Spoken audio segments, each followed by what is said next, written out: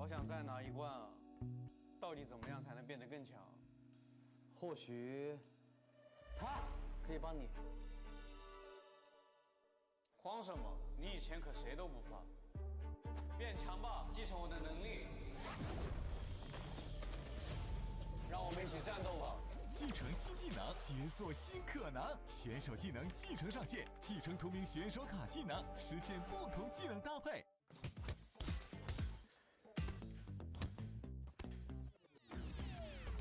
不行了，真的没力气。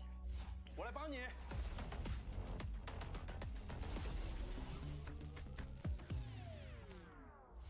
可恶，还是不行吗？我一起来帮你！回来了，都回来了。选手助力充满电力，选手助战上线，同位置选手助阵，属性值加成，齐心协力更高战力。哈哈！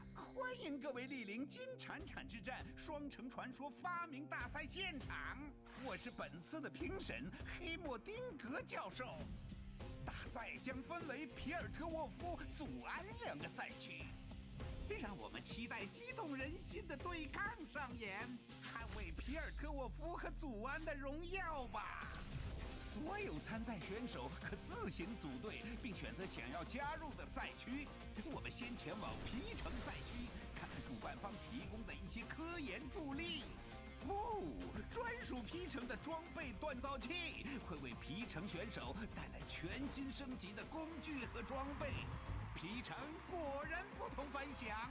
我们马上去看看祖安赛区有什么好玩的东西吧。当然，选择祖安赛区的选手也将得到祖安专研的增益和道具。还有高端购物等久负盛名的发明和增益，都将在本次大赛回归，为各位选手们助力。接下来，让我们看看本次大赛的一些夺冠热门队伍。锲而不舍的赏金猎人队擅长以退为进，用一时的示弱换取更高昂的回报。千万别惹约德尔人，等他们团结在一起，不仅能为彼此提供攻速加成，更会召唤出约德尔大王。莫里克似乎有点等得不耐烦了，要小心炼金科技战队，他们很容易陷入疯狂。不能忘记擅长改装的极客战队，任何半成品在他们经手之后，都能变成完美适配的成装。通过选拔的队伍将来到本次大赛的决赛场地，就是我黑莫丁格教授的实验室。听说总决赛的现场还会有特邀嘉宾至真灵魂莲华、小厄斐琉斯前来助阵。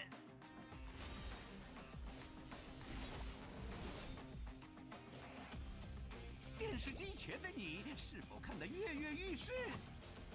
海选仍未结束，赶紧拨打热线2024-0530报名参加。我在金铲铲之战双城传说比赛现场等待着大家。오랫동안 수많은 팀의 상승과 하락을 지켜봤습니다. 끝에 서있던 사람은 항상 저입니다.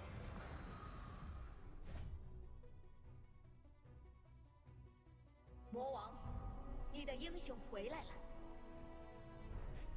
看这儿，看，接好了，以魔王之名，看，放马过来！他的力量，我们的力量。 결국 리그 오브 레전드 역사는 페이커가 등장하기 전후로 나뉜다. 我会抓到你！我就是不灭魔王！你已经没有阻挡魔王，更阻挡不了我。 7 years of doubt. Am I still good enough? 奉魔王之命，尽请见证！魔王就是我，让所有人记住我的名字。我就是行走的传奇。纵然路有千条，难逃与我相遇。纵使耀然于世，也要保持谦逊。长久以来，他的召唤无人听见，但我来了，我在听。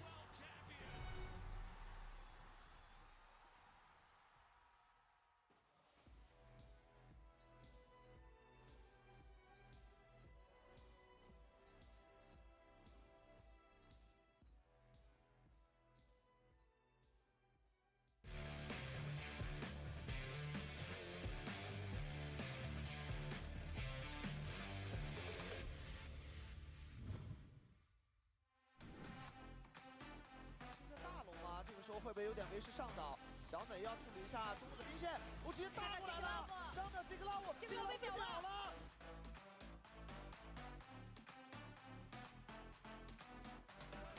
现在小天只有半血的状态 ，Scott 再次上来打到369，369非常危险，被打出被动了，369这样的闪现直接交出来。rua 龙了，龙应该 rua 掉了 ，rua 龙但是要打团了，希尔开大了，阿乐进去晕了很多人啊，而且自己能拖时间，后部也飞了，火男 AO 也打满了，感觉这波团镜头要直接爆炸了，反正插个大招后部被处理到的牙哥已经被粘住了，走也走不动，阿乐的一波完美进场。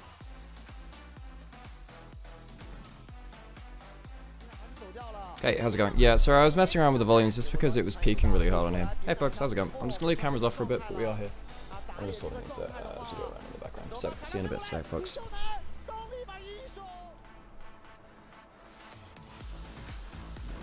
But yeah, earlier the sound was peaking a lot, so I decided to use it. LGD will be slashing BLG today? Well, they did the last time. I want to see if IG can, like, take a decent win versus OMG, because if IG lose today, I think they're in really hot water. I think they'll likely be going out. Because OMG are 2-0, but they've faced against some of the worst teams so far, so it's not really an accurate representation. This is a really cool fight. 已经看到阿乐的位置了。牙膏了，牙膏能交出技能吗？控制接满了，牙膏交不出技能。牙膏的吊点反击波遇到卡纳伟交了个闪现，闪现跟过来走出大招的范围，但是一个人打3个，有精神拖时间，拖一会儿。有人能救吗？反击红包已经好了，希尔进场了，第2个满怀吗？对面也都有闪现，没有第2个满怀，之前被刮了个虚弱，火男的大招也弹满了 ，VC 已经被后面给粘住了。And we're streaming on YouTube again today, by the folks. By the way, we're streaming on YouTube, so it's on Twitch and it's on YouTube. So yeah, choose your preferred platform. Hopefully that'll work out for you.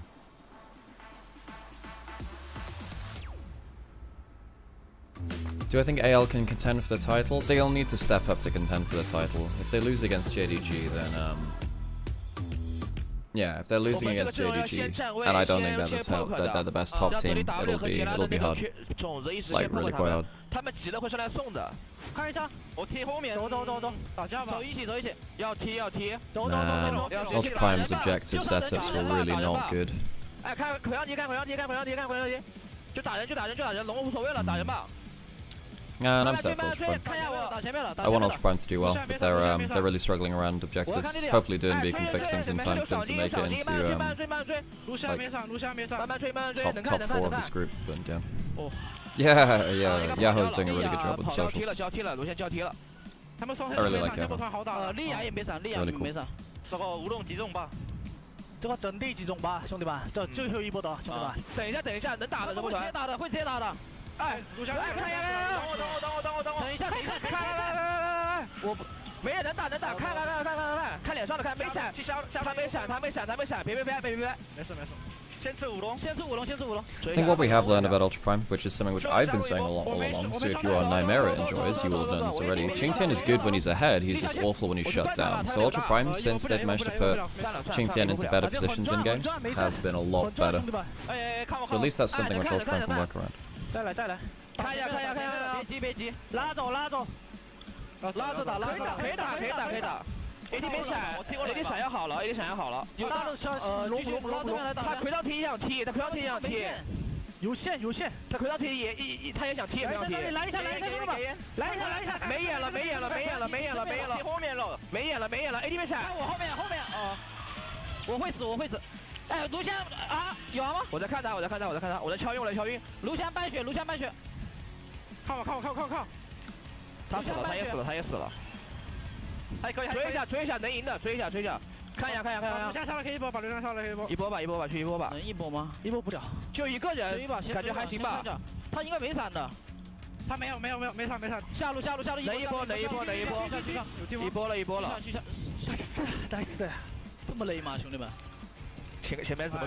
前面那个了。他线不该推的。他下路那波。他 AD， 他被 AD 崩了。没想到你知道吗？ nice，兄弟们 nice，要来抓我，你们要靠我。哎，要看着。哎，可能要踢。 Must have missed the series. Chocho not starting. Chocho hasn't been starting for a while now. TT Feather's been looking really good. So. 牛头，我还有抬的。看利亚。哎，看利亚，没闪，利亚没闪，追，慢慢追，能，下路一波，先追，下路有线，兄弟们，没抬，5秒，他杀不死我，走，别管路山，一波吧，我去来他，打到他就一波了，有牛头，哎，要点塔，就点塔，兄弟们，就点塔，啊，没线，闭了吗？说话。没币，要走回去，没币。有眼吗？有线，没，要走回去。A 塔，能 A 吗 ？A 塔。Damn, UCal is such a vibe.什么情况？ Would kind of like to see UCal on a higher tier team because I think he'd be able to pull it off. Yeah, he's had some rough moments, but I really like UCal. I think UCal's really good. UCal was fantastic last year. His 2023 was insane.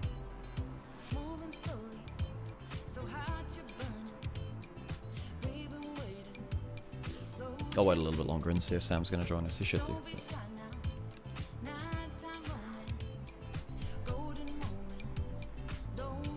Yeah, UCal's great. Yeah, UCal's great. I really love UCal. Yeah, I gotta be like 1 second, folks.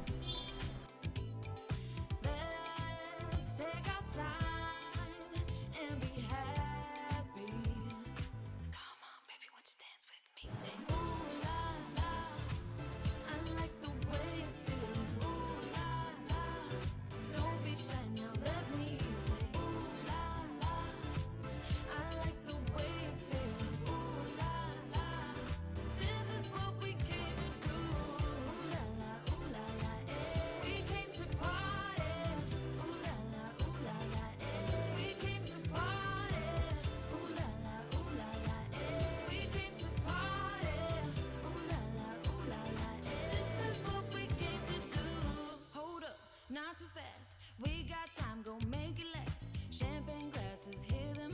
I'ma move like this, you gon' buy me a diamond. So jump on it, come on, I know you want it.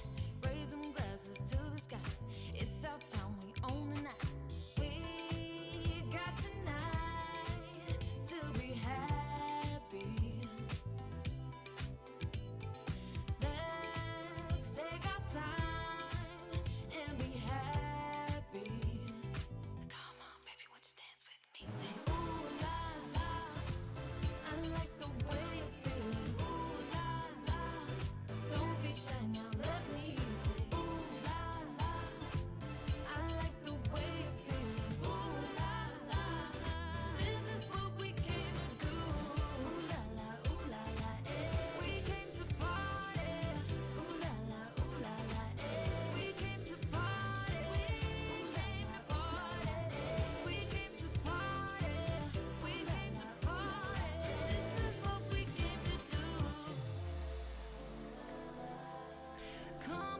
Don't be shy, come on, cause you and I, we own the night. We gon' take it slowly, right up to the morning. You know it. Come on, baby, don't you dance with me. Ooh la la, I like the way it feels. Ooh la la, don't be shy now, let me say. Ooh la la, I like the way it feels. Ooh la la, this is what we came to do. Ooh la la, we came to party.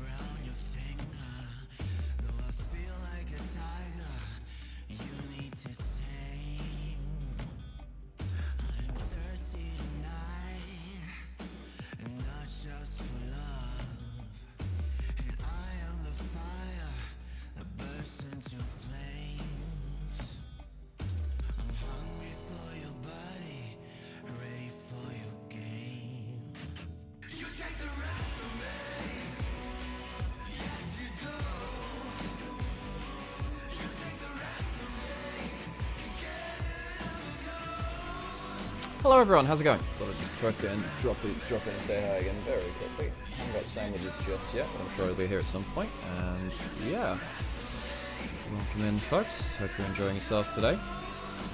So, IG OMG, kind of important, because if IG lose, I think you basically need to get to about 4 wins to get out of this group in the top, into the top kind of 4. Because in the Nirvana group, there are 8 teams, it's a single round robin, that means you play 7 best of 3s total.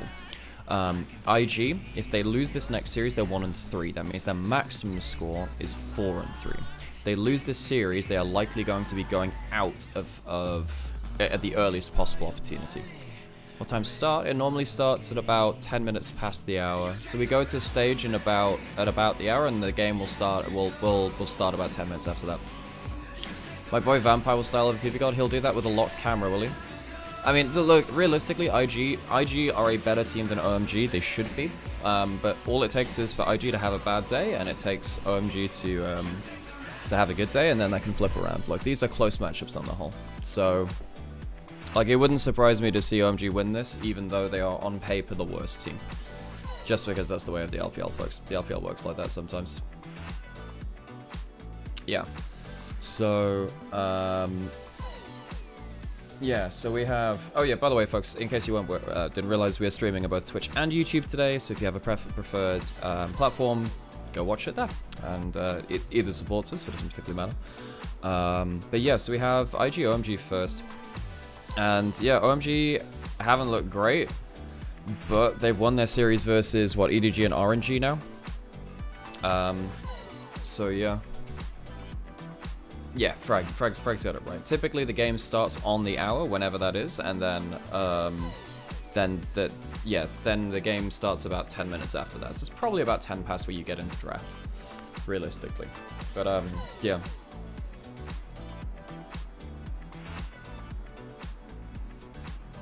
Hey, sorry, I'm doing well. How's everyone doing? I did hydrate off screen, by the way. Also, hello Trinity and hello Solar Puppy. Hello. So yeah, we'll be getting 2 things as soon as we can. And yeah, second series today, BLG LGD. Obviously LGD beat BLG in the last series of groups. That'll be a bit of a revenge match for them, weirdly. But I definitely expect BLG to be becoming heavy favorites because of the way that they just beat Top Esports as well. So there's, yeah, that one's probably not going to be that close. No, it shouldn't be solo cast today. I just need to wait for Sam to wake up. Yeah. I need to wait for Sam to wake up, basically. That's what I need to do. I'm gonna go knock on Sam's door. I'm gonna see if he's ready.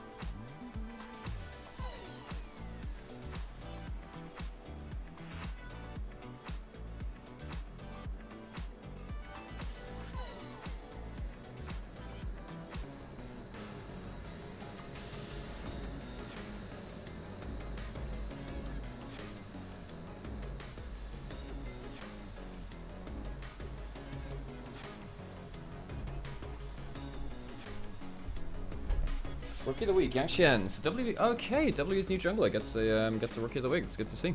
He did have a good week. He massively outplayed Geju against RNG. But then again, he's struggled. Best player of week 1 and 2. Huh? Are they combining week 1 and 2? That's surprising to me.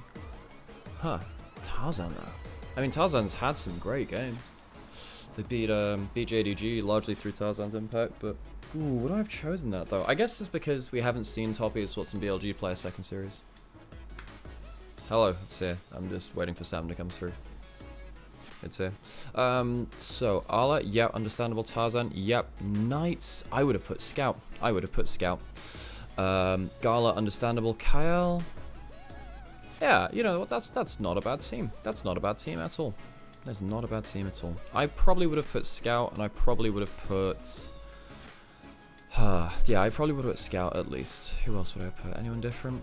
1XN also could have been in for Gala, but I think Gala had a great week, so that's completely fine. Knight also was incredible on the Talia assisted. He only had the yeah, I also would have put the Talia skin rather than that one, but yeah.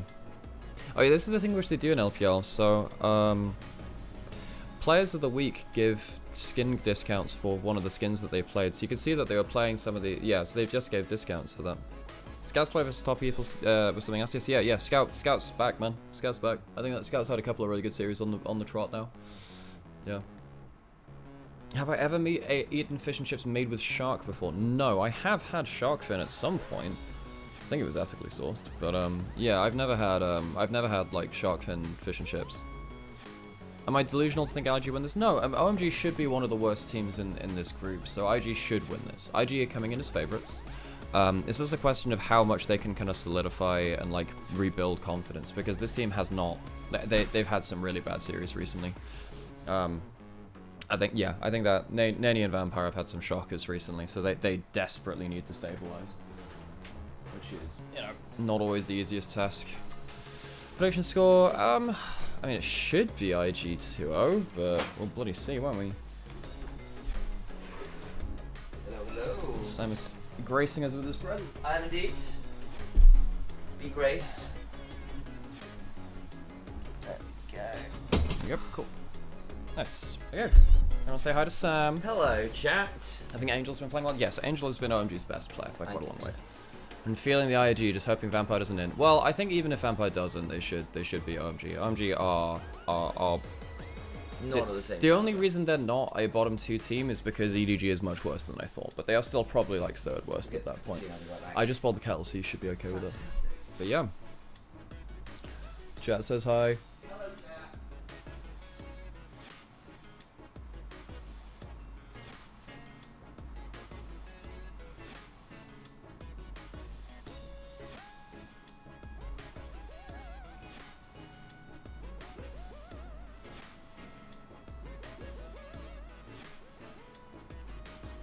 OMG has the better mid bot IMO. I mean, they definitely have the better mid. I think Angel's way better than Nani. I think Nani, you know, I have a lot of sympathy for Nani because he's been role swapped a lot, but I don't think he is the better mid. In terms of bot lane, PP God's had a bit of a nightmare recently, so PP God, look, PP God's not been great. He's not been great.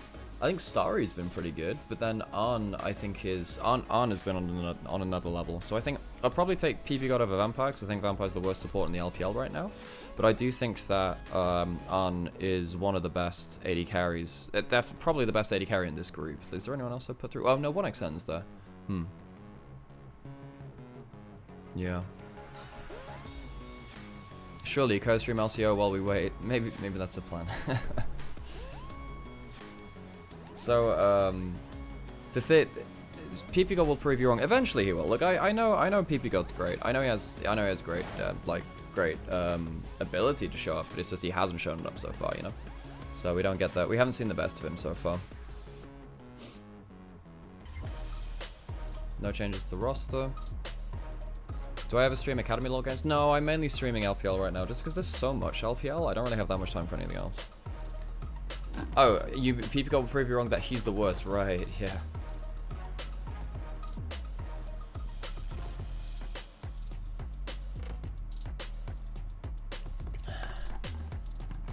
But like when I get time on my calendar, I'd like to stream other stuff. It's just for now, I only really have LPL to do, so I'm streaming LPL.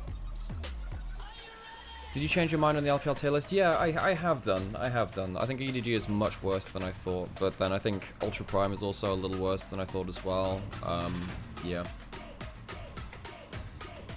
I think that, yeah, I think I would revisit it, but I think looking at it post groups, it wasn't a mistake to put the rankings I did. I think WE is better than I thought, and that's worth noting. I think they've been pretty good. Yeah. Hey, Tomato. Okay, folks, I'm gonna run... Wait, should I run it now? Do I think IG has a high chance of winning this match?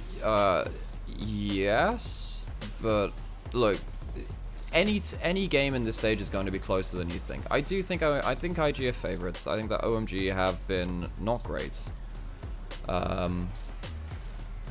Yeah, OMG probably are the third worst team in LPL, but IG are also very inconsistent. I think their team fights have been really poor recently. I think Vampire is probably the worst support in the LPL as it stands, and that means that it's you know, it's a contest. It is a contest.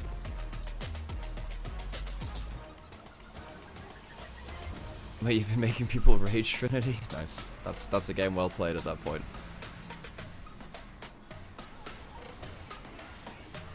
Oof. Rest well in Mecca as well. Oh yeah, Nani played the cannon mid. That was fun. The cannon mid was fun. I like that. Cannon mid was really cool. Okay, folks. I am probably gonna. I'll wait for these guys to do the. I need to run an ad break. I need to run an ad break at some point, so I should do that soonish. I could do that now. I could do it just before we go onto stage. Okay, so we have Tianjin starting again. So Xiaofeng is just out, I guess. Tianjin's been meh.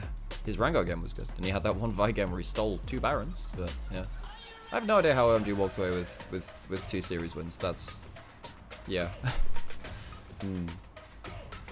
Yeah, that's been something. Okay, folks, I'm gonna go put on an ad break now, just so we don't get a well-run game in the intro. So you're gonna get ads out of the way now. And if you don't want ads, you can subscribe. Yeah, you can subscribe. You can drop a prime or something. It helps us keep doing what we're doing. Of course, we don't get paid by LPL or Riot or anything like that to do this, so we're just doing it off of our own backs.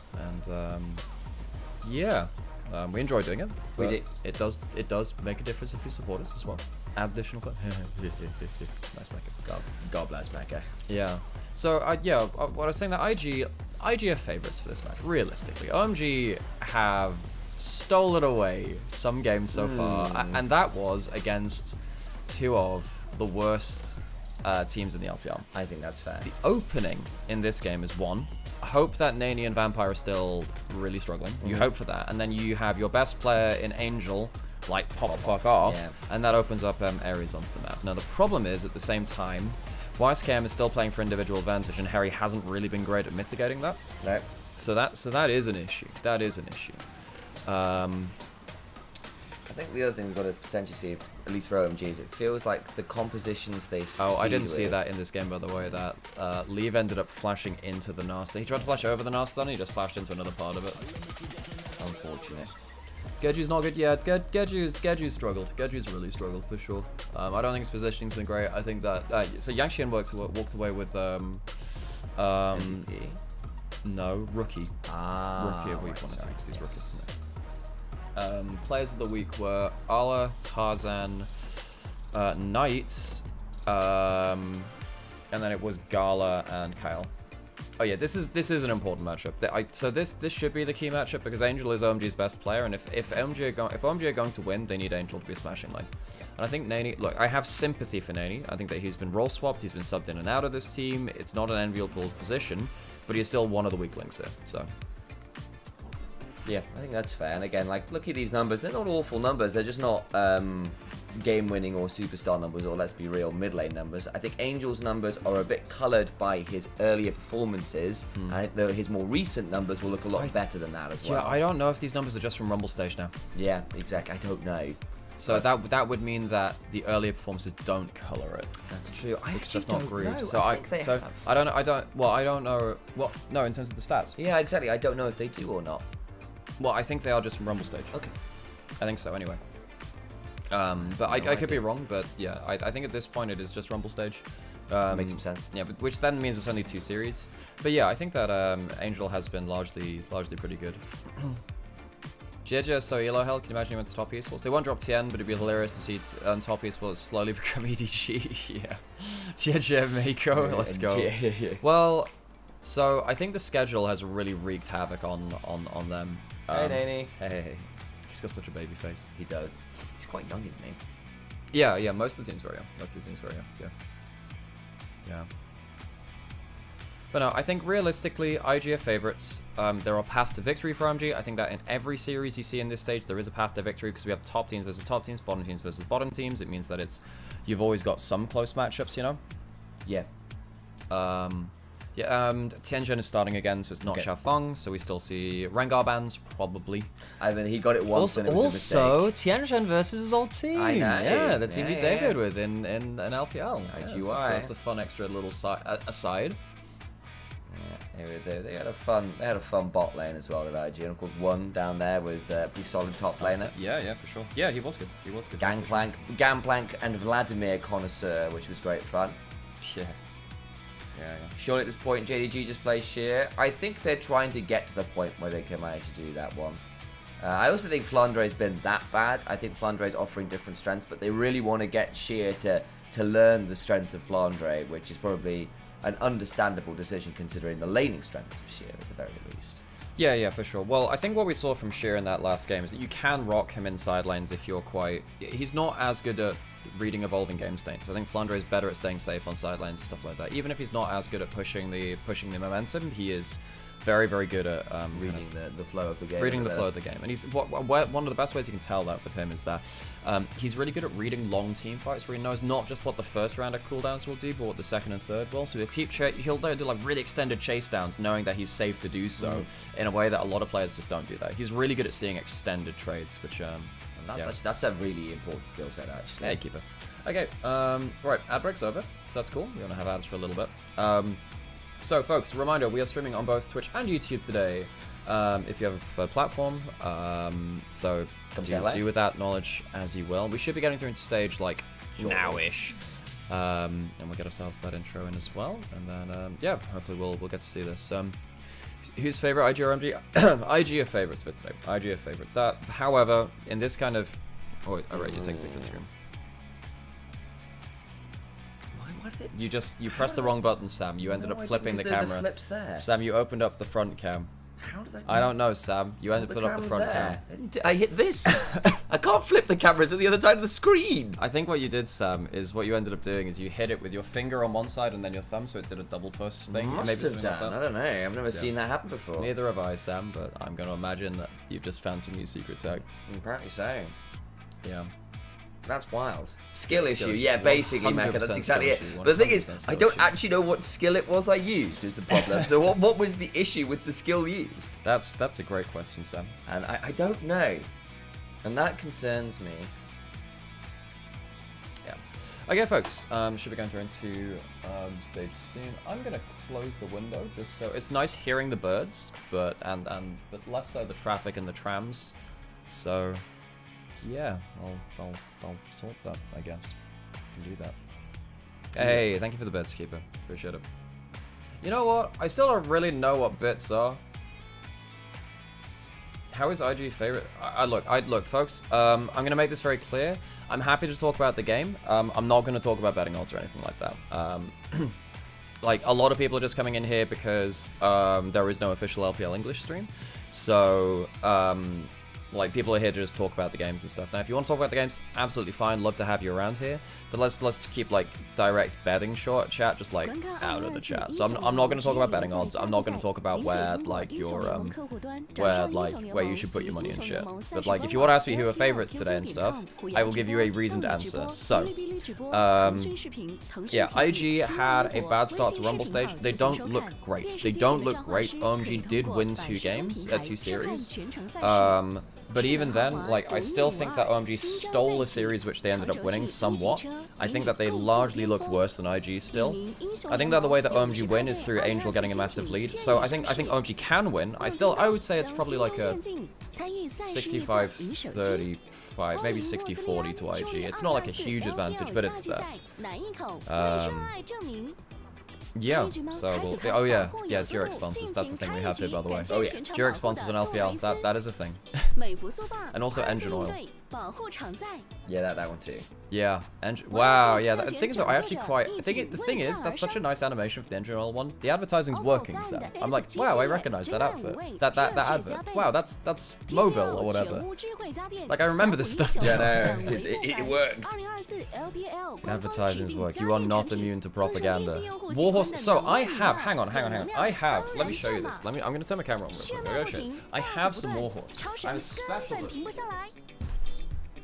英特尔酷睿14代 HX 战力再加1。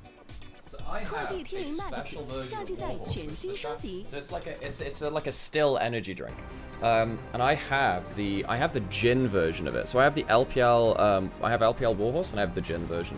That's so cool. Ginergy.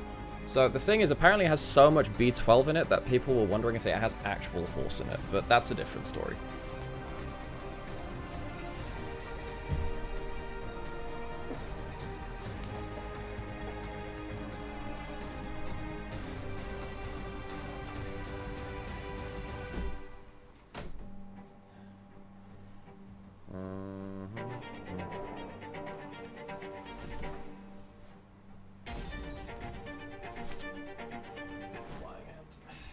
I had one of those yesterday as well. Wait, is it Flying Ant Day?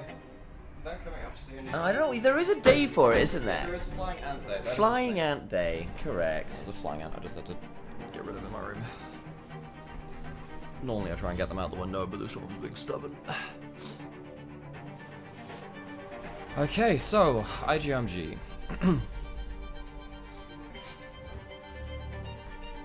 Yes. I will be interested to see how this top lane matchup goes, because the world where Harry ends up being Giga Gaps. Who? Harry. Yeah, I think that YSKM's still been playing heavily towards individual matchups. We know that about this player, so yeah, I think largely top advantage to IG. I think jungle probably there too, because Tianjin outside of that Rengar game has looked pretty sus. I think mid lane huge advantage to OMG as it stands. Like, and again, I have sympathy for Nani, but that doesn't mean he's gonna win that lane for you. And what Nani will do is take losing matchups so someone else can have like a better matchup elsewhere. He ended up being like 7,000 gold behind his Renekton versus Lucian the other day, which is just not okay. Yeah. And then I think bot lane is weird. I think that Arn is really good. I think Starry is good, but Arn is just really good. So I put the advantage in AG carry there. And both supports have been kind of crap. This is kind of like a battle for the worst support in the league. So we'll see who's in Sigard between Vampire and PP God, because support the support, life support. Look, but yeah, oh my god. Oh my god. Well, we'll see who flatlines. Oh my god, that's hilarious. You're so welcome. It didn't come back up. No, it didn't. I actually went to watch the games last night as well. Because obviously in Berlin, I went to go watch him with some friends. A friend of mine had dyed hair and a flag on his face. And it was all looking great when Palmer equalised, and then understandably Spain did despicable things to us later on. Yeah. They deserve to win, but I am still sad. Would you recommend the energy drink Warhorse, Alex? No, it's not bad. It's not bad. I like Warhorse. It got me through LPL Summer Finals. I don't know whether I slept well because I was, you know, fucking roided up. But hang on. I don't know. I don't know. Energy drinks are casting roids, according to Nymera, live on air. As Captain Flowers. Apparently Captain Flowers gets through like an energy drink a game. Good man. Yeah, I'm like, wow, this dude. I mean, the amount of yeah, that's the thing. It's like, you know, you used to get like what was it like the rum quota or whatever it is. It's like the equivalent today for the captain. Diavol, thank you so much for the prime, by the way. Right, so when we're in game, we don't really kind of like respond to chat and stuff like that, but I will try and catch up with that after games and stuff like that. Team's gonna come on stage now anyway, and yeah, I hope you enjoy the games today. We do this because I am an LPL caster. I cast LPL. Sam is my brother, so we are brothers. We cast together. Correct Days, thank you so much for the sub as well. We have cast together for a number of years at this point. There is no LPL broadcast on Monday, Tuesday, and Wednesday. We're streaming on Twitch and YouTube over on my channels because I have the co-streaming rights. Sam has very kindly joined me for this, and we tend to raid him after the stream as well, so we can give some love back there. And if you do drop a prime, I tend to give some of that to Sam as well. We're not paid by LPL to do this. We are doing this in our free time. We are doing this so you can enjoy it, and we're doing this as well so the games aren't lost to time. it would be very easy for these games to just be forgotten and lost to the dark corners of the internet where no one knew what happened in these games. And we've already covered about 120 We've covered a lot of games so far this year. Yeah, we are brothers. I'm the younger one. I'm Alex. This is Sam, who is my older brother by about by about a year. We'll in terms of maturity, it's well, it's a mixed bag. We should do Draven Darius cosplay. That's true. Wait, we should do? We did want to do Yasuo Yone at some point. I want to do Annie Obi properly as well at some point. Yes, and Jace Victor. True. Yeah. So you have to get LPL's permission to co-stream? Yes. If you are co-streaming LPL, LDL, or anything like that, you must get permission. To co-stream any region, you need to get permission. Realistically, in the past, you could kind of like, particularly if it was another language broadcast, so like if you're doing a minor region, you could kind of get away with it because you were small enough that it didn't matter, and then also and the framework wasn't there. That was before co-streaming was kind of formalized, and then also it was transformed to content because you're bringing it to a different language, which is a little bit different. Is IG versus OMG considered a bottom table match nowadays? Yes it is. These two teams have struggled. OMG might be 2-0 in the Nirvana group, down in the Grunge group, but they have beaten the two other teams which I think are worse than, which is RNG and now EDG as well. I think that IG, I don't know exactly where they sit within this group right now, but I don't think they are bottom 3. I think they should be better than OMG, but this should still be a bottom table matchup all the same, really. Eyes for me are a little bit on Tianjin as well, as you mentioned. Had a weird old re-debut, really good Rengar game. Had some mixed other performances. There was a Vi game where he was like 0, 5, and 9 or whatever it was, but stole every objective under the sun, could seemingly not miss a smite, and so the scoreline kind of lied about how impactful he was in that game, but has kind of been forced to be this risky point guard type player in a lot of ways, who is having to dive into Baron pits to steal objectives away rather than being a coordinated carry for the team, which is what he often likes to be, especially off a lead or with that ability to play on the front foot. So finding priority lanes, finding consistent lanes to play through hasn't been the easiest thing for a player who is nominally exceptional at doing just that. Okay. Apparently you need to fix your desk scan announcement, by the way, sir. Oh. Can't tell who's worse, Vampire and Any. Look, they both struggled. I think that, so folks, in case you didn't know, Vampire plays on locked camera and he doesn't look at other lanes. Oh, yeah. He looks for the big engages, but on the whole, Vampire is like, he is like completely all in on his own screen. So my running theory is that that Arn is just is basically becoming Ratatouille, the movie, and just putting a hand over on his head to just micro control what Vampire's doing in the seat next to him. Because if you look at the pro view of Vampire, this dude is like, he's vibing, but the only reason this team is getting him these big engages because Arn is winning his lane for him. I think Arn's been spectacular. No. Vampire genuinely plays on locked camera. So there are a couple of players which do so, but if you're doing locked camera, you can't do that in jungle and support particularly. It's rough. Folks, we're going to get ourselves into the draft. First game of the day, so welcome in if you have just joined us. IG versus OMG, down here in the Grunge group, down in the group Nirvana. First game of the day. That it is.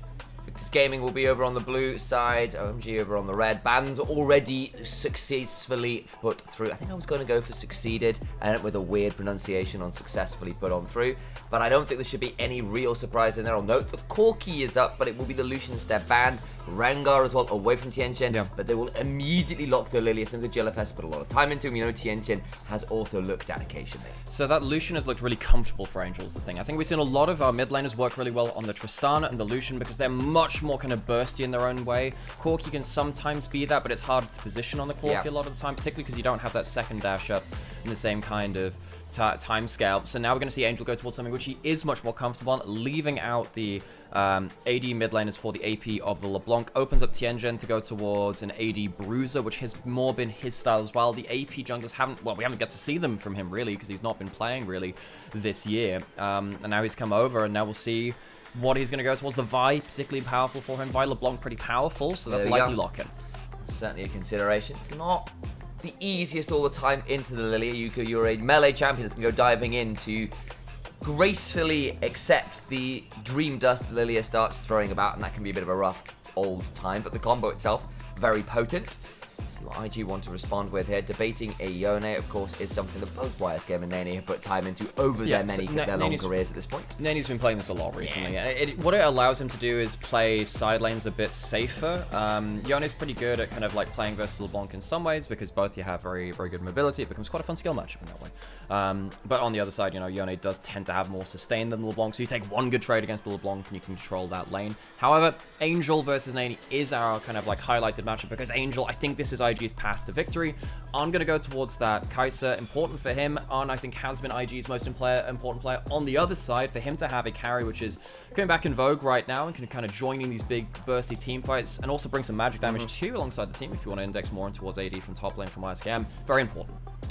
Something that Starry as well had a really good game on last series out as well against EDG. Looked pretty good on that Kai'Sa, earned himself very solid call from you and Munch, actually, about the clear skies and the starry night above. I remember that one. Clean work, boys. But we'll go to latter day Zeri instead, or latter day Kai'Sa, namely Zeri instead. That was the reference we were trying to go for, but it is going to be locked in. Now to go through to this second phase of bans. We've got pretty matched picks so far in terms of roles, so it is realistically support and top lane as we're looking at. YSGame trying to hold on as long as he can, understandably, to get a better matchup. So, both teams have engaged from different roles but support. We might see that engage role... We still might see the engage champions taken away from Vampire from PB God, so expect the Alistar and the Rel to also be potentially looked at here at the same time. Yeah. We're also looking potentially to pick that on 4. Yes, that's very valuable because both of these supports have struggled. Giving them some semblance of comfort might end up helping a little bit more. We had a really funny situation from OMG last series they played where PB God played Nautilus, one of his comfort picks, and he only hit the wall. Then he played Poppy support, and then he couldn't hit the wall. It's like, oh yes, he's really playing well around terrain. No, he's not. So that was just a funny little aside. That's the Camille instead of YSGame special, saying, look, we know that we're going to have to end up in a position here where he gets one of those nasty picks, so we can do that. Might just pick the Rel here themselves, but then it'll be Rel into Alistar. Maybe they're happy to trade that. Yeah, I think Harry probably wants top lane counter pick. That'd be quite valuable. So yeah, I think Rel's a good takeaway. Vampire is indexed in towards that pick quite a lot. Yeah, it probably leaves him with just the Alistar up.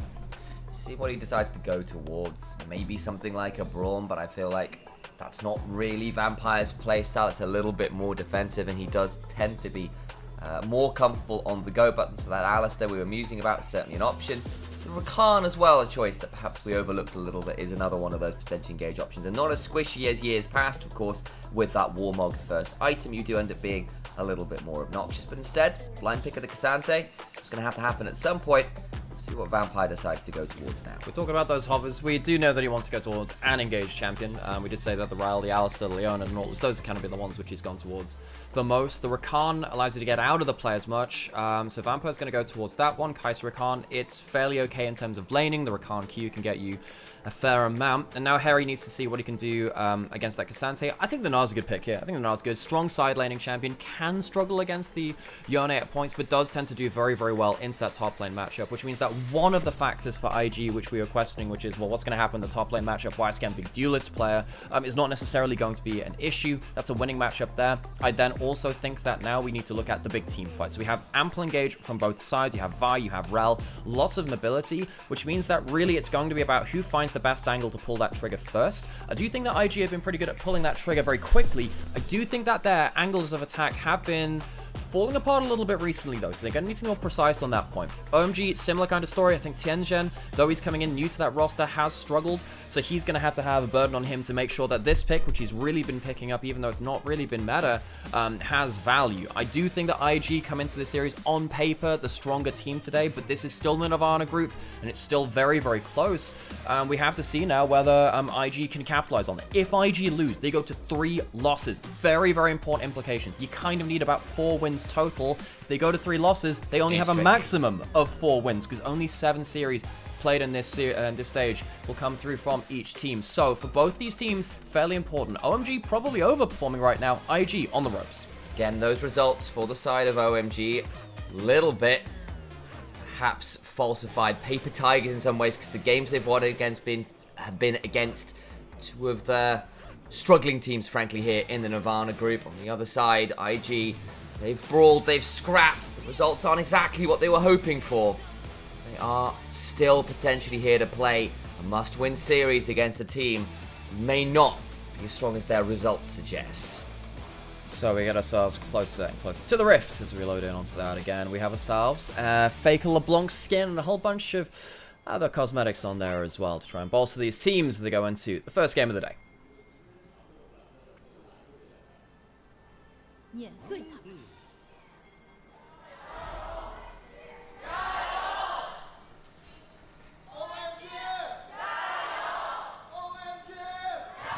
You can hear the moment that the crowd is faded in there. The Gyos come loud and proud here for both Invictus Gamers and OMG, two very long-standing organizations in esports in general.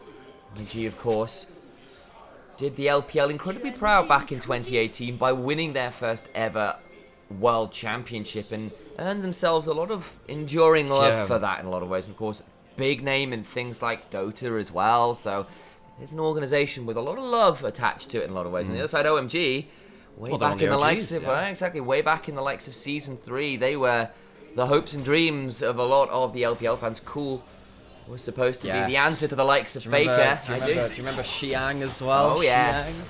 Going. There were a lot of those great players back then. Was Korn on OMG? I seem to remember that Korn was over on Royal Club back then. Because I remember, so also one of my favorite player names of all time, there was Yu, who's a mid laner around the LPL around that time as well. Soldier Boy. You! I just got that. Wow.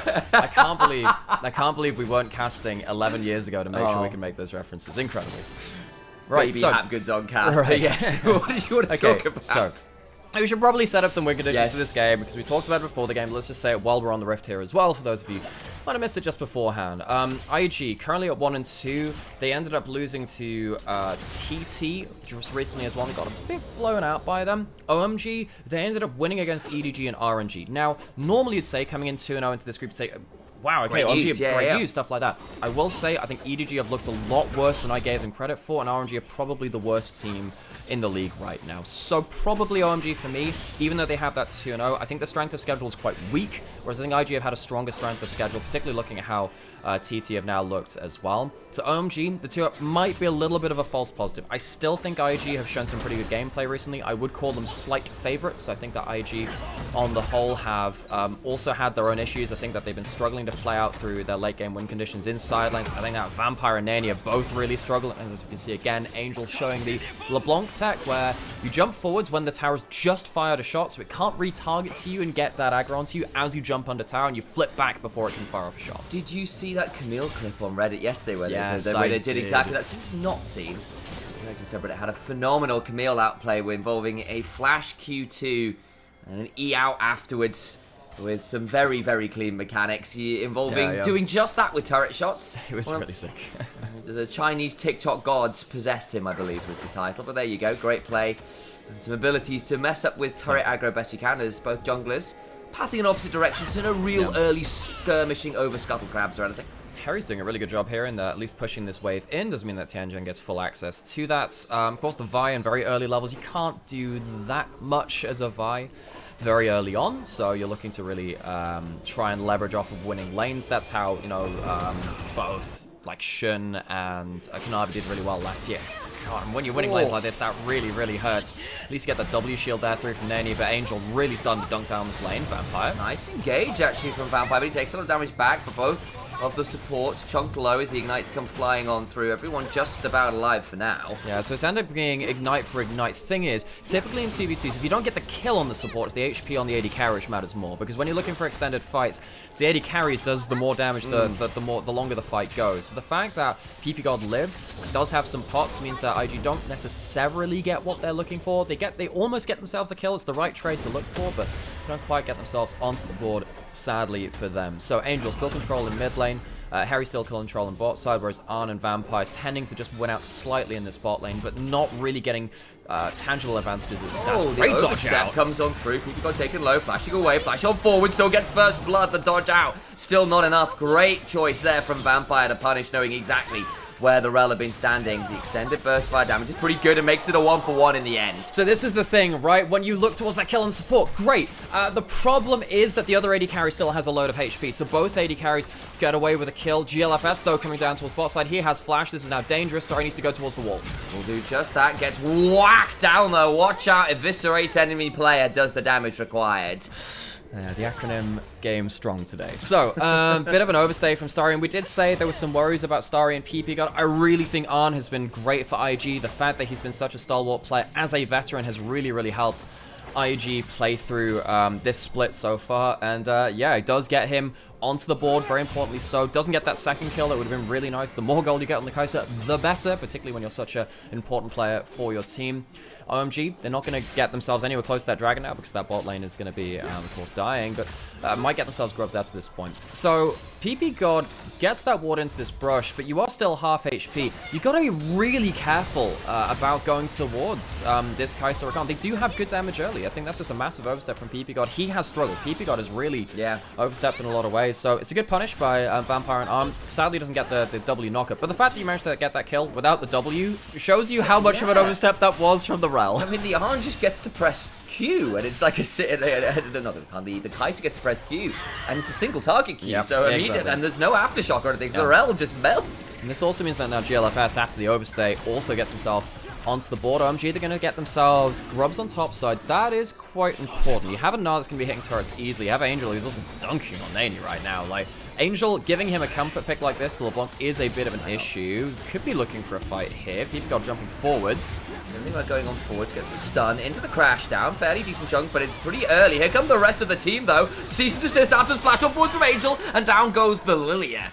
They will not get the dragon, but they do punish afterwards. They do. So that's going to be 3 grubs for OMG. They get another kill on the board. This time it's onto Tianzhen. Uses that flash ult very, very well. So Tianzhen has struggled to get involved on the Vi in the previous series that we saw him really prioritizing that. So for him to get a kill right here, that very much helps. Gets that kill away from GLFS, who of course had that no flash. It's a big problem when you're on blue side when you need to retreat in that dragon pit. If you don't have a way to cross the wall, you're screwed because you're stuck up against that terrain. It does mean that when you're fighting bot side early, you do really need to be hard winning bot lane. Couldn't quite get themselves to that point. Starry and PP God get involved, and now with Angel also getting kill participation, that's starting to get a bit worrying here for IG. These solo lanes, you'd expect, you know, at least top lane to be doing well, but this matchup for Harry's going good.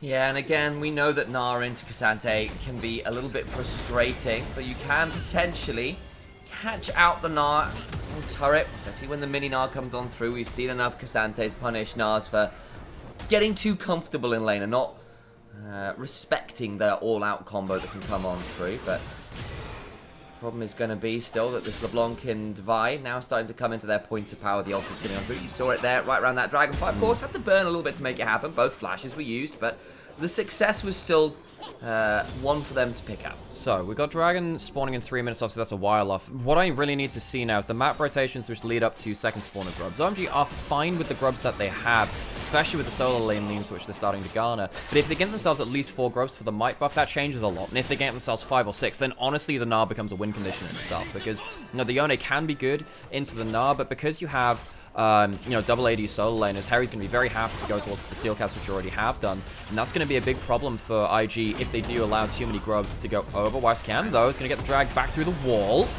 Kind of what we're talking about. Harry in danger, does still have the flash. Doesn't have to pop it yet, so it will be the ghost and a big chunk on Harry, but the wave's already shoved in, so should be a relatively free reset here, I think. Depends when Harry wants to go back. Depends how much gold he wants to do, because his next reset will be the one which he uses to get back towards the grubs. He doesn't have that teleport. Yeah. So this is why we're saying in terms of the lead up to that play can be very, very important. Now, Wisecam has no ghost, has no ult. Tianzhen also doesn't have flash, and you're going into a Cassante with W. You need to make sure that Wisecam misuses his W, and then you can get yourself onto the board. No, you're not quite at Mega yet either. We want to wait on that just a little bit. So we just saw that Tianzhen charging up that Q, but by the time Wisecam was in range, the Q had just gone out of its kind of charge cooldown at that point, so it goes back on cooldown. I think he might just be here just to make sure that Harry's going to be fine pushing it in. Again, we did say a minute until Dragon. Tend to see rotations across the map at that point. See On going back towards bot side, Vampire going towards top side on different kind of story of that. Nani doesn't have teleport for this, but he's going to get himself a reset, try and get himself as much fighting power as possible before these grubs. I think these grubs are so important. OMG, they want to play through side laning. They have a LeBlanc, they have a Gnar. If they can get 6 grubs, really, really important for them. And on the other side, you've got a Yone, right? One of the better split pushing options. Even though he's behind you. Exactly, the grubs would help mitigate that perhaps later on into the game, absolutely. And in fairness, again, it is a melee versus range matchup. Sometimes that one can be a little bit tricky to manage, even if we had seen some really good play from Angel to make things difficult. All the while, though, Harry could still be in danger here, as there was a bowling ball just coming up the lane. The observers were just showing the potential Lilia lane gank option. I'm really surprised that IG didn't rotate towards top side of the map. Now, you have yourself in a position where you're locking both bot lanes out of the play, but because Angel has first item already... Oh my god, Angel has first item already? This could be a huge problem for IG. I think that they made a bit of a macro error here. 2 good pink wards from OMG into blue side jungle. They're going to get themselves into top side river. Harry's gone back now, and he's got himself some more components. Yes, IG are on top side as it stands, but they are going to be slow in terms of the setup for this. Both their bot lanes are now moving, but if Tianjin just goes towards grubs right now, I think that OMG walk away with a good amount. Tianjin, go grubs! Go, Tianjin! Take the grubs, Take the goddamn grubs! Everyone's roaming now, though. Bot lanes are coming on up, so we might end up with a significantly more impactful contest. That feels like a big miss. Nani goes forwards, gets a chunk out of PP God. I feel like Tianjin could have at least gotten one there. He's going over now. Didn't get himself towards level 9. It's not like he's gotten a huge amount of XP, waiting for Harry to come back in.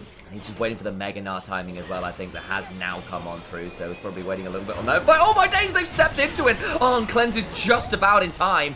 But we'll get out for safety for now. The teleport now coming in behind YSKM. Gets her down the W. Flash on him for the quickness. That'll be a decent chunk of the PP God has gone all out on the other side. The Magnum Storm afterwards, knowing he's likely dead, will make this a violent fight indeed. Nani gets ceased and desisted. He will surely be deceased, and is so. On the other side, the damage comes flying on through. A 1-for-1. But all the while, the grubs were still going the way of OMG. And this is the big thing. OMG gets 6 grubs, and they stop IG when they try to go towards the big fight. OMG, PP God, he gets himself that first big engage. He struggled so much, but the Rel gets involved. OMG, I don't know whether they're going to be able to stick around for something like a dragon. Of course, IG could look towards a soul point win condition later on into the game, but OMG, as it stands, really, really good early game objective control for them and the way that they want to play around side lanes. And I feel like IG, we've been talking about this, hey, 2 minutes before the grubs spawn, shouldn't they be looking towards this? And they don't get there in time anywhere close to it.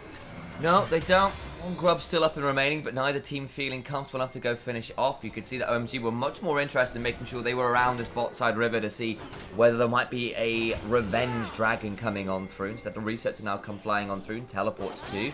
Tianjin on the bottom side of this map with a Sundered Sky available. We'll be looking for another fight around this dragon.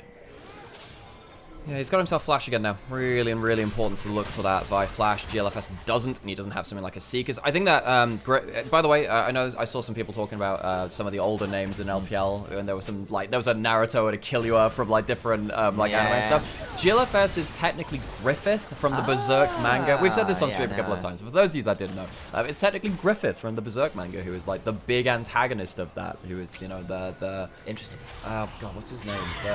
The White Hawk. The White Hawk of the battlefield, I think it is. Yeah, he's a very competent commander and warrior.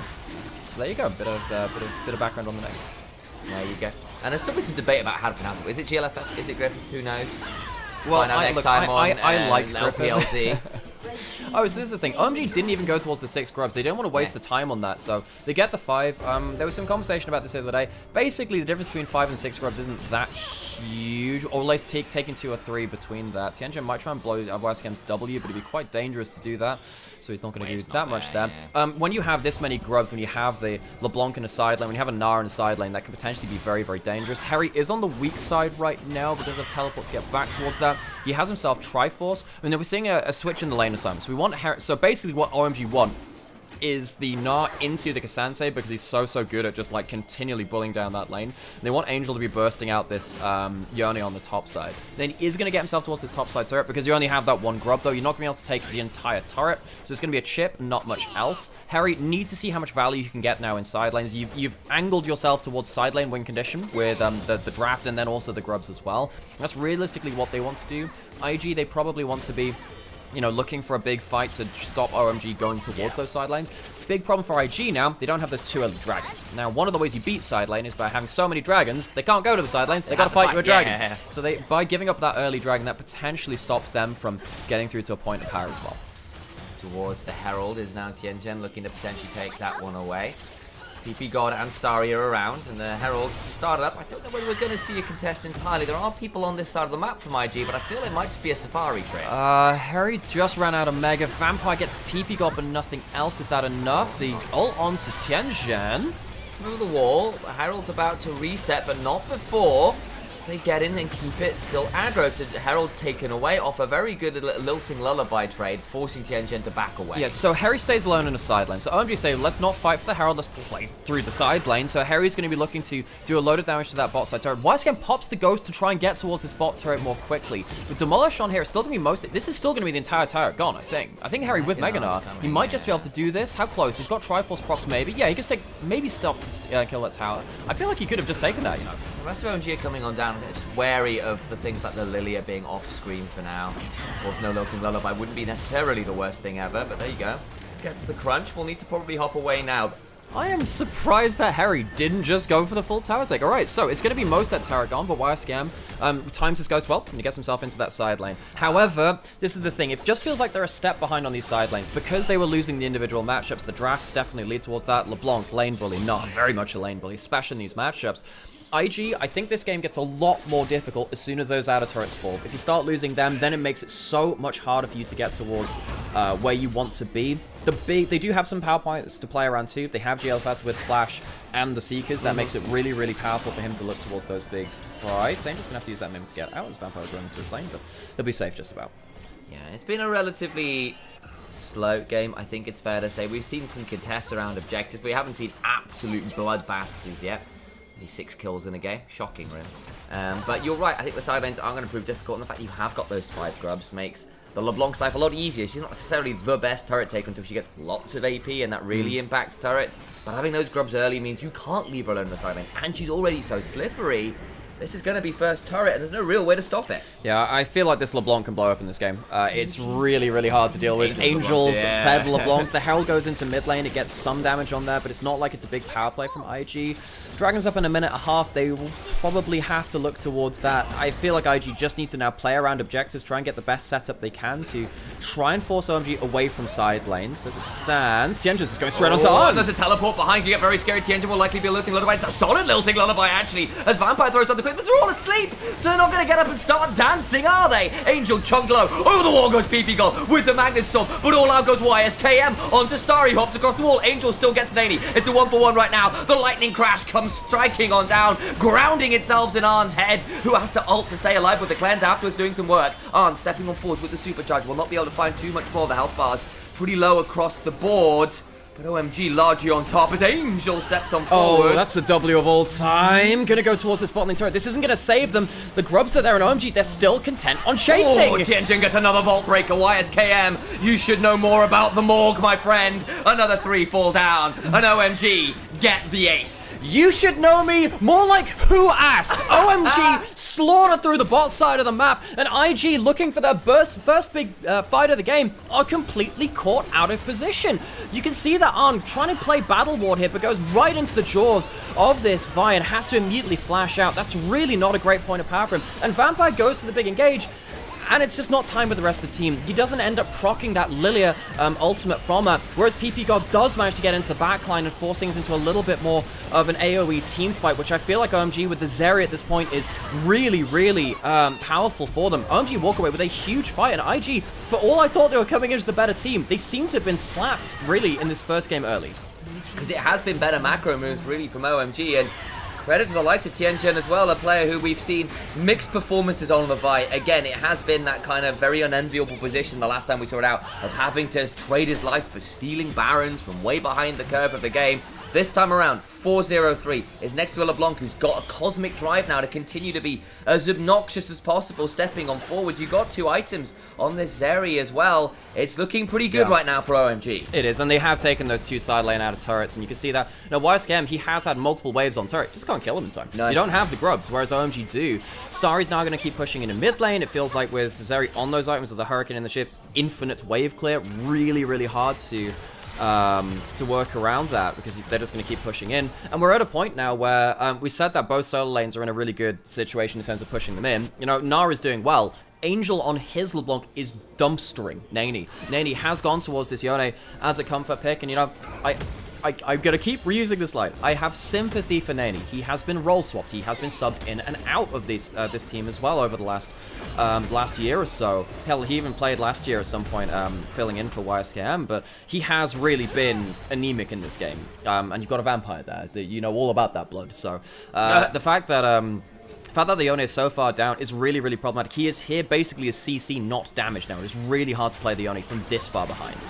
And again, we've been hearing conversations with the likes of Xiao who talk about how Chovy plays and stuff, and saying, look, you can't be primary engage on Yone, or you shouldn't be. It's actually significantly harder. You want to be secondary. You want to be that next punch that comes after someone's already thrown the engage in, and that's proving really difficult this game as Angel doing this. It's going to be a continual problem. Where do you pull the engage? On who? I also really like that Angel has gone for the Cosmic Drive as well. Harry is dead. He stepped out of position. May have said where. Like that. That's where you put the engage. Okay, well, that helps. You use the On's ultimate, use YSKM's ultimate too. Harry still has teleport, so it's still not going to be really easy for IG to force a fight. I feel like with the wave cleared, they can walk up to this turret, but I still feel like OMG can just walk up and clear this. YSKM in danger. The quickness comes on down. They can look at the Lilting Lullaby, but that's already a dead Vi. They lose 2 afterwards, though. The fate sealed. A little bit mixed. On trying to go away. They do kill off the Zeri, but Angel can look to hunt on force. Remember, there's no mid lane out of turret, so this Yone surely falls, but no. The Spirit Cleave keeps him alive. Ends up being an extended, what, 3 for 2 if you include Harry's pick beforehand? I thought that was going to go way worse for IG because Angel managed to get, what, 3 people clumped up into a distortion. Big win here, though, is that mid lane turret doesn't fall for OMG. They protect that after Harry goes down. That was the real objective which IG were looking for. They're trying to push in. If they open up this mid lane turret, this game gets a lot easier for them. Maybe they don't have to play around side lanes as much. Vampire gets absolutely cocklocked in this one because the Tianzhen Vi ultimate knocks him back as he goes towards his first engage, which means that Vampire can't get into that combo in the same way. Luckily, Arn and Nani get a really good amount of damage at the back end of this fight to save it. They do. The turret still stays alive, and it's a moment that feels good, but it doesn't change all that much, and I will ask you all to turn your eyes towards the inventory of Angel, who's got a 10-stack Dark Seal and is a completion away from a Magi, should he wish it, to pick it up. Has picked up a Seekers, understandably, considering it's very largely AD again on this team, with the exception of the Lilia. Now, Zhonya's could prove really valuable too. So, OMG, still really good gold lead. They have the Dragon lead too. It's not even like IG can play to a Dragon Soul win condition. Arn is currently shadowing the side lane. That W get the Plasma. That certainly did. Arn gets to follow up afterwards, and it is just lane ganking the Gnar that's working out right now. Arn has been the engine room for IG. The fact that he's on the Kai'Sa who can play kind of their own game and make their own stunts is really important. 6-1. You do also end up using, you know, YSKM's ultimate and his Ghost again, but IG, they immediately say, okay, the Gnar's gone. Let's try and get something on the map. They don't get towards mid lane again. They don't get themselves towards that Baron because they were on the bot side so heavily. They are going to get themselves bot lane out of turret. So that's something for them. The fact that YSKM and Arn have managed to combo up so well multiple times now into Harry does give some opportunities for them. Yeah, and again, Arn, the fact that he's evened up the goal despite the discrepancy is huge. Is 6-1, is building towards that third item, and eventually hit that point where he can become an artillery piece as well. Pair that up with the Swell Seeds from the Lilia, and you start to be able to play the game a little bit differently as the game extends. But right now is proving really annoying in a side lane by attacking that 1-3-1, attacking whoever YSKM gets to ult, because you just follow up with your own ultimate. It was very close. Griffith getting caught out there. He has the full Zhonya's now. That's really important item completion because like the Lilia with Zhonya's is so strong because it's not just you have to play melee range as the Lilia, just not that tanky when you do that as well. Which is why we even saw some top lane Lilias going towards tankier items, stuff like Riftmaker and Randuin's and what have you. So the fact that you go towards the Zhonya's really helps him. It really helps him play out these team fights. So OMG, they were ahead of this game. They have given up some bad picks onto this Gnar, though, which has slowed things down. Vampire might just get caught. Very lucky not to get hit by that Q. That could have been the death of him. No flash available, and he would have potentially been burst out before he could get through to his E and his W. YSKM once again finding a good angle. YSKM has been playing really well, but the train did land on him. Angel has Cosmic Drive. He can go through those cooldowns really quickly. Just trying to be much more of a consistent damage threat on the LeBlanc rather than straight up burst. Still, Dragon being started will be soul point for OMG, and IG saying, look, we'd rather not take this fight right now. Angel once again just harassing all over the place, trying to steal off that red buff. See that IG, because of the Dragon Prior from OMG, you're going to get vision control on top side, gives them an easier option towards that Baron. OMG, they are controlling this mid lane pretty well, though. I think that Starry having so much wave clear with the Shiv Hurricane really, really helps. They have kind of fail to administer these side lanes particularly well, though. The fact that IG have got easy access to those outer turrets is probably not what they want. Yeah, they get one off a pick off Harry, and they get the second here off the Dragon start from OMG, and IG not contesting. So you understand what the macro decision-making was to make it happen, but it's still going to be IG that clawing that gold lead back. It's only 2,000 now. They are now in a position where, come another fight, they should be in a position where they can at least try and trade back. Yeah, no, and IG, you know, the early game wasn't great. The early game wasn't great, but you can see that OMG have struggled to activate their own win conditions in the same regard. You know, Harry getting shut down a couple of times is really not what they want when you're meant to be winning in those side lanes. He died in those side lanes because he was disrespectful of what was happening with YSKM, you know, getting into W ult range. And then, yeah, the same kind of thing with Arn2 being able to fly into those side lanes. Feels like people have forgotten what Kai'Sa made a career out of, going into side lanes and making big plays with the ultimate. That's how it started back in, what, Season 8 with that champion. Of course, LPL has loved playing this champion for a long time. So now I need to see OMG, can they get Angel doing actual damage? Hugely far ahead. Needs to start looking like it, basically. Need to start doing something with that. And for the side of IG, you need to start again, keep doing what with YSKM and Arn, what you're doing before. Use that Cassante W to activate that Kai'Sa Plasma, use that R to separate someone out and see if you can get isolated picks. They've been playing well around that so far. For me, I think YSKM and Arn have been really helping them have a platform to play towards, which means hopefully that GLFS can get himself into a point where he can really teamfight, and maybe also Nani as well, but that might be a bit harder given how much gold he is behind. Sonya's completed for Angel, but nothing like a death cap or a void staff at this point. It's very utility heavy on this. YSKM gonna eat some damage, but this boy getting pretty tanky himself, and we are kind of shy some pen items here for Angel. Still looking for an angle on the backline. The cease and desist comes on through, but Tianchen is just dead. PP God follows afterwards. In goes Angel, gets a chunk, but again, no kill. Vampire's still alive. Starry eventually has to ult to get to. The Fate Sealed afterwards is well Zonya'd. But already, the Rel dead. Nani in danger on the other side. Surely here to fall as Angel can still dip, dodge, and dive around for a bit more damage as YSKM goes a little bit further forward. Harry in danger, has to flash away. And ends up being a 3 for 3. The burn damage, huge. The fact that Angel manages to kill Arn saves that fight for OMG, because there wasn't really a great entrance to it. You can see that, you know, Arn has his ultimate available. Could have been absolutely disastrous for OMG. IG, really, it is YSKM, it's Griffith, and it's Arn who are solving things through this. Watch about how they managed to play around the Lilia later into this fight. OMG, they push out the side lanes, they collapse in the middle. Tianjin does get onto Arn, but he goes too far. This has happened quite a lot with this player. Vampire comes back with the ult and the W, and yes, the second engage comes through. That is just enough. The cleanse read really well by PP God. The cleanse comes through, but then he's immediately stunned again, which means that Angel can immediately just gun him down with the Ludens after that point. But there is enough damage on this Lilia now to be a secondary carry. I don't think Starry's positioning really was that great. He ends up almost getting soloed out by YSKM. Does survive though and gets to reset, which is nice. And the Baron's been started off the back of it, down to about 2/3 HP. Whoa, Griffith died off screen in the replay. You're right. So there's no jungler. Somehow in the replay we've missed one of the most important freaking kills we could have seen, observers. Come on. Baron goes down. OMG gonna take that one for free. They must surely find a way to fight afterwards. The Fate Seal's just shy. Need to get onto the Baron. Starry pulled off the wall. Will fall in trade. The rest of OMG now in retreat. Nani on the backline, about half HP, goes down. Makes that the 1-for-1. Getting more and more W's is the Kai'Sa, but already a cease and desist at the backline. Lan is in danger. Must stay alive. Just about gets the Eon out. Harry gets a knock into the wall. Will not get the kill as Angel needs to look on forwards, and Kai'Sa stays alive. Angel gets that kill. Will need to hop on backwards. Wing over the wall. Whoa! Angel looking like the Angel of Death right here, reaping the rest of Invictus Gaming. Oh my word, Angel on his LeBlanc has a 5,000 damage team fight and walks away with one of the only 2 Barons for OMG. Somehow, OMG get themselves a kill onto the Lilia, the jungler, just before the Baron is started, and that means that OMG get to play that one out. I still think that they're allowing IG into really good positions with YSKM and particularly Arn just breaking up in this fight. We don't even get to see the kill to Lilia before this one. YSKM is having a magnificent game.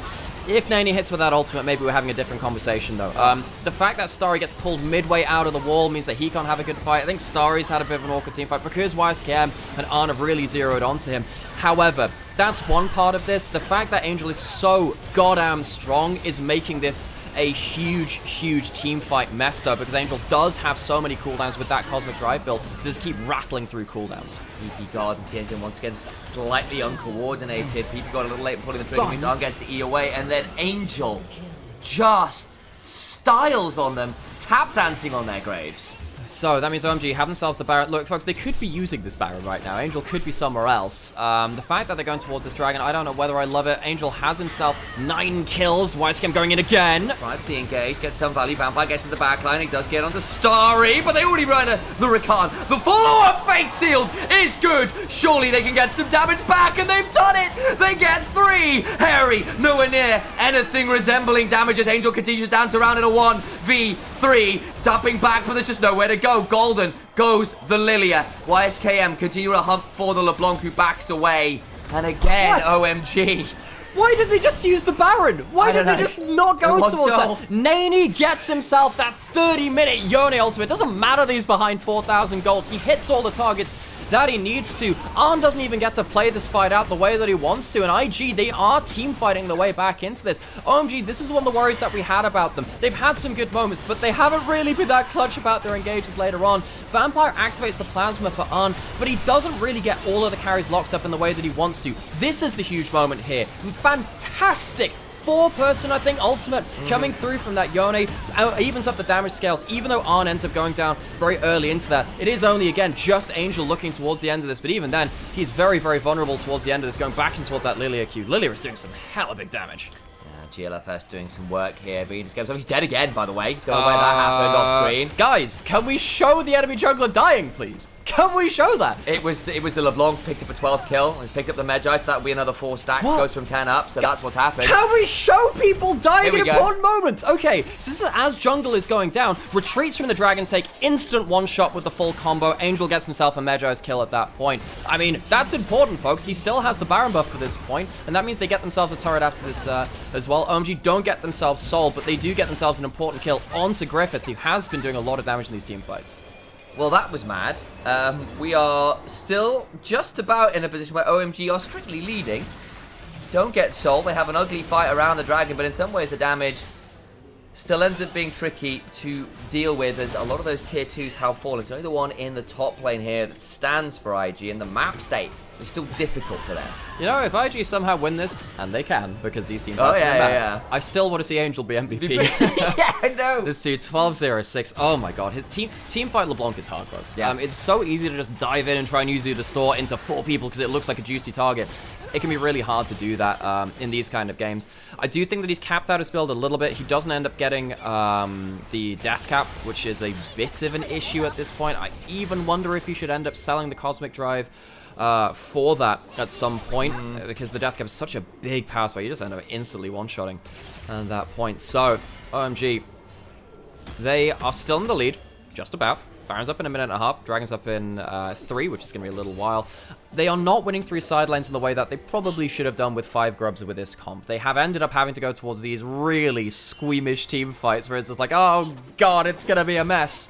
And I credit to them, they've ended up out team fighting IG in a number of occasions, even though IG, it feels like they've had some really good openings to some of these fights. But realistically, this is one of the reasons where I'm just kind of like raising a question mark about OMG. They've had some really good points of power. Why the hell can't they play through their main win conditions?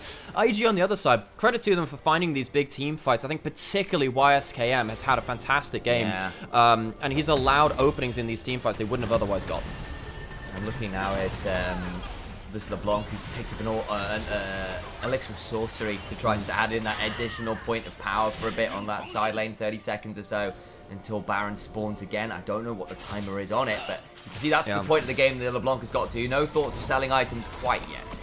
Yeah, and Angel just getting that extra bump for the next fights of the game. Really, really important to mention that one, because look, if you're out of position versus LeBlanc, you're going to get burst out. Now, even though you do have a verdant barrier on the side of GLFS, it's not enough versus this LeBlanc, I don't think. So that's going to be a lot of carries being going to be quite scared of what this LeBlanc can do. I will say on the other side, though, it really is just Angel doing that damage. Starry hasn't had a good team fight for a while. He's almost at full item build, but he's been caught out by YSKM multiple times.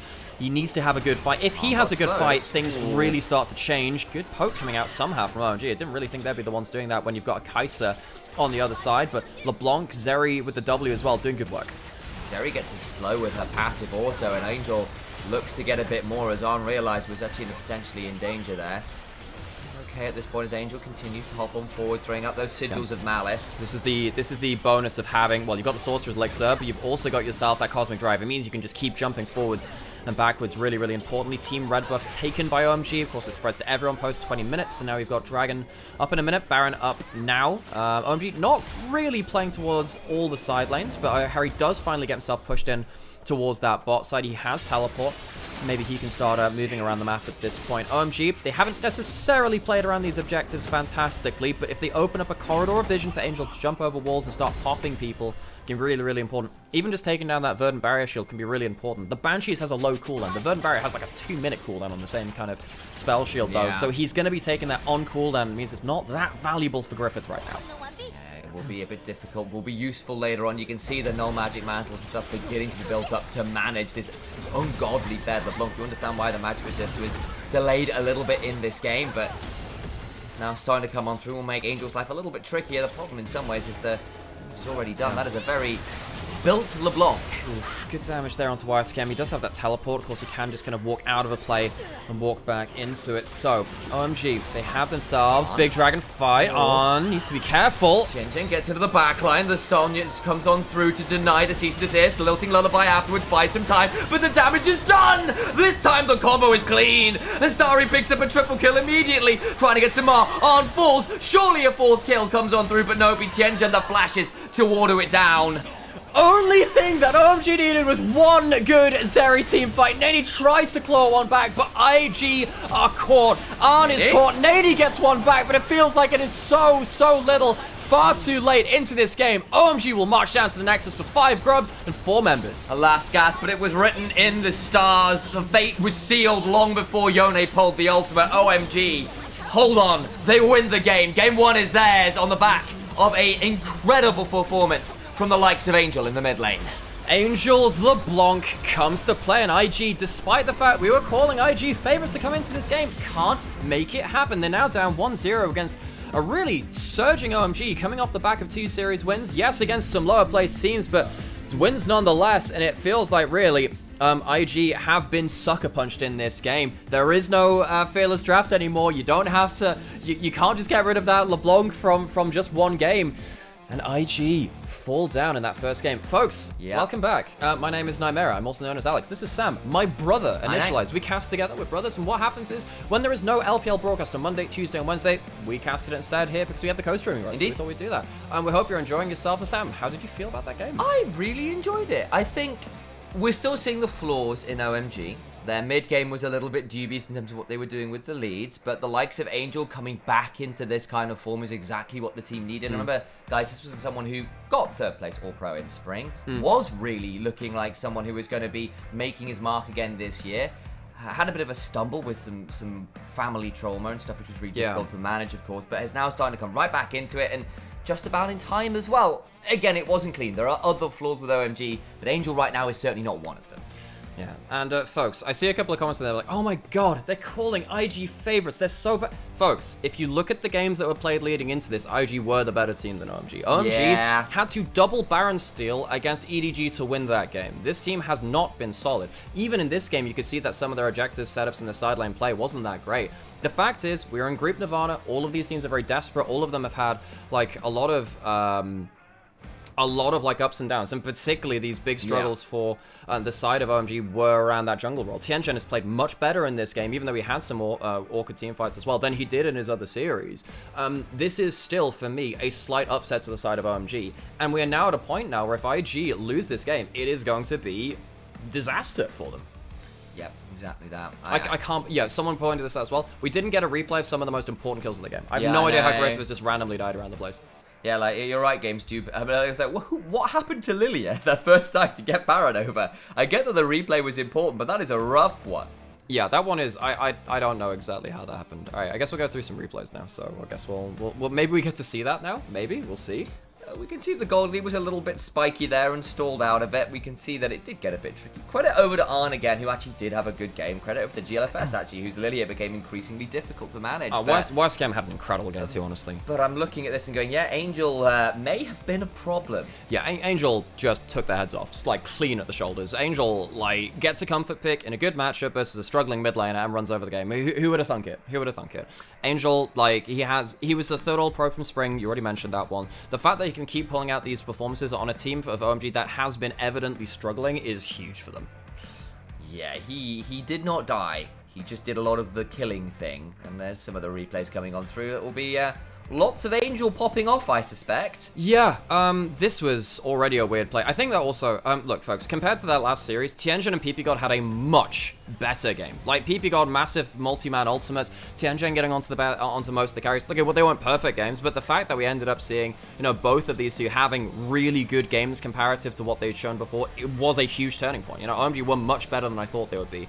Still, even then, Tianjin and PP God were over-engaging, like this. It's great that you get the CC. It's great that you get the CC.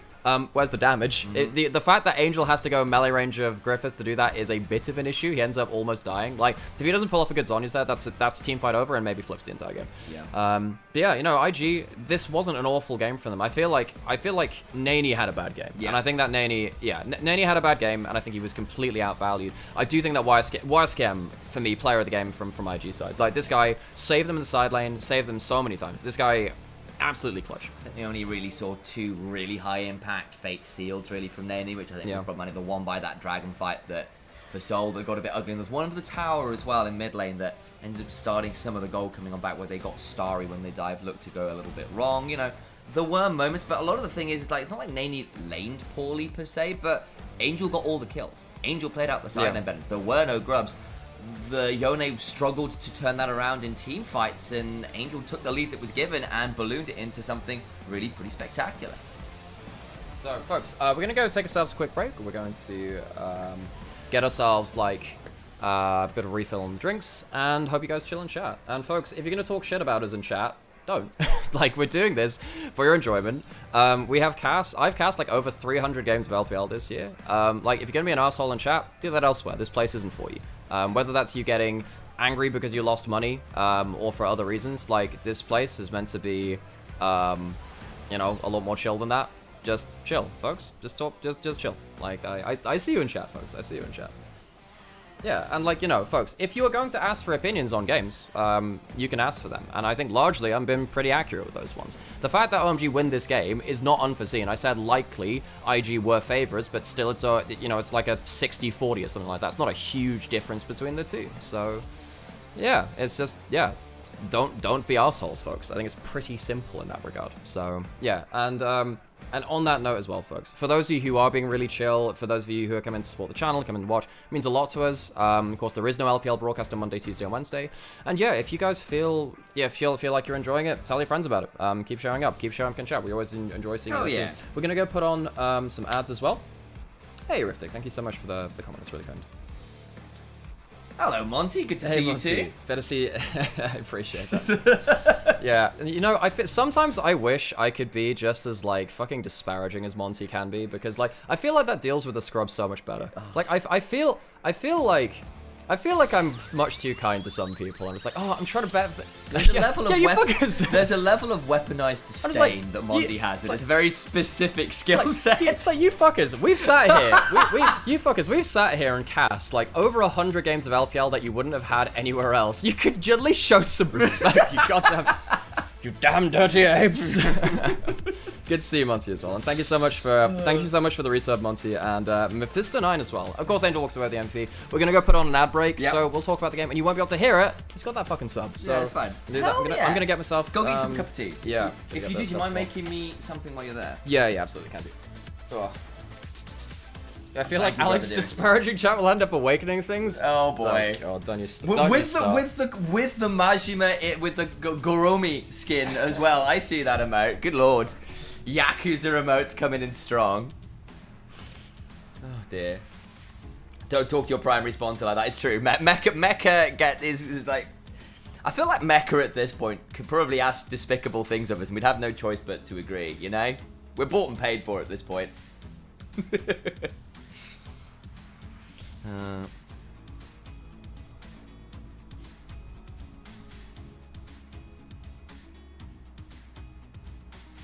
One second, guys. I need to respond to this message. Good lord.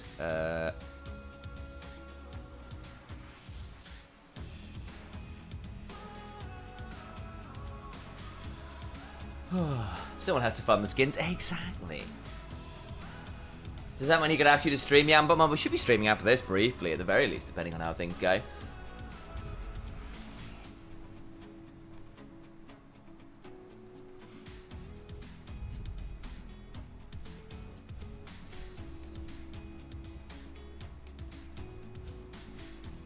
What do you guys get up to after LPL? I stream again. So basically, I do LPL into streaming. Alex tends to take a bit of a break, understandably so. And then I often do things like NLC in the evening. What else? I mean, it's a lot of streaming, guys, not gonna lie.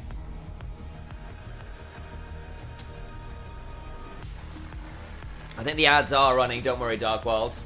You basically, because you're a sub Dark World, you don't see them, is the idea. Subs don't get ads. That's one of the benefits, shall we say. Al doesn't play too much ranked anymore. No, he doesn't. He does a lot of Arena when that's out. So he hit top 2 in EU in Arena, which is very impressive. I did call you a sub, Dark World. Look at that badge by your name. You are branded a sub, mate. How do you find live for streamers? Do you find it more demanding than a normal job? Different. So compare this to a normal job in the sense that, like, if you are on camera all the time, generally speaking, you have to be a character or be on air, right, with your face on camera, doing stuff on it. There's not really that ability to just sit there, lie back, and, I don't know, browse Reddit or whatever you do in the office and take that kind of time off. You kind of constantly have to be on. And again, you can get away with that by putting on a persona and being someone like, I don't know, an XQC or an Asmongold or whatever who deliberately play into perhaps some of that kind of, we'll call it a casual mindset, but it's still a very different experience, right? And it partly depends what you're streaming, right? If I'm there chilling out, playing League, playing Elden Ring, whatever, I'd kind of be doing that anyway. I'm just doing it with a few more people on the couch, throwing some back seating in, which I don't mind too much, and that's fine. If you are someone like, I don't know, Hassan or whatever, who's much more like politically engaged, for example. And again, no politics, let's not start that. But your experience streaming is incredibly different because you are permanently kind of, I guess, engaged, often in quite heated debates with people, which is a very different experience. Message me later then, Joe, if you've got an idea. I'll take that one. Any top laners in chat? Probably one or two. Yeah. Is it bad I've been taking pleasure in pissing people off in TFT? I mean, that's what TFT is for. Hell, even spending hours watching VODs? Yeah, a lot of that too. A lot of that too. Especially with something like the LPL, you need to watch a lot. I should turn the cameras back on, but hey. Hello. Back on stage there briefly. I need to turn the camera off again soon, which is a bit ironic, but there we go. Yeah, no, so just come off the break. I realised I hadn't turned the cameras on, so I'm just doing that. Hello, thanks. I'm back as well. Thank you for that. Need a break for anything, or are you good? I think I'm okay, actually. Okay, well, right. How do you find Germany compared to England? Well, we've only really seen Berlin, mostly, which is quite anglicized, particularly because of just what happened with the split city after World War II. Yeah, I mean, so when we first moved here, we moved really close to the Brandenburg Gate. We lived in Mitte, which is, it's very corporate and very touristy. It is really nice to like go walk in Tiergarten. Tiergarten's nice. We moved to Friedrichshain a few months after that. So we've been living here for like the last, over a year. Well, yeah, year and a bit. half year and a half now? Yeah, year and a half. Hey, okay, how's it going? Yeah, and that's been enjoyable. I have enjoyed Friedrichshain. There's a lot of good coffee shops, a lot of good cafes. Yeah. I mean, if you like clubbing and nightlife, it's great. It's not really my thing, but occasionally I'll go when friends are going. But that's been really cool to experience too at points. We've got a friend, so I can give you a fun fact, but I can do that. So, this is a fun fact for you. The club in the Matrix, in the first Matrix, is a place in Berlin, and it is now called Matrix. They just called it Matrix. So yeah, so the club which they use in the opening of the first Matrix film is in Berlin. You can go there. Yeah, so speaking of Berlin nightlife, that's just a place you can go to here. There's a lot of cool stuff here. Fun fact, the Matrix is filmed in Sydney. That doesn't surprise me. There's a lot of really cool high-rise there with I'd imagine the weather makes for, like, the sunlight makes for really emotive shots too. Yeah, make that the club, the follow the white rabbit scene. Okay, with Dracula on in the background. Okay, it looks like we're gonna get back into draft scene, folks. So we'll start chilling out in the arena. So, smiles on the faces of OMG. IG got a bit sucker punch. Reminder, folks, if IG lose this series, they sit at 3 losses. Now, given that there are 8 teams in the Nirvana group down here in the Grunge, you can only play 7 games. It's a single best of 3 round robin. So, if you are going to get over a 50% win rate, which is likely what the barrier would be around that point to get in towards the last chance qualifier to get towards playoffs, you need about 4 wins. Now, what is 7 minus 4? 3. You can only have 3 losses in series if you really want to get through to that last chance qualifier. The fact that IG lost game 1 puts them on the ropes. If they lose it to OMG, unexpected, I think it would be in a lot of ways. OMG coming into this Rumble stage were definitely not a favored team. That would change an awful lot of predictions about this team. So OMG now on the blue side. We'll see what they can get their hands on as a first pick.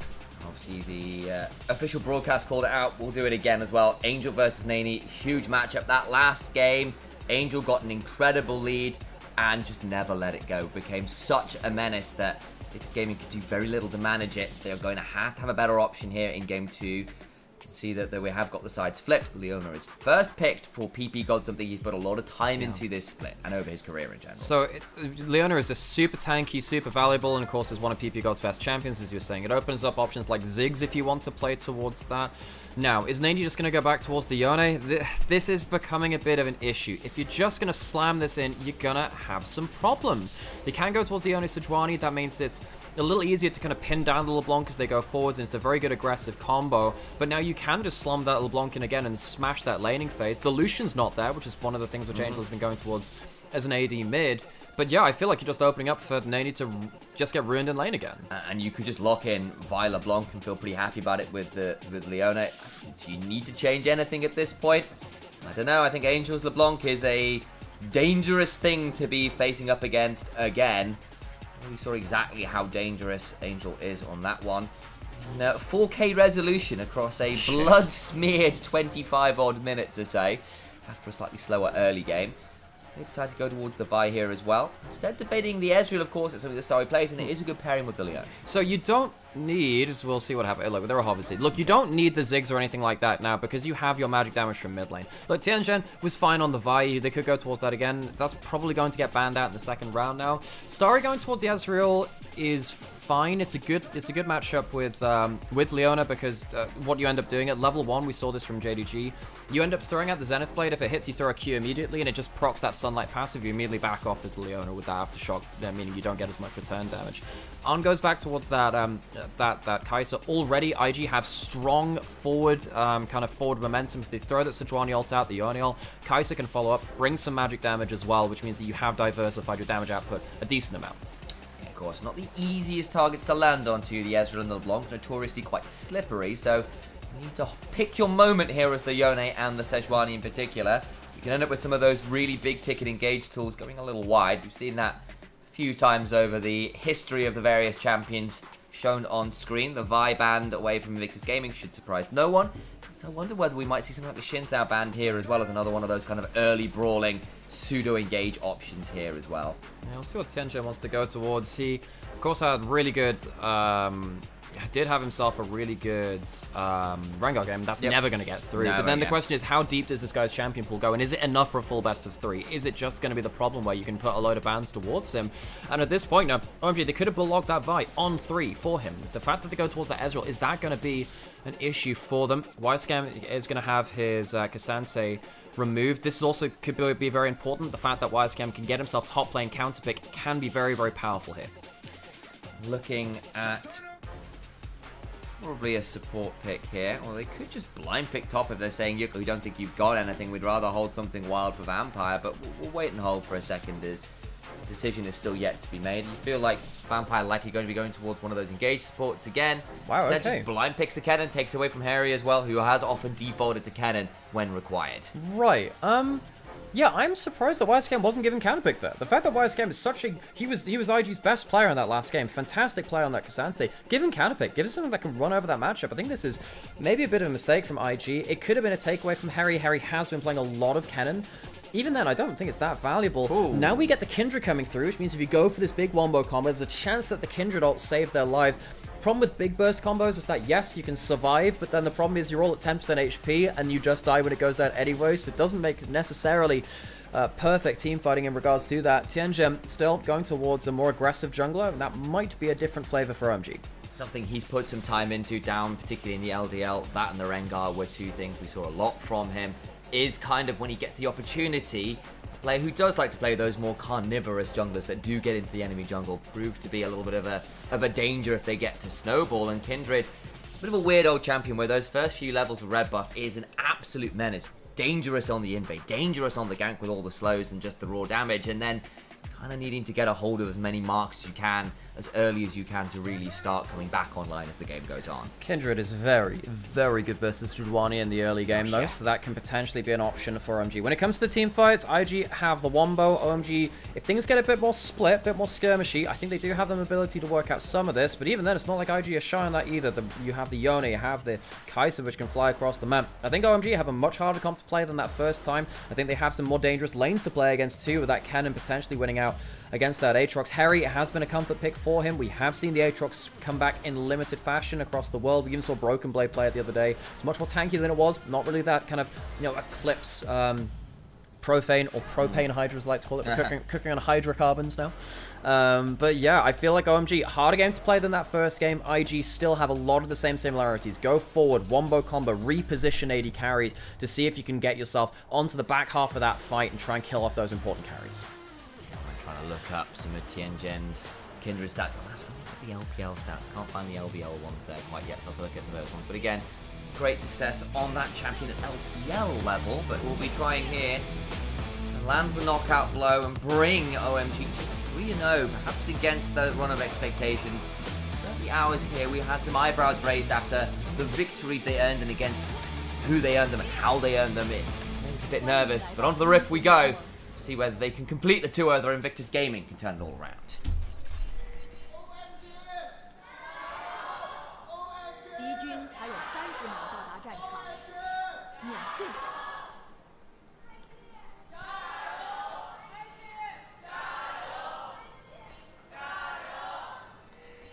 OMG fans still there trying to fight against the IG fans. A nice clear gyro there. The microphone's doing a lot of good work here today to pick up the audience who are a little nervous, I think, understandably, about their teams, who are in a difficult position right now within the Rumble stage. A level 1 5-man stack hasn't led to all that much yet. I found the Kindred stats. 4 and 3 all time. 4 and 3 all time.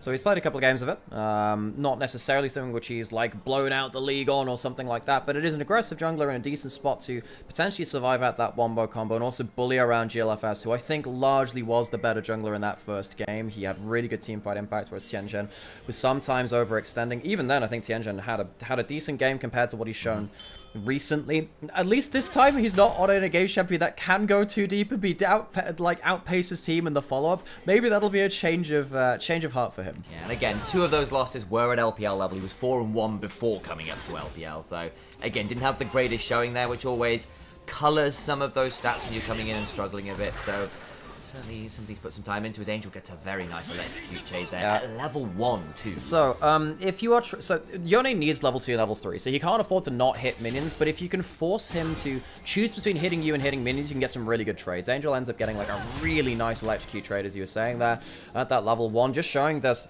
Angel's comfort on this champion, and Nani not really positioning well in regards to those minions, because if you give LeBlanc a choice, if you end up kind of like forcing LeBlanc to stack with the minions, you can hit her with a Q, or even the W level 1 can be very important like that. You can survive some of that early burst. No, Angel again showing the confidence. Again, another electrocute trade, but at least have the shield this time. Yeah, exactly. That's the thing. You need level 2, level 3. Once you get that shield, things get a lot more easy for Yone. And speaking as, so I obviously play a load of Ahri. The best time to beat Yone is at level 1, before he has everything. As soon as he gets to level 3 and you don't have a HP advantage, this lane does get difficult. The fact that Angel has him at half HP is really, really important at this point. It just means that Nai can't really roll over the early part of lane and get himself up to his optimal first back. You can get something like Berserker Greaves or something like that very, very early into the game. Angel doing a great job of just getting as much damage as possible. We saw some interesting itemization choices last game where Nani went towards the Berserker Greaves early, whereas Angel just skipped routes, went straight towards the Luden's companion, put as much value as he could into that single item. Yeah, it's a tower trick again. So both Yone and LeBlanc can do this. Gets the chain after 2. He's going to tank up minion autos because... Oh my god, that's nasty. So another sigil on top does level up at least. Nah, he didn't have his W for another 5 seconds. See the cooldowns to the bottom left-hand corner. And also one thing there as well is that you don't want to be flash Wing because then that means you're under tower by the time you flip back. So you need to make sure you are still... Your return point is outside of tower range. That's important, folks. Now, the amount of times I've seen a LeBlanc stomp lane and die because they think they got that kill and they misjudge it is really quite high. Here comes the Kindred towards the bot lane. Was thinking about a dive there. You could see there was some pings on the way, but decided against it. In the mid lane! Flash on forwards, last order's not quite enough! Was wishing he took Ignite. 35 HP, flash for flash in mid lane. It's not going to lead to the biggest CS lead because Nani can teleport back in, but just brutalizing this lane and meaning that GLFS has to play around losing bot lane, losing mid lane. You can see that Angel is not pushing this wave because he wants the cannon minion to take down more of his allied minions to actually get something out of this. Sad that he couldn't get that kill. If he gets that one, I think that this mid lane will once again be in absolutely dire straits. Trying to see whether the sweeper was used there by GLFS was. Kindred had put a ward down in that bush to spot the lane gank coming on through, so knowing that there was a ward there, GLFS backs away from what could have been a lane gank. Look, I'm going to have to talk about this mid lane matchup because I love the way that Angel's playing this. I love the way that Angel is kind of watching the Q startup animation of the Onyx. There's a slight pause before he starts heading off. You can use that to kind of just show exactly where the Oni is going to go. It means you just put the E in his flight path. You get yourself a free chain if you're good enough with it. You do, however, pause yourself slightly when you're using your own chains. You need to make sure you're out of that hitbox already. But if you've already sidestepped the Yone Q, you can throw the E into his flight path and get a free chain. Chains in LeBlanc lanes are absolutely disgusting. It's bad enough eating QW trades if they're there. It's the chains which really lead to the real kill trades after that point. You're stuck there with not a lot of room to do anything. It is a very long route, even with some of the changes to how the chain works in terms of breaking it. You know, that was kind of recoded recently. Sejuani's in lane, but so is Tianjin coming across the side here, so it's getting pretty messy. Engage comes on through, it's too late. Starry getting away, stays alive for now. And now the Kindred beginning to turn around the damage. The Ezreal poking from a massive distance. First blood onto the Kindred, who can continue to hop in that Wolf's Frenzy. The dance of arrows continuing to pepper into the back of IG. First blood goes towards that Kindred. And first mark goes towards Kindred as well. Now, funnily enough, because he gets that mark before the first mark of the game spawns, I believe, onto the camps, the camp has now gone onto the Raptors instead of the Scuttlecraft, which is a bit annoying, but all the same. Tianjin getting himself first blood for a player that has struggled. It can smooth over some of those flaws. Playing with more gold just makes the game easier to play, and that's what you want from a jungler that's coming in on kind of short notice, coming in to replace Xiaofeng, trying to change the flavor of the team a little bit. Tianjin really wants to investigate something like those Raptors or those grubs that have just spawned. The issue will be, despite being level 5, only has the 2 long swords right now. He's yet to go back to spend any of the kill gold. We'll still start off the grubs here, and it looks like IG are going to be happy to give those up. I kind of like that he changed the mark over to Cannon as well after that play, because if you're fighting around Herald and YSKM comes down, there is every chance you can get yourself a kill onto that champion as well. Kindred going to cleanly go through these, and that's going to be an easy take there. The fact that IG didn't get that kill onto Starry is going to really hurt them, I think, because they'd already blown Starry's cleanse. I think Starry's been mispositioning a fair amount in this game and the last one. Need to really keep an eye on that one. The fact that Arnis had much cleaner plays on the whole is going to be a bit of a concern, but they did manage to kill him there. They'll need to punish him again. Honestly, credit to Vampire as well. It was actually a really good engage over the Leona onto the Ezreal. Made things look pretty scary for a moment or two there, but Starry just about to survive the burst. The damage wasn't quite there at this point in the game, and the Kindred comes along and turns things around in short order, and we end up with another game where OMG are playing up this early game pretty well. That early game, again, for a team like OMG who has they look awful in groups. They look so awful. I think coming out of the group stage, I thought they were maybe a little better than RNG, but that's not saying much. And even the first games they've had against RNG and EDG didn't convince me. You know, I was sat there thinking, look, okay, they have won these series. Yeah. But is that a question about them, or is it about their opponents? Because EDG have looked really poor in their own right. The fact that they're coming out here against IG, who I thought were the better team, is really important. Maybe then we can start trying to piece together the future for this team of OMG. If they get up to 3 wins, 3-0, they're really setting themselves on the sights of potentially going towards the upper part of the Nirvana group and giving themselves a chance at that last chance qualifier. At least keeping the story running a little longer than this page. Well, that's going to be the plan if they can make it happen, but it stands. Game is going to slow down just a little. Kindred coming up towards this first dragon, has got the Lamb's Respite now. Realize they might not have the ability, Double and still chain. gets over. The double change comes on through to Nani, who is taken to about half HP, which could prove interesting should a dragon fight break out. Already, oh my boy. god, Nani, he's just getting absolutely dunked on again. The fact that the double chain combo came through as well means that Yone can't even stick around for like Q range.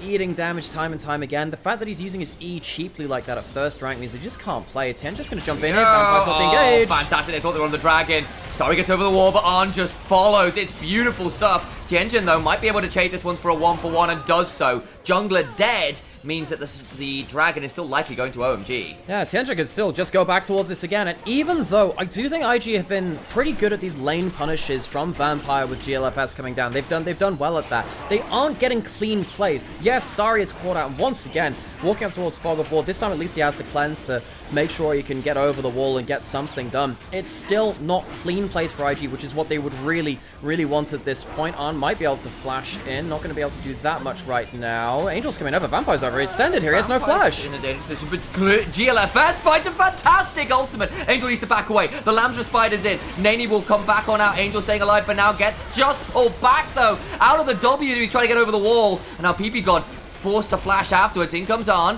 Doesn't really have that much ability to go much further. And look at the HP bars. I wonder whether Tianjin might think for more than just a ward, but decides against it. So what does that end up being? What, a 1-for-2 overall? Yeah. Something, no, 1-for-1, I think. 1-for-2 if you count the kill earlier on onto Starry, because it was a 1-for-1 there, Ah, and then okay, that kill right, afterwards, yeah. but I don't know whether you count that. Okay, look. A number of kills went across. OMG get themselves both the early objectives. Tianjin's first ult of the game is quite powerful there. It ends up stopping IG from rolling over it. The fact that GLFS comes back from that respawn so important. Comes back in flying with that ultimate and just about means that IG can get themselves the kill onto Angel before he starts popping off. And it does mean that the early lane advantage has evened out now because of the assist gold going in. This is Starry and PP God. I mean, Starry, you can't take the lead here. And this is the big thing. Starry, don't walk up like this. Let PP God go first. He is the tank. You are the person who's meant to be protected. The plasma gets applied onto him. Once again, Starry has himself not a great intro into this. I think On maybe makes a mistake here by flying away from his team, but then you need to kill that Ezreal. But it just means there's no damage outside of that. Vampire with no flash goes on to the Leona, who has Eclipse going. I don't think that's the best target. It does mean that he ends up losing a lot of HP, but still, it's starting the fight at the right time, and it means that you get the play coming back just as LeBlanc kind of comes out of that Lamb's Respite as well. So Vampire, I don't think I like the start of that play. The end of it is well punished, though. Yeah, really good mount up there, I think. Pulls Angel over Distort over the wall as well. I'm not sure he had enough mana for Distort, so I think it was just a good mount. At the end of the day, he was probably going to die anyway, but the fact that he ends up getting that to confirm it ends up leading nicely into it. Grubs started, teleport coming in from Harry, who can come around on the flank. Get pretty scary. Could look for something. Has a blast gun to work with as well. There's one ward in that bush. BP God backing away a little bit. This would be for Grub. If Tianjin can get a hold of it, will likely do so. There's the mark. YSKM gets to the backline, forces the flashes. BP God in danger on the other side. Gets a solar flare down and does some work back. As the damage comes flying on through the Ken. There's definitely the ultimate already used. Will surely fall afterwards. Does the Sejuani. GLFS. Good luck.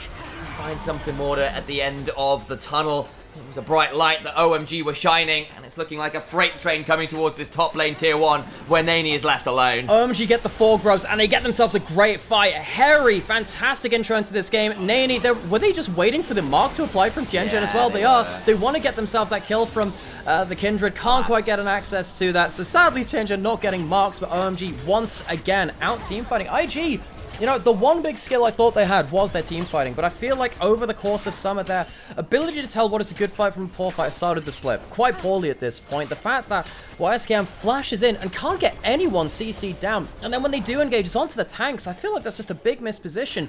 I don't know whether they see Harry. If they see Harry, this is even worse. They should know that he's not in bot side. They should know that he's around the play somewhere. They try and go onto this last kind of play here, but the team separates too far. YSKM chooses a poor moment, and yes, you do see the good damage onto PP God, and it's a decent ult through. Like, you're not killing the Aatrox at this point. Arn's not doing damage. Starry weirdly does a good job of getting himself into a flanking Ezreal position because he's not caught out. For once it's his position that's not really compromised, OMG walk away with a great team fight for the Aatrox, and sadly, first flash ult of the game for YSKM really doesn't bring them the value they want. Still only one mark for the Kindred, though, who doesn't pick up one in that fight, which is a bit annoying. At the Trinity Force, though, and with the free ass boots, is doing just fine with that. Another double chain trade is rough stuff, though.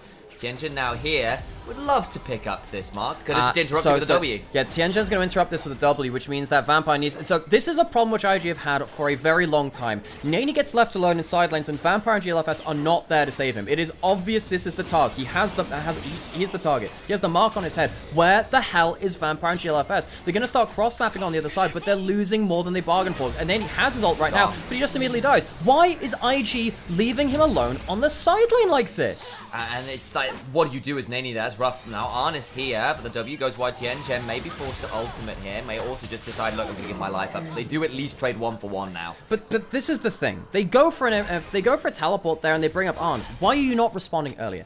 We can see this so obviously. There is a bloody nerd. There's like a debuff on your hotbar which shows that you've been marked. Arn gonna have to cleanse away Captain Jack, but you know you have that mark on you. It's very obvious to tell that Tianjin wants to go towards there. You really had to see as soon as that hard trade came in, one of GLFS or Vampire roamed towards that play. IG don't even get themselves something onto Harry at the end of this. With 4 grubs, he's gonna take the tower.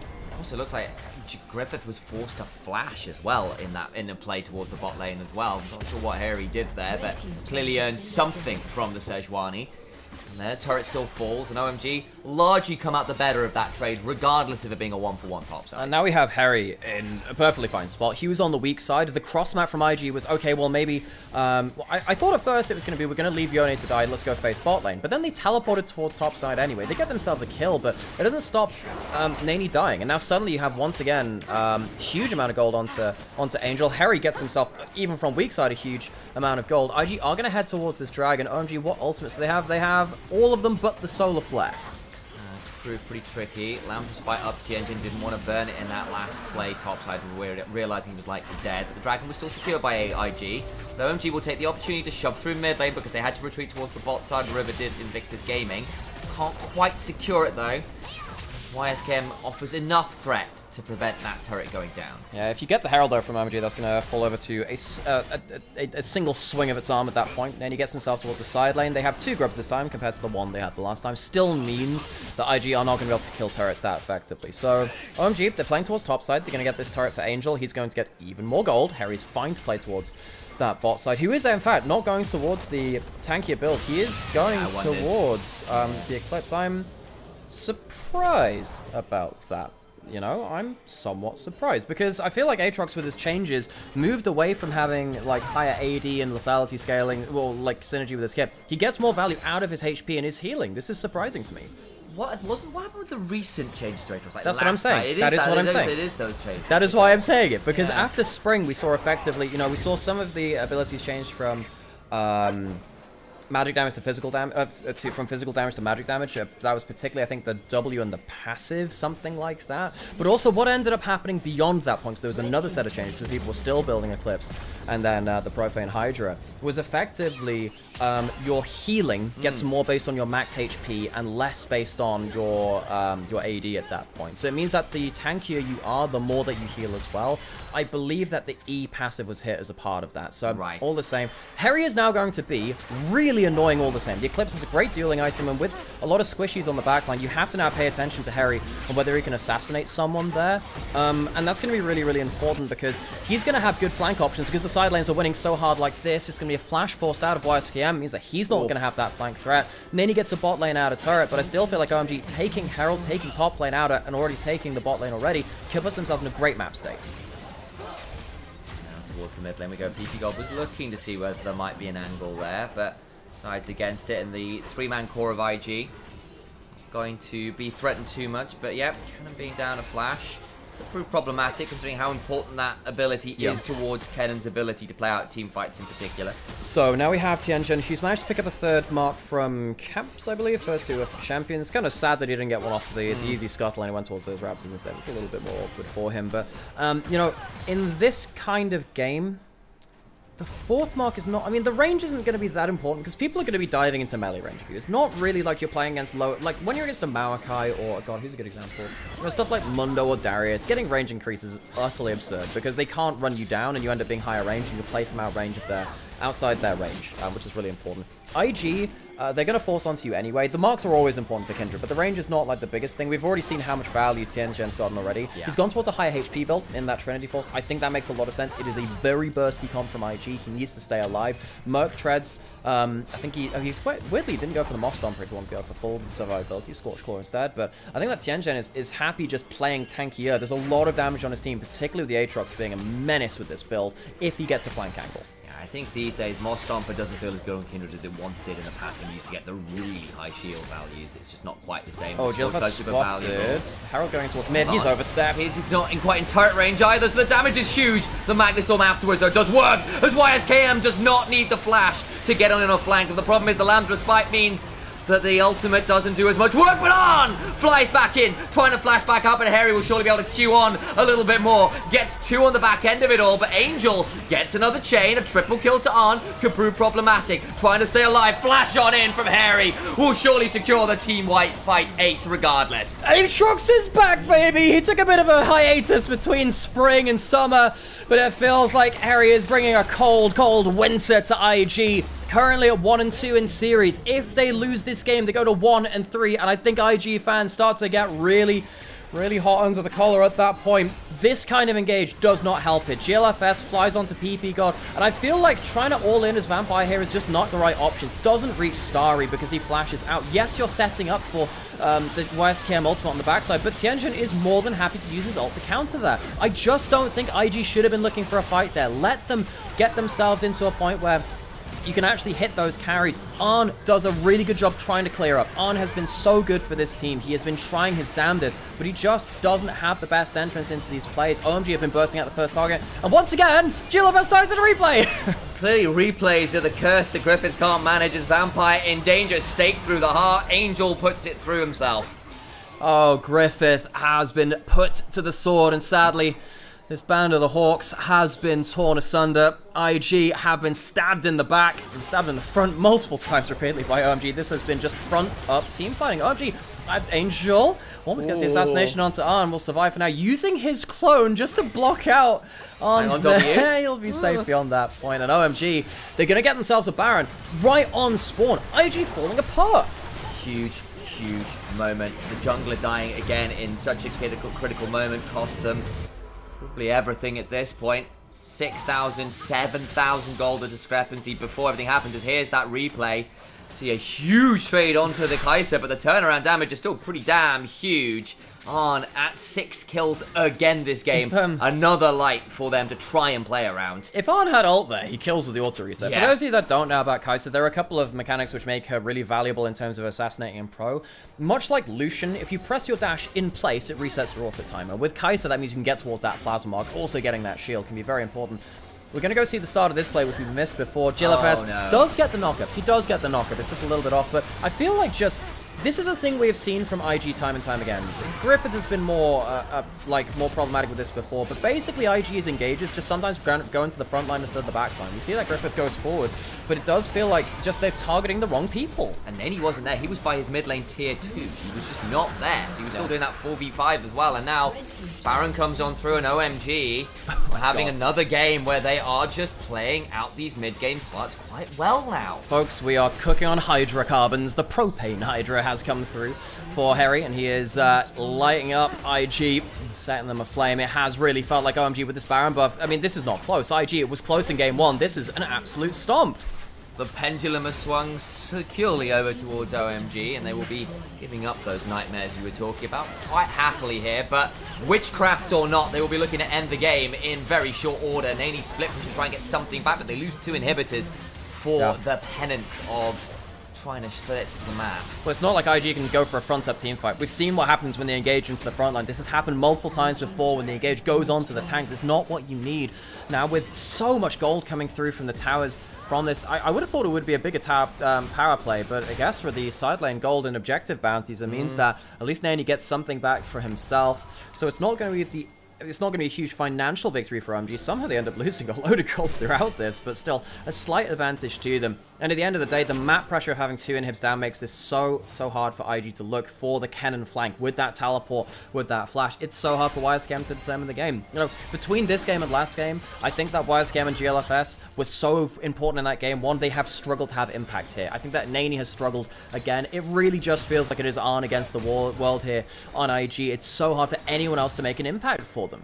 Angel now with the Banshees as well. How on earth do you pick LeBlanc? You're trying to throw a Sejuani up, not so much value. The Kennen as well is not going to do that much here. The Yone so far behind allows Angel to step forward pretty much with impunity, especially with all the mobility as well.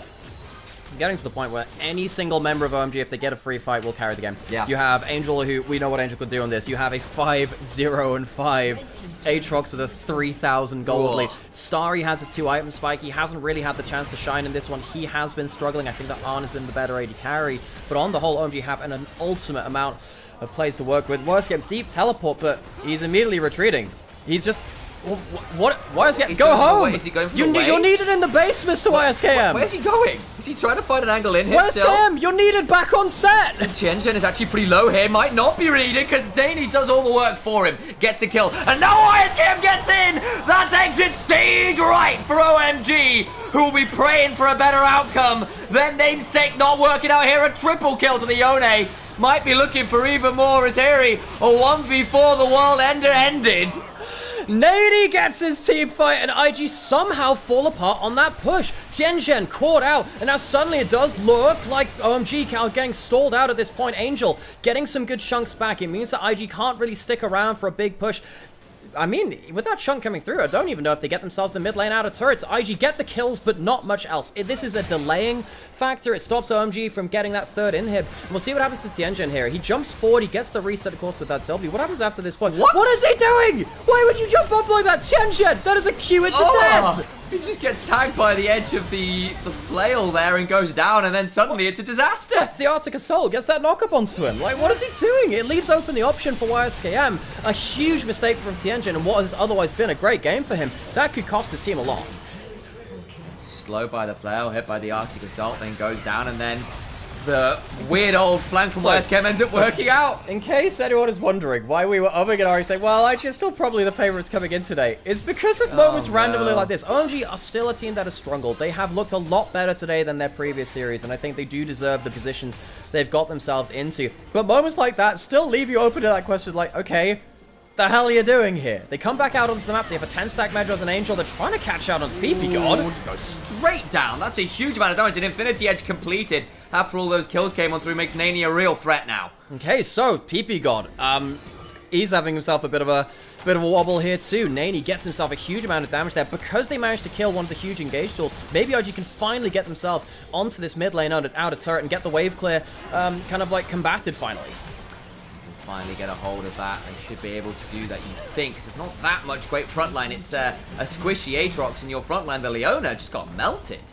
Yeah, that's a tanky Leona, which did not feel particularly like it. He walked up with his team behind him, but just the CC chain from IG was too strong, and now suddenly that's mid lane turret, and that's going to be a kill just before Baron and that dragon spawns. Angel would look to try and get some poke after this point, but IG have themselves a good run in this game now. They can get themselves towards that dragon, stop OMG going towards it. OMG might go towards the Baron instead, though, which means that they can't stick around on that Baron all the same. Tianzhen is still an AD carry, still very good at killing these objectives. They're going to go towards it, but they have been spotted on the ward. They have, but Angel on a flank could prove deadly to someone like YSKM if they step on forwards. They know he's in there because of the airy proc. That will reveal that the LeBlanc was around.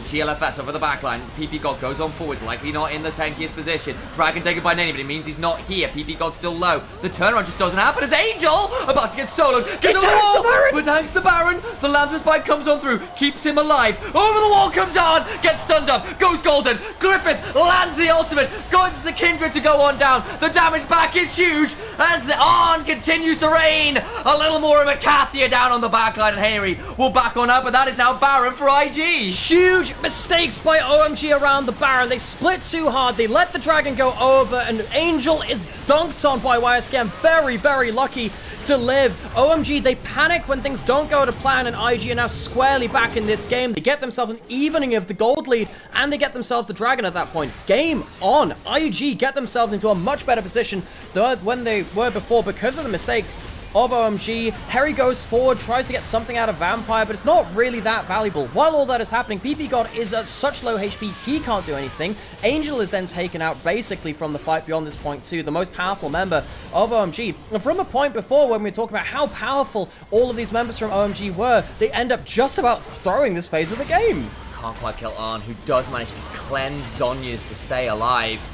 Imagine if they had Angel on a bit of HP to work with. That doesn't happen, and it's looking tricky. And I know we said the mid games from OMG beside, but this isn't mid game, this is late game where they have made mistakes after mistakes over the last 2 games. And yes, you've still got this LeBlanc who's fed, but look who else is starting to get strong.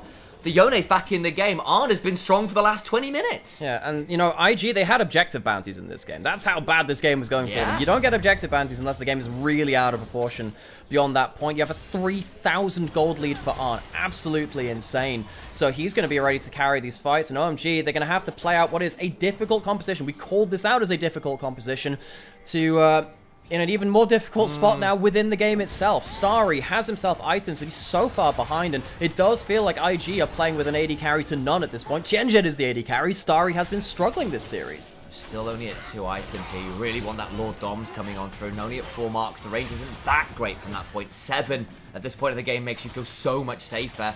Has really struggled to pick up those all-important additional range increase after the first. YSKM with flank and ultimate could prove very deadly here. Slicey Melter comes on through. The Kindred is dead before Lamb can throw down a respite. 2 down, but the turnaround is potentially huge. Harry stunned up. Angel into the backline. Will make this a messy fight as Arn goes golden for how much longer though? Trying to get the kill. A Q comes on through from Starry. Nani misses the ultimate, will flash for another auto, and the fate sealed and a soul and bound does the work that the ultimate could not. Sejuani doesn't die to Angel at the same time. Almost heroic plays by Harry survive, lead to the surviving of OMG, but is it going to lead for it that much longer? The Baron's still up for another 40 seconds. It's just Angel here. He is strong, but how strong is he? I think it's inhibit out from IG. I don't think they want to stick around and wait for Angel to potentially burst someone off the map. OMG, from what seemed like the most dominant position they could be in, objectives bounties on the map, have thrown this game into the abyss.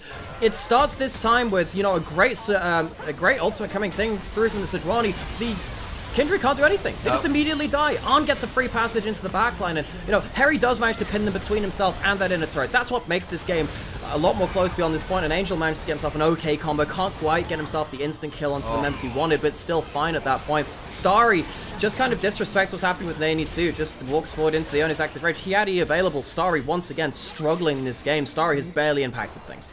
Struggling a little bit here, it's fair to say. The Zhonya's value was huge for both YSKM and Arn there to stop the initial kills coming through straight away, giving those resets, particularly over the Aatrox and the World Ender. This could have made that fight a lot more ugly than it was, but still, face broken, inhibitor down. Still could be a little afraid of the likes of this LeBlanc, who is at 4.5 items, can still be a threat in this game. Yeah, so Angel's been the carry for OMG, and we've talked about that so much, but I feel like, again, have to hit home how important Arn is to this team. Arn, the last remaining veteran on this team, who's really helped a lot of this team have some big carry to play around, has continued to show his importance to this team. The fact that he can play out these late game fights and have such a big lead over Starry has been the difference maker in favor of IG. Can it be enough to get this to a game 3? That is a 10,000 gold swing from 8,500 ahead to 1,500, 2,000. On the other side for IG, a monumental change in fortunes. Yeah, I mean, OMG, what, that's an 8,000 gold lead. That should be game ending, especially with the carries that they had. Now OMG, they're the ones which are pushed into their side of the map. Dragon is spawning right now. Tianjin needs to be really careful. Walks over Vision right there. I mean, at least Angel still has his Magi stacks. He's still pretty strong. He looks like he's going towards the death cap as well. Starry does have cleanse. He needs to be careful using that E. Very, very dangerous to be putting yourself at risk of being outnumbered. And luckily for Arn, he dodged out on that ult too. Starry not really getting value again. 2 inhibitors were down for OMG. They still bag. It still end up being a win for OMG, make no mistake, but they have put themselves back in a hole, and Invictus Gaming have greatly received the toss. Okay, so OMG through them. Yeah, Angel playing around Fog of War. Can he see someone here? You can see. It really depends on who walks in alone. Angel doesn't have great vision right now. He's trying to play around the side of the map. If you can catch someone off, he is going to still burst them out. Still very, very strong. Almost full build on this LeBlanc. You can see that Yscam walking towards the top side. Arn as well needs to be so careful. Uses that W. Oh, needs to be afraid. Angel doesn't pull the trigger. Doesn't know quite yet. No wards down here for Invictus Gaming. Ah, that's such a shame. If you can get that kill onto Arn, maybe everything changes, because he would be dead for the Baron spawn beyond that point. Arn is now in the mid lane. You can see that Angel is behind enemy lines. He's looking for maybe a wraparound on the back half of mid, but he's going to walk into members if he does it. He's been off vision for a long time. No one's face-checking him still. No one is still face-checking him. He needs to find a squishy target he can actually one-shot. Nani might force the issue. Get a decent chunk here, you imagine it's going to be a solid chunk indeed. Gets a massive half HP. Solar Flare afterwards. Gonna get the Yone. And it's the Angel from the mid lane which opens up the game again for OMG. Just as Baron spawns, the Yone goes down. No one knew he was there from IG. It just happened to be a Nani that walked past, and he goes down. It's going to be that Baron. IG are running towards the base. Are we going to see someone try and stop the ports? I don't think they're going to be able to in time. It'll be an inhibitor, I think, but OMG get that Baron. IG can't end the game, and they have to try and find something on the map after their mid lane gets caught out by the smoke and mirrors. Angel gets himself a death cap. Starry gets himself a Cyrildas. They get themselves the Baron, and they are ready to fight. Gold lead reclaimed just about 3 minutes until Dragon. They can start to shove one out. Their own inhibitor should respawn in under a minute. OMG finally find a way back in. Yeah, and also worth noting, Angel has that Magi, 16 stacks. The death cap also buffing up the AP you get from that. If you get that Magi's up to 25 stacks, you end up getting, what, 205 AP or something like that. And of course you got the Infernal Dragon on top of it too. Angel is at the point now, with this point in the build, where he will one-shot almost anyone. There's not that much magic resist on the side of IG. He's in the side lane. If he can do something, anything similar to that again, this could just be IG falling apart. You know who else has a death cap on? Full build Kai'Sa is shy a Zephyr upgrade to boots. Harry out! Gets into the backline. Tianjin stays alive for now. Harry going to fall down, but the turnaround can still be hit. Doesn't get Tianjin again does not get to press R. Tianjin jumps forward and dies. He throws himself into the cannon ultimate and throws maybe the game. Tianjin, an awful play coming through from the Kindred in one of the most important moments in this game. This jungler might have just thrown a 2-0 victory. Angel, the last remaining hope for OMG. Had Flash, had R, had Merc Treads. What on earth was that? It's a disaster play. And now with 20 seconds plus on both, they are with a Baron, yes, but still being shoved into. Angel trying to get himself the one shot, gets a good amount of damage onto Yscam. He has teleport. Nani jumps forwards, can't get that much. Arn doesn't have ult to follow up. The game will go. The chain just get Zonya'd. Yscam in danger though. Stays alive, has not had chance to reset as yet. There was no teleport on Harry to go around, but Angel has it. Could maybe look for a flank himself. Oh my gosh, OMG, they survive again. It has been a song of ice and fire, a game of throws, as both of these teams try their best to leave themselves open to those big combos. Tianjin might have just thrown this game. Angel is going to teleport to the bot side, going onto this. Arn has Flash, has ult again. He might get one shot, but I feel like Angel might just be able to get himself a chain here. We'll see. Misses the chain in the melee range to Sejuani. Can see what he was looking for. Was hoping someone was in the bush, but no. Arn did not reset there, taking the blue buff.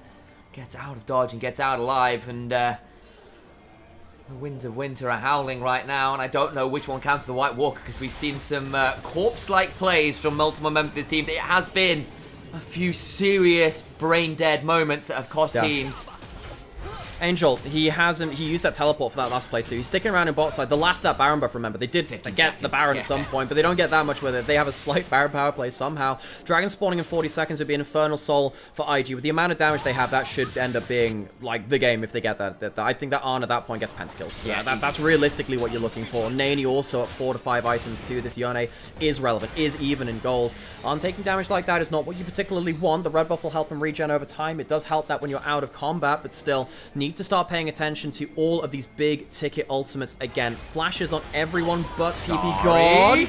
Goes cleanse away over the backline. The white game could be an absolute danger. Look at Tianchen though. Doesn't press R again. Finally, the Lambda Spike comes on through, but Vampire is dead to 1-4 right now. Look at Angel on the backline. Can murder a load of people. Golden is on, but for how much longer? They've got a triple kill on the Kai'Sa. Angel gets out alive, flashing away from Nani. I think they've done it. See what Angel could do. Can he get back to base? The chain hits. That might be it. Needs to be careful not to get hit by the Q. He walks into the Q and he dies. OMG from the jaws of victory somehow snatched defeats. And Invictus Gaming find life in a game where it should have been put to bed 6 feet under. They rise again and we'll be going to a game 3. How did OMG throw this game? High profile, high visibility mistakes thrown out from so many members of OMG, and IG bring it to even. They clutch it out, but honestly, it was OMG throwing that game. I do not know what to say. They were shoving on a final inhibitor tower. It should have been all inhibitors down, and a couple of mistakes come through. Tianchen multiple times over, playing on the Kindred, hopping forwards. Don't know what to say. Well, what we have to say is, we have a game 3. Folks, I'm Nymera, also known as Alex. This is Sam, my brother, also known as Initialize. We're brothers that cast with each other, and since there's no LPL broadcast on Monday, Tuesday, and Wednesday, but the games still happen, we have the co-streaming, right? So we thought we'd kind of fill in the gaps, and we hope you're enjoying us casting these games as well. We have done over 100 games of LPL so far this year, which would have otherwise been lost to time. We hope you're enjoying yourselves and making yourselves comfortable, as that game may be very uncomfortable. Yeah, did a bit of that. How the hell did OMG lose that game? Look, I think that YSCam was fantastic. I think that Nani had some big ticket ultimates as well, but realistically, this was a thrown game from OMG. You cannot phrase this any other way. You know what would make me feel better, Alex? What? Prime subs. Right, okay. Yeah, I think that would make us all feel a lot better.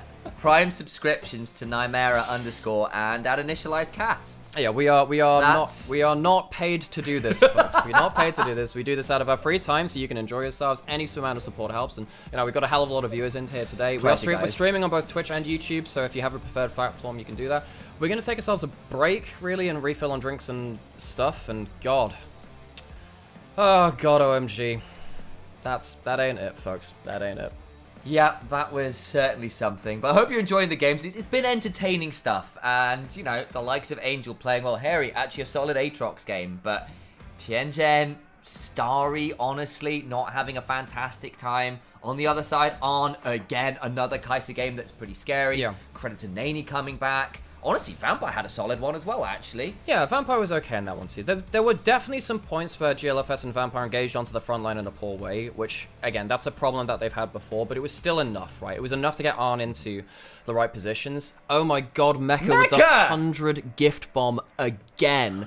Mecha, this is now the LPL fan club sponsored by Mecha Fanboy. Again, this he dude needs just to rename to the LPL Fanboy. He is in fact the LPL Fanboy. Jesus Christ. Well, if you got one of those 100 gift bomb, enjoy yourself. You won't have to see those ads after that point.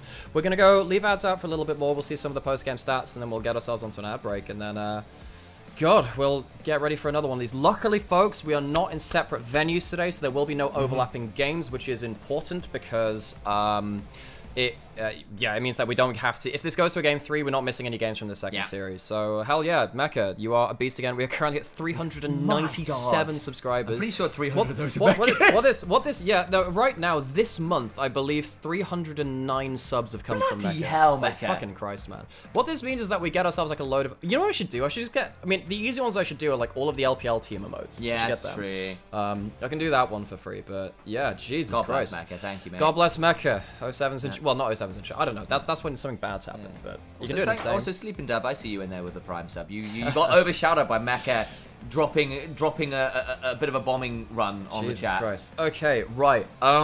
So, for those of you who were wondering why now I can get the life-size Ari statue, I did hear there was one going from the Riot Europe office, and because they couldn't use it because it showed too much cleavage. I mean, I don't care about that. So, is Angie in chat? Just Jesus Christ. Oh my god. So, YSKM, poor first ultimates to the game, really good ults beyond that point. I think On has to walk away with MVP again. He's so good. On has been such a ridiculous atlas for this team. He is holding up the world. This guy is, when the going gets rough, On is the person that responds. This guy has been so important to this team. This whole team is built around On's leadership and what he can bring in these clutch moments. He is so incredible, man. And on the other side, Angel was trying real hard this game too again. Oh, I'm going to run to the toilet quickly, so I shall leave you to it. Please don't knock the microphone. So good. Please don't knock my PC. I wasn't trying. It's quite tight. Yeah, I know that, Sam, but this is the problem. But if you knock the PC at blue screens, I'm going to be very upset with you. That but like, would be bad, holy shit, On is a monster. You know, folks. So for the record, folks, this is why I think On is on my shortlist for MVP. This team would be nothing without On. Like, legitimately, On is the only reason this team is relevant. He has been just so incredible. I don't know. There's not many ways to show his like importance to this team. Tianzhen, I don't know what the hell's happening with Tianzhen, but like that is super sus. Like, what the hell are you doing there? There is no way that works out. Like, Tianzhen threw this game multiple times. If you don't have Tianzhen, if you just have a normal, just like average jungler at that point who doesn't really affect the game in any way, you win this game. That is insane. I cannot believe that Tianzhen threw the game that hard. That is insane. That is, yeah. Yeah. I don't know what else to say. That's, yeah.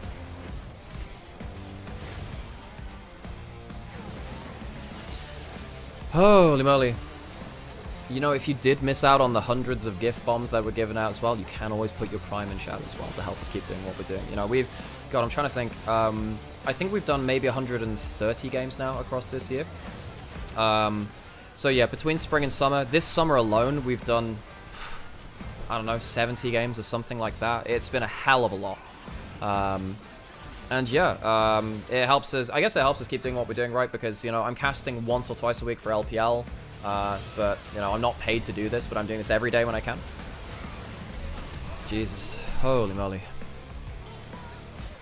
Yeah, I don't know. I mean, I feel like at this point, I don't know. Mecha just gets to demand whatever the hell he wants out of the stream at this point. God damn. And, you know, Tianzhen doesn't get the ult onto Starry again. I don't know. I think you've got to be in position to ult the Ezreal at that point. This is my problem with late game Kindred. If you're ulting people with, if you're ulting people to survive that big knockup, that like the big damage, that's in something. Angel ends up just like jumping into their QW. You can't do that into a late game, Yanni. That was a big mistake from him as well. Lailola, thank you so much for the resub with Prime. I really appreciate it. See, someone gets the message. No, I appreciate it. Okay, folks, we're gonna get ourselves a quick ad break so we don't get those ads during the next game. What happened to Xiaofeng? No idea. They don't want to play with them right now, so they don't want to play with them. Gonna get ourselves an ad break and then see whatever the hell happens here. God damn. God damn. Gosh darn it. Right. I wonder who gets away. Who gets away with MVP from this one? I mean, it's gotta be On. On has to have the MVP, right? On had a monstrous game. Give us that MVP for On. Yeah, there we go. Incredible game from On. Incredible game from him. Yeah, I think that On is by far the most important player to this team. Even when they've looked shit, On has been absolutely freaking incredible.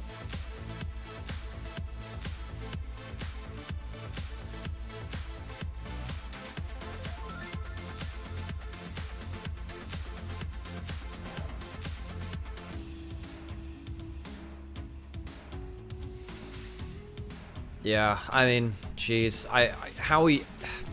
if Tianzhen and Starry are impacting the game like this, it's a big problem. Because I think that, yeah, I think if you have any other AD carry and any other jungler, you feel a lot better at that point, which is a huge issue. That's a huge issue. This is such an important game for them. No, if OMG get to 3-0 and they put IG down to 1-3, that makes it much easier to get through in the top of this group. That, like, the fact that IG managed to like receive that gift from the gods. That's insane to me. That is insane to me. I don't know who. Yeah, there are two top. I mean, OSKM had some fantastic flanks, but it's On that won that game. On 100% won that game for them. Will it ever win Who Wins polls soon? We do that. We already do that, Bez. We already do that. We do that in the predictions. We do that in the predictions. Yeah, we do that in the predictions. You can see that. You can bet your channel points on it. So you can do a bit of, yeah.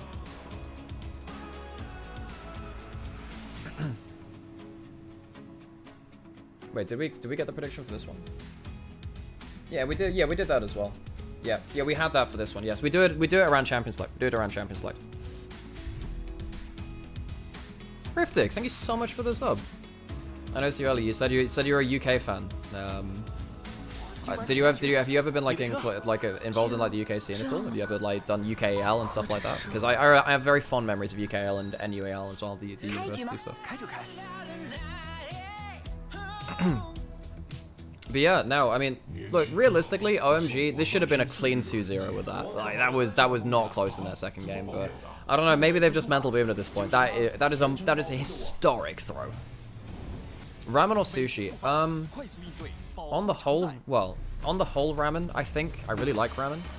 I prefer udon. Udon's my favorite kind of noodle soup. I like udon a lot.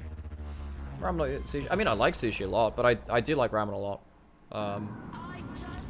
There's a good onigiri place just around the corner from me as well. What kind of udon? I like hiyaatsu, where like you have the cold udon, you kind of dip them into the soup, so that's kind of fun. So hiyaatsu are kind of cool. Oh, you never got what kind of favorite food is? So I like a lot of different kind of foods. My favorite food place in London is a place called Koya, and that is an udon place. That is really good beef udon. But yeah, I really like udon. And again, the hiyaatsu there is really cool. It's like handmade udon noodles too. It's not got the highest capacity, that place, but like go to Koya. It's in Soho. It's kind of right next to Ronnie Scott's, I think it is. But yeah, if you're ever around London, that place is awesome. Predictions for LPL Worlds teams. BLG, Top Esports, JDG. I think it's hard for them not to go because it's based on channel points. And also I think they're just good right now. Fourth slot is really interesting. You know what? As much as it pains me, I think Weibo might make it. I think Weibo might make it somehow. Hey, by the way, folks, if you can't subscribe, I'm not asking you to do anything you can't do, folks. Like, yeah.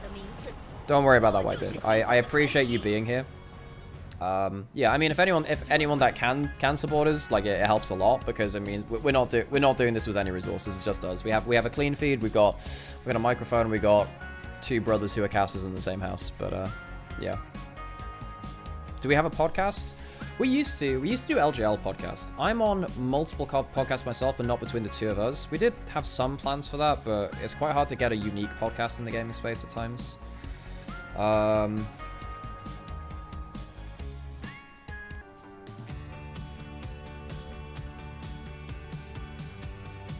Yeah. So I do 2 in fact, actually, I'll say that now. I've got a thing for this here. So if you like hearing stuff about LPL and so obviously I do LPL on cast. If you like LCK and LEC, I do a podcast on Rich's Wrath's channel on YouTube with Kier and Rich, and we talk about. So this comes out about once a week, both of these episodes. So we talk about LEC on EuroLeague, and we talk about LCK on the complaints truck. So yeah, hey, how does it go? You're on television? No, I'm on the television. Wonderful, cool. But yeah, if you enjoy like other regions, you can catch me in terms of podcasts there. But Sam and I don't have a podcast ourselves right now. We might end up doing an LPL podcast at some point, but it feels a little bit too late through summer to do it this time though. So, yeah. Here comes my once a week fun facts. Fun fact. We should be getting into draft soon, so I need to be careful with this one. Fun fact. Let me think. Will I be on the lineup for casting EMEA Masters? I don't think so. They haven't reached out to me, and I don't know whether I'm going to be doing LPL finals over the EMEA Masters date, so I doubt it, sadly. I love being part of the EMEA Masters, but I don't think I will be. I'm not sure.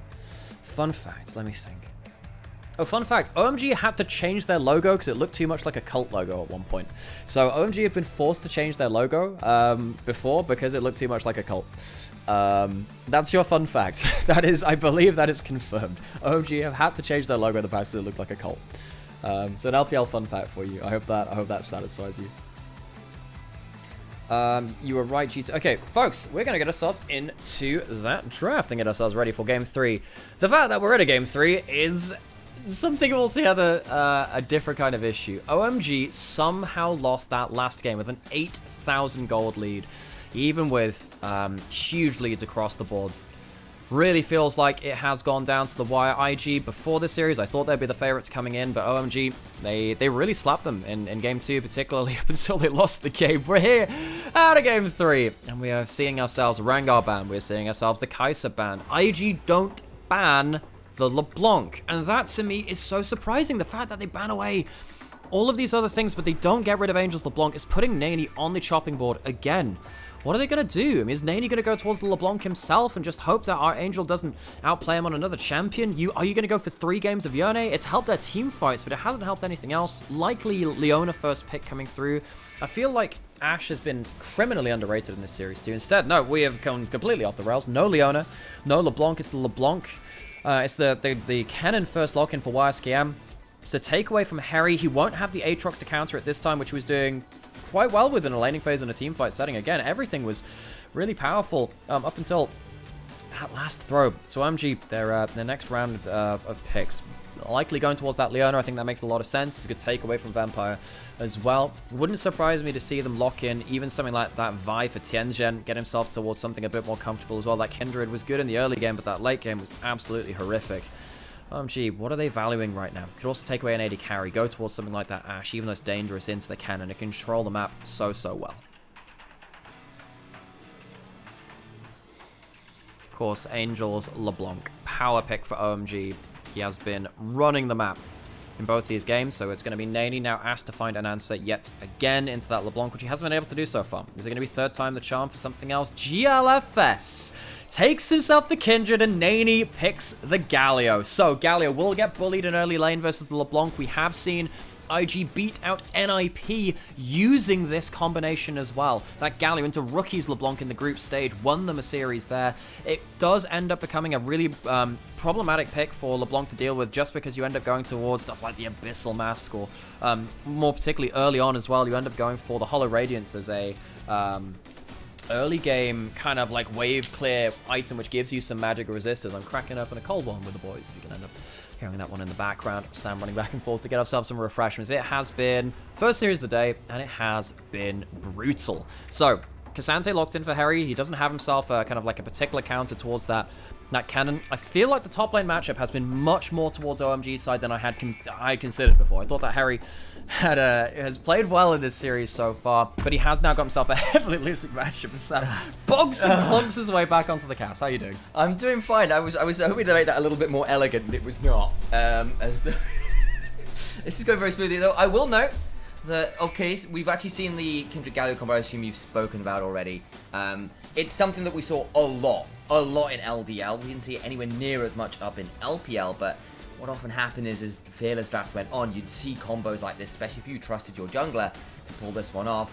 I wonder whether GLFS can do it. Had a solid enough game on the Lilia, which he first picked, didn't manage to pick up the win, and actually a pretty good Sejuani game, but this will be a different kettle of fish entirely. You're going to be requested and asked to be very much the tip of the spear alongside the cannon to get real value out of Nani on Gary. I think this Ashe has been very low priority for a while. Now the problem here, OMG have been giving good flanks over to IG, and you're picking yourself in a mobile carry. You are going to be picking a mobile carry one way or another. I think the Ashe could be very powerful. Ashe Leona very, very strong, but it does feel like his Sam cracks up for the cold with the voice as well. Folks, we need the energy right now. He's going to leave his AD carry to last pick, but Starry has been such a weakness for OMG in this series. I wonder what the problem is now. Do you just try and this last pick, does it save him, or does it just delay the inevitable? Arn still has lane dominant picks. They banned away the Braum and that Draven, which are very powerful in lane, and they're very good for Arn, but it does feel like Starry is still going to have a really difficult lane. You don't have the easy AD carries now.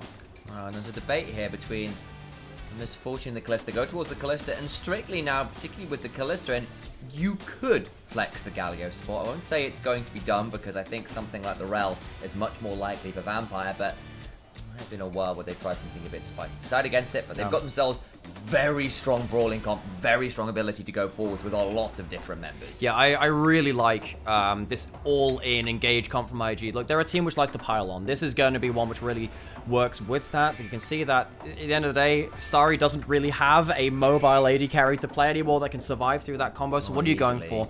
The Ashe is lane dominant. It works well into the Callista because of that volley and the auto attacks and slow Callista's auto attacks.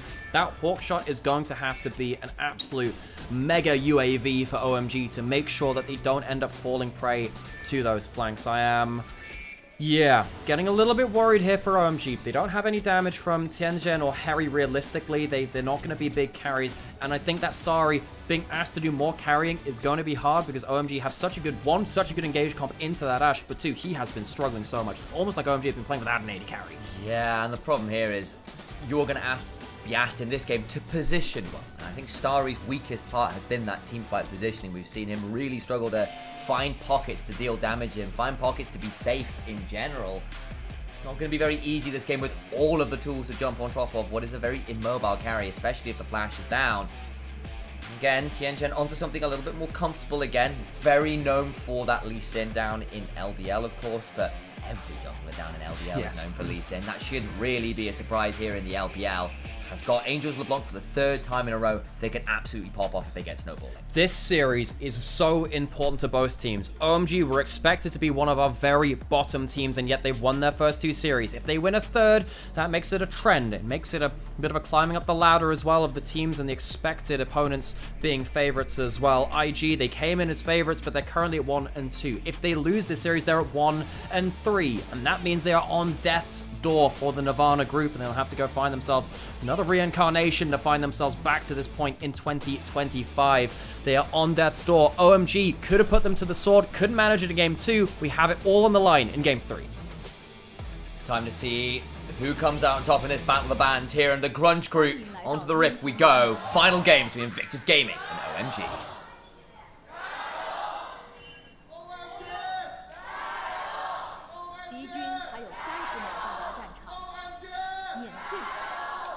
Fans are well and truly fired up. You can understand why. It's been 2 very interesting games. OMG have largely proven to be better for large portions until it matters the most. In game 1, they managed to hold their nerve and win the game regardless of some serious heroics, particularly from Angel. Game 2, they had 2 inhibitors down. They were up 8,500 gold. It was over. And then it wasn't. It was over and then it continued in the opposite direction. It went full into reverse and OMG somehow lost into that game 2. So now it's GLFS going towards that Kindred. I think that GLFS has been really good on all forms of the AD farming junglers. I think that his Viego's been pretty good, but largely it's been his Graves, which I was very impressed with. Now going on towards that Kindred with the Galio over the top. It's very Season 8. Very Season 8. We saw KT Rolster, one of the best teams in the world, playing that all those years ago. This is a combo which has occasionally reared its head and it allows GLFS to be a wrecking ball.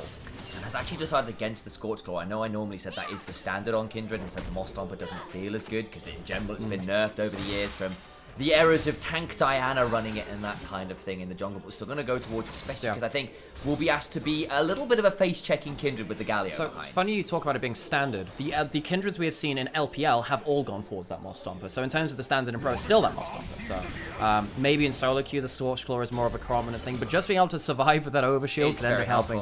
Quite importantly, on Vampire, on a lane-dominant duo, they have done well at these kind of punishing plays in bot lane, particularly through on a Vampire combing up around these brushes as well. Starry and PP God, they have been one of the weakest in this group, and IG, in an important game for them, find themselves at 1,000 games in the LPL. This team has been around since the old days. They have been around since the start of the LPL. They are not in their glorious golden era right now. They're far from it, but they are still competing here after all this time. You know what? It just feels nice to see these storied organizations keep at it and just, yeah, keep being here and show results. On the other side, OMG. I shudder to think how many games they've played at this point. Them alongside the likes of WE have been here a very long time indeed.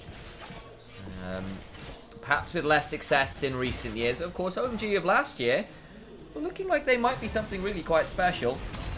This time around, quite as successful on the Rift, looking to turn their fortunes around here in the Nirvana. Okay, you can see that Angel bullying out Nani has gone for the Aftershock. It's really hard to proc your Aftershock here as well. A lot of the time, the LeBlanc just ends up going towards like really nasty auto-attract trades onto you. Kind of surprised they didn't go towards the first strike, but that has been something that's been nerfed after a while. You can see that Angel just trying to fish for these free autos, trying to deny Nani as much CS, and the first wave stood behind the minion wave and just made sure that Nani was outside of XP range and is now a little bit down. Discussed the way Angel has played this lane into Nani in general over the series, but we've got in the lane here, so I'm just going to hold on and see whether this lane gank comes on through. Likely just shielding against what might be the Lee Sin engage. There's a Yeah, there's a minion advantage for OMG, and you have all summoners there with an exhaust. It's quite hard to find anything particularly big. Tianjin is going to walk down. He's going to be seen just helping the crash come through. They'll see that ward die right there, right now. GLFS spotted. That's a bit ugly. Gets hit with a Zenith Blade, and Tianjin stuck in the minions. Doesn't really get to go on forwards. Finally safeguards in, gets into the backline, and First Blood comes across regardless, and now Tianjin's too deep. OMG, it's a disaster play in the bot lane. Tianjin gets stuck in the wave and pulls his safeguard late. He can't get his Q on target, and it means that PP God goes down and 2 flashes are blown. Vampire still has flash. There's a bit of a danger point there. OMG massively misplay in the bot lane once again. PP God and Starry really struggling here as IG just looked to see that guy just stuck in the minion wave. What can you do when you can't get that Q on target early on? Couldn't get in range for a safeguard, I guess. Either didn't have ward up or something. Either way, it was a bit of a mess. Now in danger, though, the bot lane. Everyone's really low, and Starry can keep them all down here. Still a flash on Vampire. So now, this could be a bit of an issue. You can stop this recall coming through, and you've now got PP God back. You still don't have summoners. No mid lanes coming through. You've managed to stop them from getting back. This is important. They still don't have that kill gold and assist gold spent. It means that because OMG managed to stop this amount of kind of... minions being picked up by IG, they're going to lose out on some XP, they're going to lose out on some gold. Starry is a full level ahead of Arn, so even though they lose the kill, I feel like actually Arn is in quite a difficult spot now, being down so much CS and XP. And again, it was the Rel that picked up the kill as well, so it's not like there's that much gold in Arn's inventory that he's waiting on. So gets back with Berserker Greaves at least, and that's always a huge spike for the Kalista. That it is. So that's going to be really important. And Arn and Vampire, once again, finding a decent laning play. I feel like their laning phase has been the peak of their play so far. Good two-man Zenith Blade, and gets his Eclipse on point too. But the big thing here is this Tianjin gets minion blocked. He gets minion blocked. Tianjin, if he doesn't get minion blocked, he can get onto the target more quickly, and maybe PP God can stick around for an extra auto, knowing it'll be a 1-for-1. GLFS does end up blowing the flash, but both flashes end up coming back as Vampire gets a good crash down. Vampire a good value in that play. But OMG, they are kind of ruining their own allied minions there for the minion block.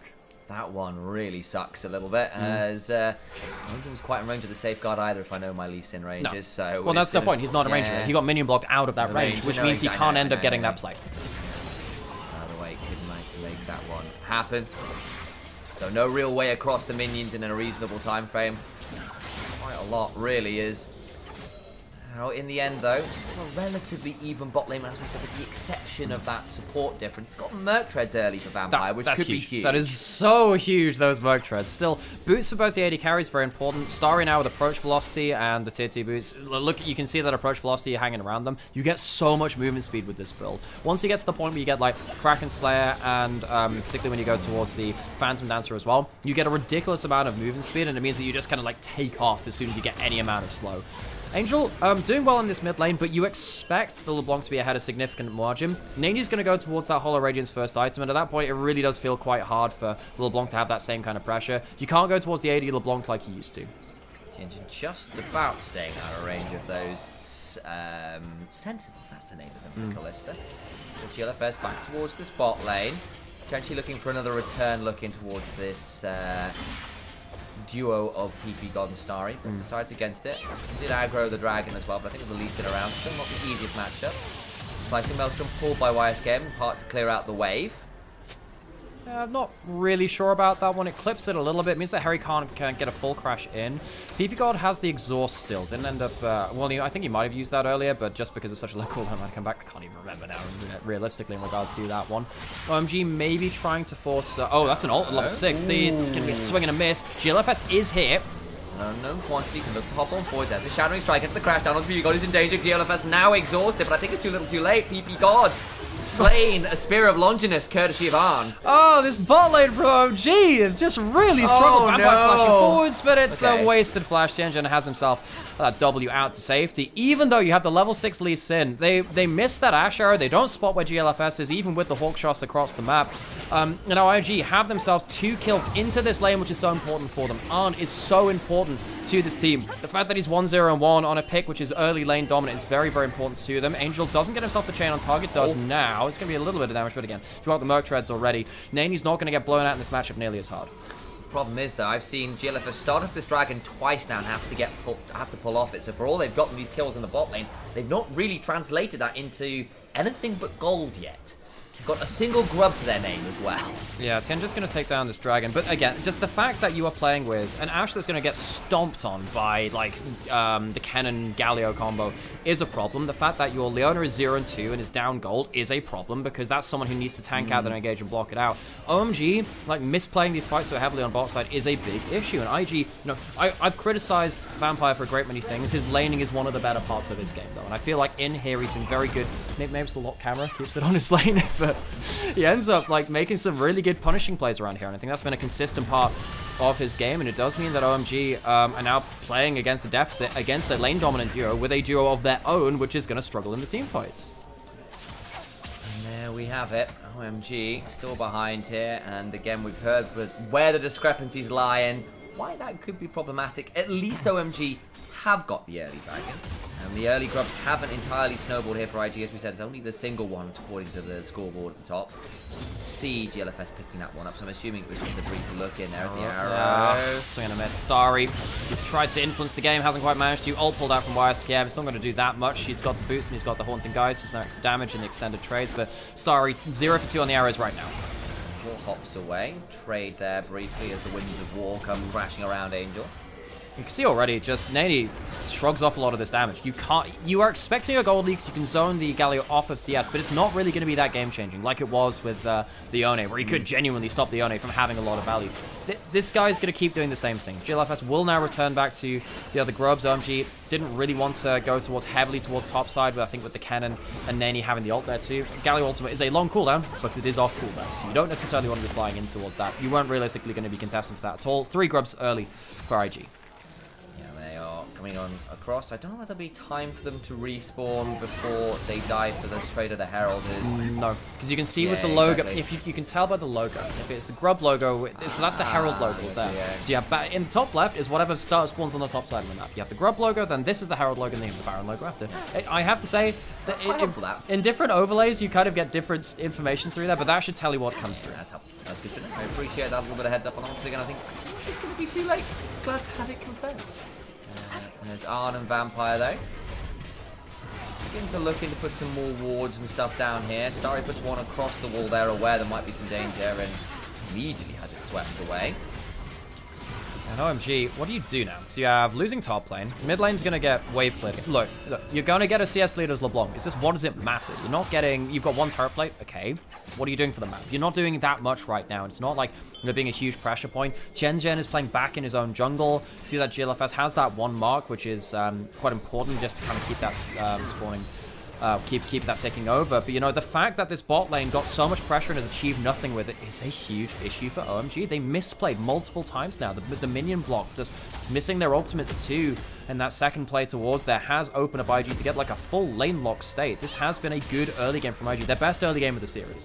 Oh, by far. And on the other hand, you're looking at someone like Tianjin who's locked in this Lee Sin. 2 looks in bot lane have gone wrong for different reasons, and yet to really pair up with the LeBlanc. You feel like that's partly what the combo is locked in for, is to have those 2 really kick it off in the mid game. And first item done for the LeBlanc. You're not quite there for the Lee Sin, but you need to start looking for something in the next 5 minutes or so, or this game is going to be pretty lights out, you'd imagine. You just wish you could have the AD LeBlanc against this Galio. That makes that matchup so much easier. You just can't do that. This is why Galio was always an annoying answer into the LeBlanc, because yes, you can force him back, but what does it matter? Later on, he just stands and wave clears, and then you can just ult away from you at that point. So, OMG, they're going to go walk in now across the map. Tianjin and PP got potentially on a bit of a roam if they want to do towards that. Towards the top side, we see gank coming on in. Harry will go all out and drag the Kindred away, but will have that ability to throw down the ultimate, maybe required to, does so. Not taking turret aggro quite yet. There's a Q, nearly into the arrow, not quite enough, but here come the rest of Invictus Gaming to finally kill off this Cassante. Why is he pushed up that far? And if he is pushed up that far, why isn't Tianjin or PP God there? The misunderstanding from Harry and what he can do in lane costs him. He plays it out well, but realistically, no one's going to work it towards him there. YSKM doesn't have the ult now. If the chain lands, he's in trouble. The kick does first. Q comes on in. The damage afterwards will be donated over towards Tianjin, and they do make it a 1-for-1 in the grand scheme of things. Right, that's something. But Tianjin with gold is not necessarily the most valuable person to have it on. If you can get that onto the LeBlanc so they can snowball to a point where you get like a Crypt Bloom next or something like that, maybe they can start running over the matchup a little harder versus the Galio. OMG get on the board, but you know, the more I'm thinking about this game, the more I'm thinking Why didn't they just win game 2? This one's looking quite difficult. IG are in a great position now. They're ahead in gold. They have a Kennen who's getting up to a point of power against an Ashe who's not really at a point of power themselves. If the Ashe dies, OMG run out of damage. Angel can do a lot, but he can't carry this game alone, I don't think. Not into the Rel and the Galio and the Kindred ultimates. It gets really, really hard. So that's going to be something which that they're going to have to be worried about, or OMG. They don't have the grubs this time either to help them win through side lanes. Game gets hyper late. You wonder whether the Leona and Cassante just frontline difference might make something, because you do end up in a position where particularly the Kalista can be a little bit harder to get damage out of, but in some ways I don't think they're even going to get to that point. It's not like they're going to have no options later on either. Yeah, so there are no second round of grubs. Herald's coming up. You don't have that. You do have the ultimate coming from Tianjin very shortly. It's just not up quite just yet. I was just trying to read that icon a little bit smaller. It's going to be quite hard with that one because it's just shaded out. On the other side, IG, they're going down towards that dragon. That does mean that OMG, they're peeling off of the Herald. They don't really get to contest this dragon, I don't think. They might go towards Harry. He's overextended again. There's an ultimate for YSCam. This isn't looking great. They don't have a teleport from Angel. That's a dead percent. W flashes away, gets out to safety. Okay. Yep. All right, YSCam. Now that's a problem because now YSCam doesn't have his ultimate. Next big fight of the game, maybe things become more problematic with it. You have a mark here though for GLFS. He'll get himself up to 2 marks from that one. OMG will take themselves that help. I was wondering if they'd come down and contest that dragon now that the Cannonball is also down. Nady's putting his head in towards top, so I don't think he realistically wants to do much else except spot that it's there. This is this is good Safari League of Legends. Walking up, spotting the wildlife, in this case fighting, and then getting information from take a quick snapshot for your family / teammates back home, but then you don't stick around. You don't live there. You're on holiday, guys. I'm not Safari League of Legends, folks, is watching objectives go down and not doing anything about it. It is one of my least favorite things to do in League of Legends. I'm sure it's great to do in real life. Don't do it on the Rift. If you're going to go towards an objective, do something with it, whether that is contest or look for a cross map or something like that. That would be the important point. Herald, put into mid lane, trying to open up this mid lane out of turret. Is there wave clear here just yet? No. Is it going to be enough to take down the entire turret? I think it is. Ooh, get that one. Flash on in from Vampire. Gets into the backline. That's a lot of damage on Starry. Tianjin, I apologize, who goes on down. No ability to get out there with the safeguards. I am very surprised that Starry and PP didn't just throw their ultimates to try and buy some time. Now, because Tianjin is down, there's going to be a potential of the Herald, not the Herald, but the push back onto this mid lane now. There is still engage here from the Calistral if they want to go in. Wave clear should be enough for now, but I feel like OMG just kind of left Tianjin out to dry.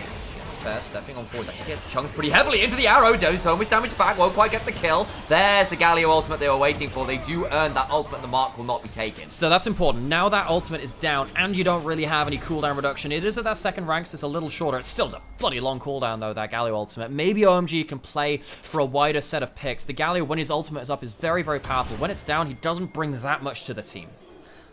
Not necessarily. Very important utility, obviously, from that, and it's very good pairing with a load of the divers, with the Kindred. You've got options here in terms of whether you play it defensively or aggressively, and will be often required, I think, here into the likes of the LeBlanc and the Lee Sin, who are going to want to burst out a target. You can see why Angel was kind of hesitant to go on forwards again, because they were aware it was very much that ability to respond from a long way away. I will say, OMG, they've not been fighting very well, and I think they've been misplaying quite a lot. Getting that mid lane out of turret does help. Getting that quite easily with that Herald can give them a lot more options to maybe push up and force Arn and Vampire to play a bit more defensively. I think that when you've got Arn at 2-0 and 2, keeping him back in that lane is really, really important. OMG not having grubs sucks, because if Angel can just keep hitting this, it's really, really important. Yeah, you do have, you know, magic resist. Magic Pen works on towers. It's one of the ways that they made mages more relevant at killing towers. You go back 10 years ago to Season 4, you have to pick double AD carry comps to kill towers more quickly. But yeah, they can still take the towers pretty well, but it's not nearly as easily when they had like 5 grubs in the past games before this. Angel can't necessarily win through side lanes very easily, and Harry is down 2,000 gold. He's never getting near a tower. No, but on the other hand, this Cassante will continue to prove pretty obnoxious. Not that great tank killing, unless the Kindred starts to get the 3 marks. Kalista not always the best, requires a lot of spears in, and you don't want to be in spear range versus the Cassante with all of his ability to pull you back with a Q3 and stuff. So if Cassante can get to, say, 3 items, might be trickier to manage. So the pushback I have on that is that this cannon build is really good at killing tanks, because it's not the Protobell cannon. You have the Leandra, so between having that and you have to itemize magic resist, you can get dunked on. Angel, he'd love to have his teammates here. He might have a teleport coming through from Harry, but they're going straight for it. It's across for now. Flash away afterwards. Does have to burn the additional summon that gets out alive. Yeah, I was worried maybe that Vampire was just within the edge of Q range. They have themselves 3 grubs. Can they take this full turret? Maybe. Just about. So IG get themselves a win in that side lane. On the other side, the crosshair from OMG is slow. Harry was pushed back from that turret. Nothing's really happening there right now. Tianchen will be able to take that bottom crab, which will be the mark for GLFS, so he's going to be slowed down in his mark taking. But I mean, OMG are behind in the map. IG, for once, are starting to get themselves like breathing room. They get themselves breathing room. For the rest of the series, they haven't done so. And this is the problem I had, like, looking at this matchup. I think that OMG can contend with IG. I do still think they are a little bit behind them. They have failed in some of these clutch moments. In Game 2, that was more than failing in a clutch moment. That was just throwing the game handedly away from them. They should have won this series, but this is the problem with a team like OMG. It's a lot of new members coming together. Starry is not the starting AD carry from the start of this year, so that's one roster change. They've changed out Angel and Longfeng apart. He hasn't always been in the roster, but that's maybe call out a half roster change. Tianzhen's been changed. Harry's been changed. So you have yourself, what, 3.5 roster changes for this team? YSCam has come in for IG. That has changed some things for them as well, but largely OMG is the team which is dealing with the most turbulence in this. It was definitely the position that they found themselves in. This is the most difficult position OMG have found in all series, I think, in terms of their early game. They had such strong early games. Now IG get to return the favor. And, you know, I'm glad you called it out as well, because I'm so used to considering Kennen more of a burst champion necessarily that consistent damage, especially with AD Kennen disappearing a little bit from relevancy over the last few years, that you're right, it's still going to be difficult to manage in the side lane. And now he's also like, well, how do you find a pick to turn things around as OMG? Because what your comp does when there's, you know, all of the CC, when there's the ability to respond with a land spike, with the call to Galio for a 1-800 help me. Dragon up in 10 seconds now. Are there good flank wards? Yes, there are. YSCam currently on the bot side of the map, has flash, has teleport, can either go in for an organic flank, he built this one at home, or he can start teleporting into the fray. That teleport is Nani. Of course, that's going to be important too. That Galio ultimate at that second rank has that 1.5 item point. Isn't that far behind LeBlanc either. OMG, I don't think they win the big team fight. This is a big problem. Starry has done nothing with his arrows. YSCam is found out by Harry. Angel's hit. The chunk misses the chains though, forces the early ultimate. There's the Galio afterwards. Harry gets knocked up, not in danger quite yet. Now is in danger as the follow-up with the crash down magnet storm is absolutely gorgeous. Angel tries to wait around to give Harry an E target to increase that range, but he just leaves himself out in the open. OMG, they don't end up winning the grouped up fights. They don't end up winning the split one here either. YSCam gets out and OMG starting to rue again that Game 2 loss. An absolute throw from them as IG start putting on the afterburners, start pulling off the combos. Vampire can maybe go, I think maybe he's gone too far there actually, but he does have the back down. And he has the Callisto ultimate. He can play as safely as he wants. And he goes on in, gets another stun, but that'll be Starry immediately cleansing on out. It is that full, I apologize. CC of some variety. Yeah, that one is pretty nasty.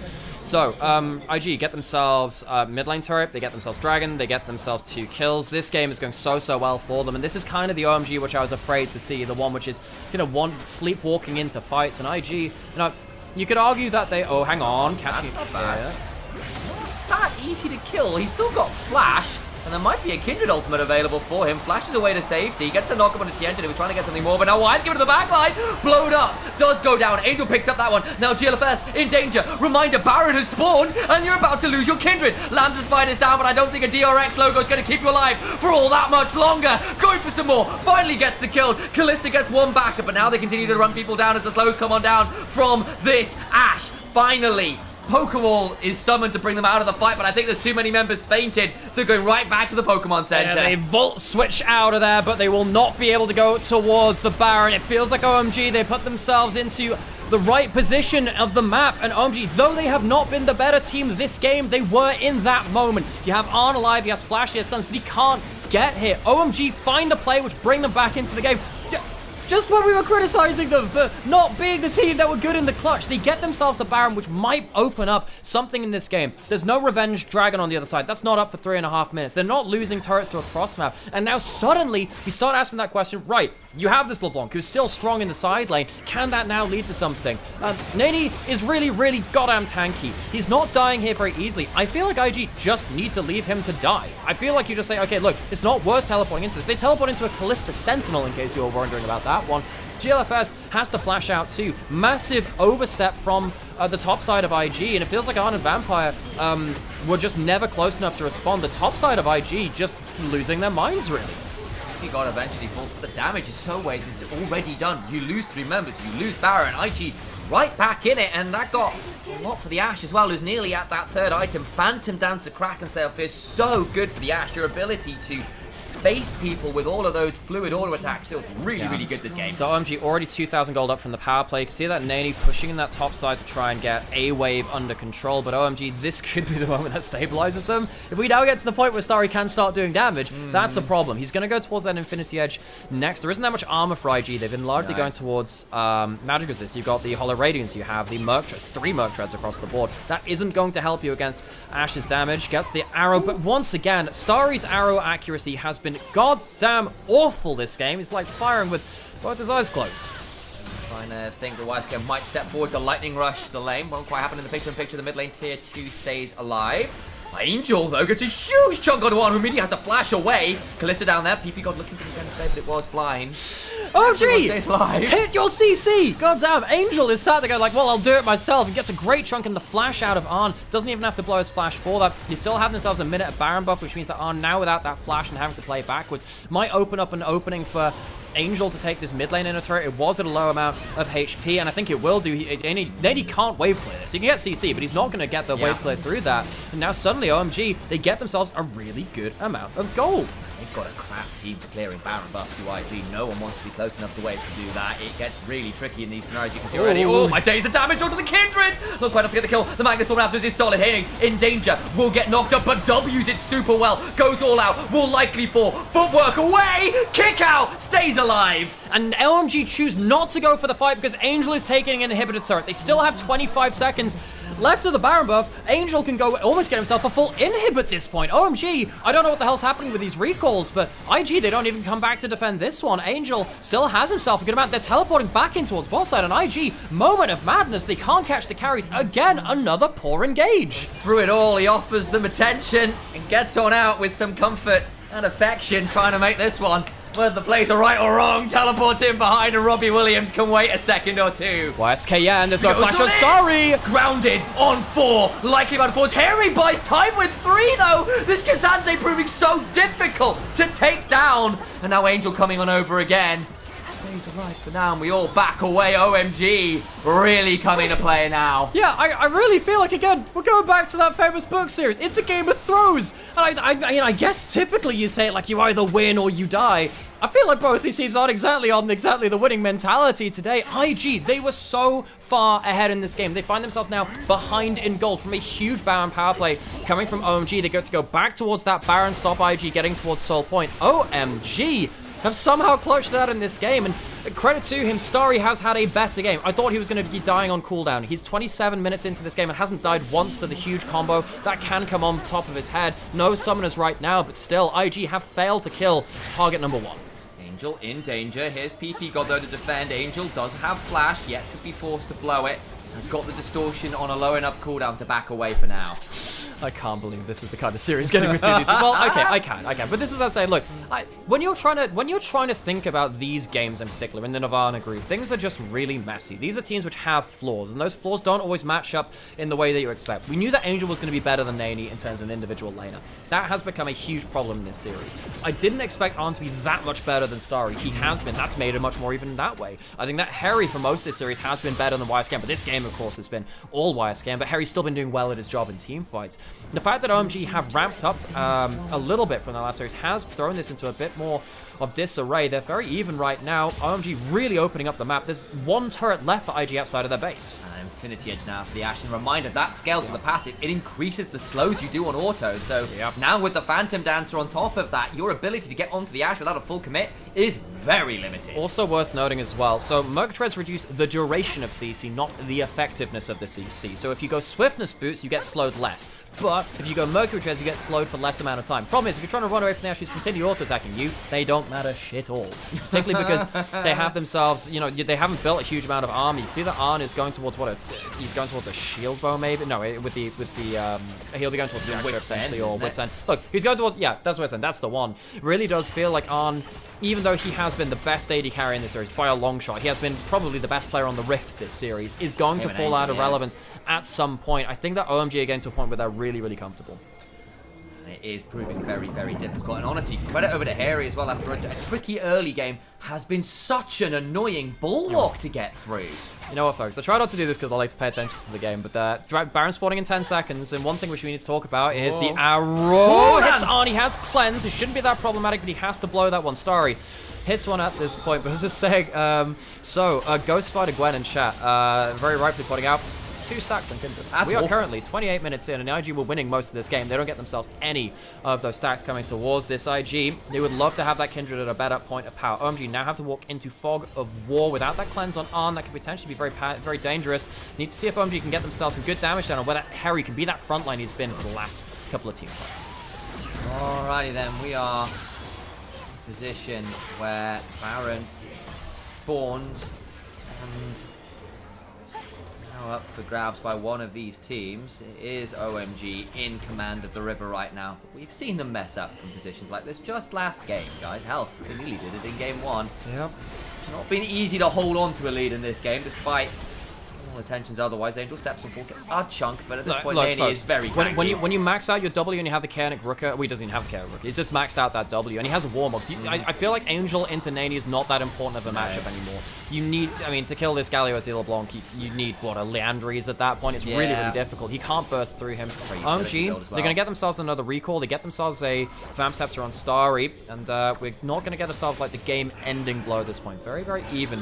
So, IG, what is their game plan? They have themselves potential for a YSChem teleport. That's very important. Flash teleport. That's another arrow. This time on, no flash.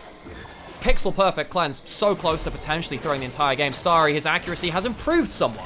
Yeah, beginning to draw a bead on in. No puns towards the Tristana happening, but Robin Hood may not be quite yet, but the training arc is nearly over. We all see how that works in anime. They were the underdogs for a lot of this game. Now looking like they might be right here to fight back and claim game 3. Yeah, so now what are IG going to do? Do they have any wards? They don't have any wards. This is the big thing. They don't have anywhere for YSChem to get a flank onto. OMG going to start burning this down. Very, very powerful. Starry, can he start damaging through Nani? Nani is completely spaced out. Boy. This is not where he wants to be. Flashing away. Vampire gets to the backline. Tianjin stays alive though, and Nani's gone. Trying to get some more damage. Solar Flare sets him right close to the sun. The damage back from YSChem is solid enough for now, but it's just isolated. Another comes back on through. On, untouched. GLFS gets the ultimate, but a Q3 from Harry is gorgeous. And down goes on. Triple kill to Starry. Quadra kill, I apologize to Angel. You'd think I could read the screen. And OMG are the only team in the LPL that can win a goddamn team fight with a Lee Sin kicking a cannon onto their carries. OMG, they throw game 2. They're behind in game 3, but it is Invictus Gaming who walk away broken. They walk away shattered. IG find themselves at 1 and 3, falling to the hands of the old gods. Oh my days, it was a rough river rapids of a game, but down the waterfall they go. And you be damn sure they'll be loving Angels after the end of this game. A stellar series from their mid lane. I can't believe they won in a team fight. That cannon gets kicked onto the carry. I know. Folks, this is Chinese League of Legends, folks. This is the LPL. OMG walk away with a 2-1 victory over IG, and you know, at the start of today, I thought that IG were probably coming in the better team.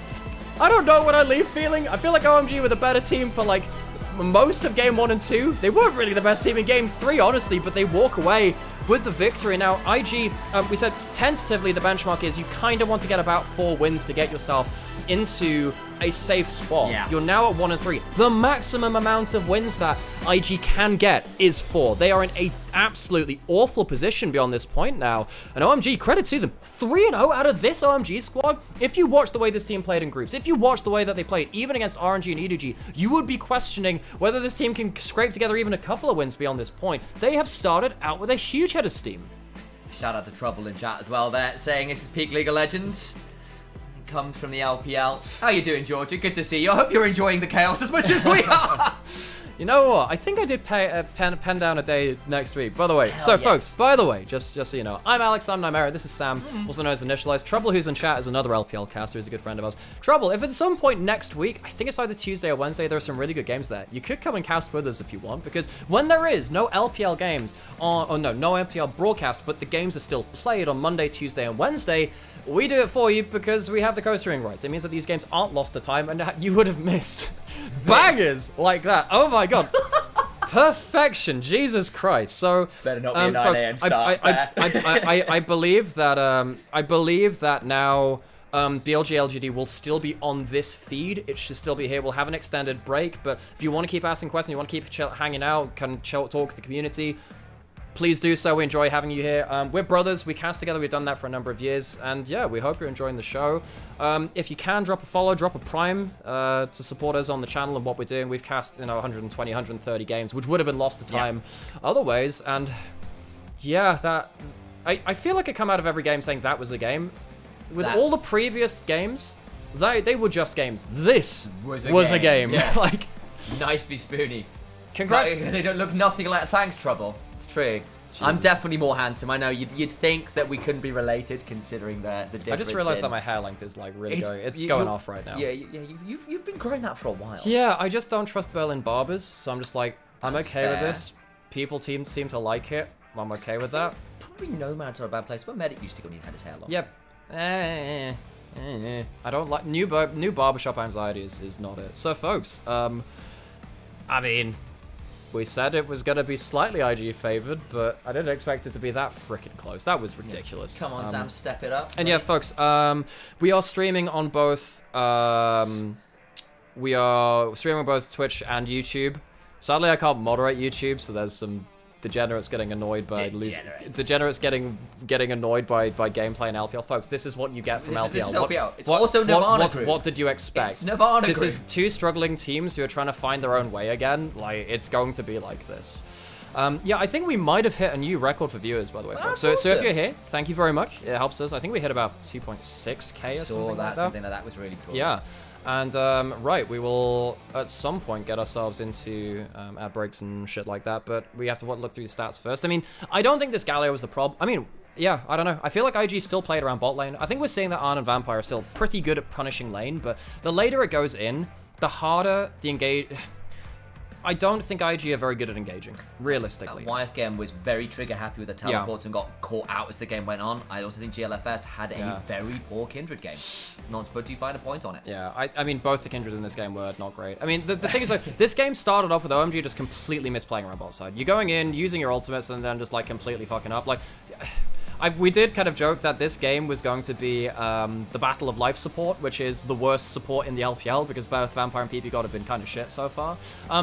I do think maybe Vampire was slightly better than PP God today. Yeah, I kind of agree. But folks, neither were great. So it has been challenging, folks. It has been challenging. Boy. I don't know, man. I think that the biggest thing I'm taking away from this is that Starry really struggled. The fact that Starry was blown out to this degree was a huge issue, and a lot of that was just like individual mistakes. In credit to him, he did have a good Ashe game, but the first two games were great. And don't let that third game, which was a solid Ashe game, with the exception of a lot of the arrows early on, even then, right, wasn't fantastic.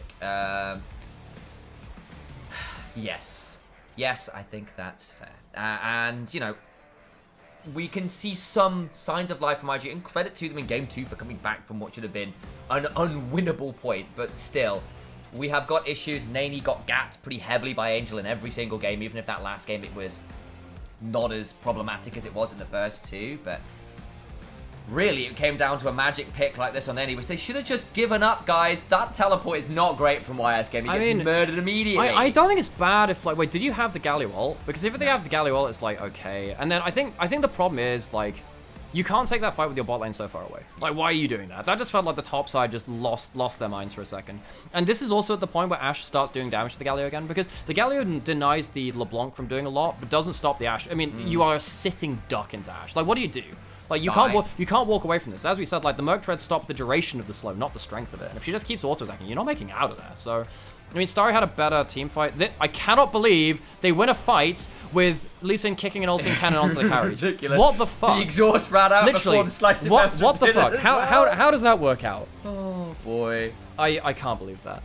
Man. Okay, we need to get hydrated according to LP. And thanks, OX Rush, for the sub, by the way. I appreciate that. If you click on my name in the title as well, you can sub to me too. Absolutely. That's This is my wonderful brother Sam. So we're gonna go on a bit of a the stream's gonna go on a bit of a break here from the feed that we have because it's gonna be what about, I don't know, 20 minutes or so until it starts up. Maybe it might be less than that thinking about it. I believe that there's no second stream for this. It should just switch over on this one, but we'll check. Fun fact for Lamau LP. Let me check. Let me think.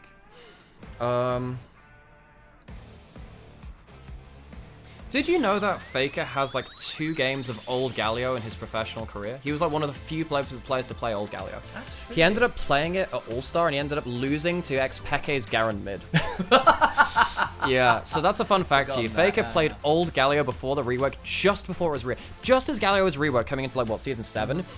Old Galio was starting to pick up steam because he was really, really good at wave clear at that point. Yeah. God bless Angel. 3 Yeah, insane games so in the vlog. that's your fun fact. Faker has 2 games of Old Galio, and he actually looked really good on them. Yeah. He also played Olaf into Aurelia mid. That was against the Bangkok Titans in the group stage of Season 5 Worlds. And played Master Yi mid and Riven mid.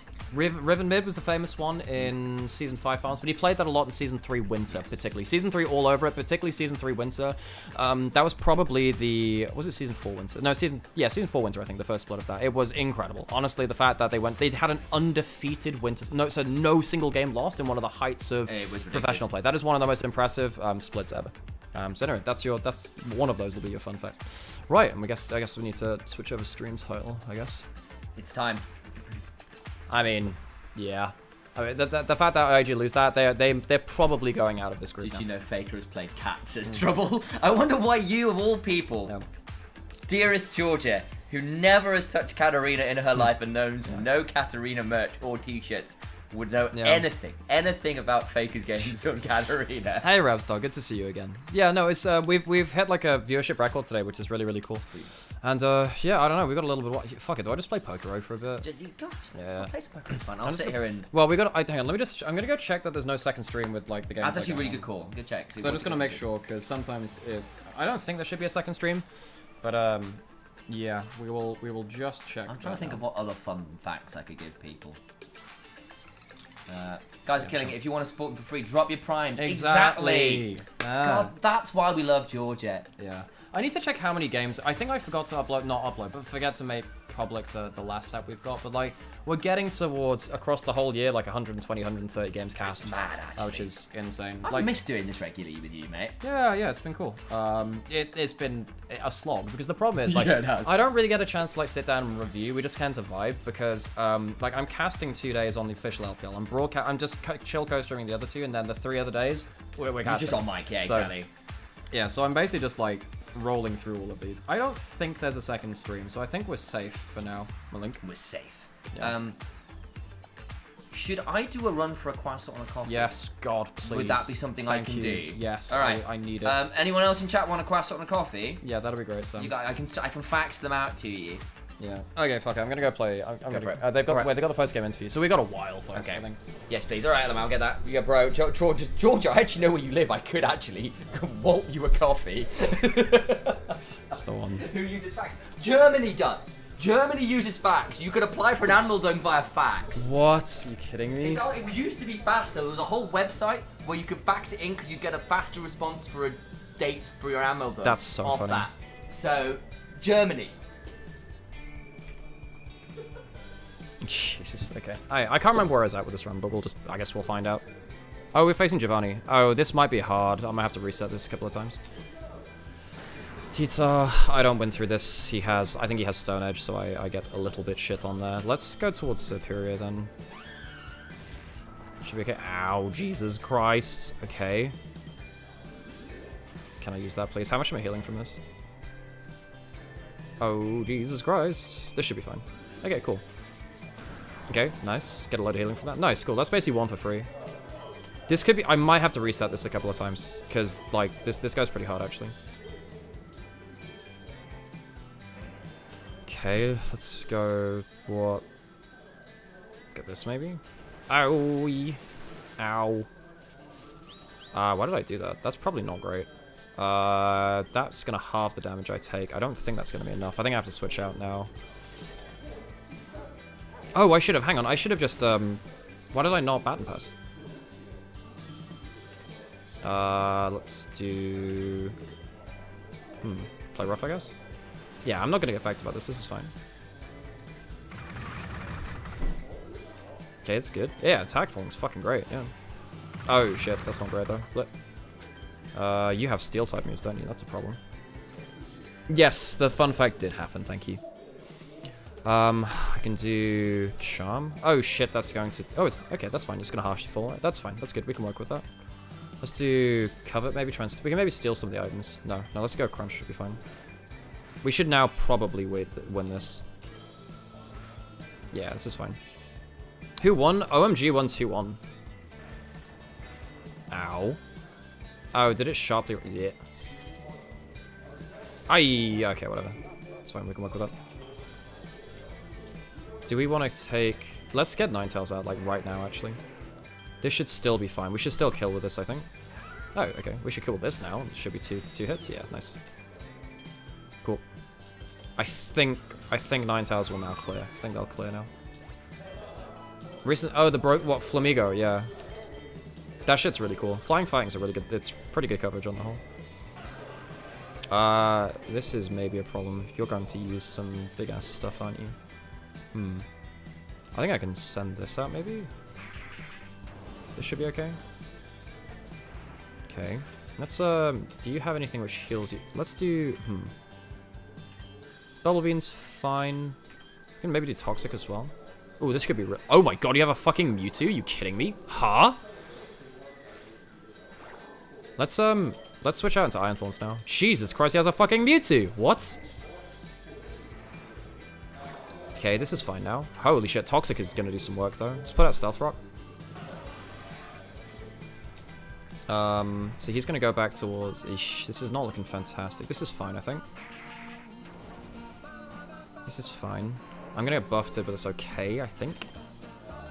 Let's do Mega Drain. This should be okay.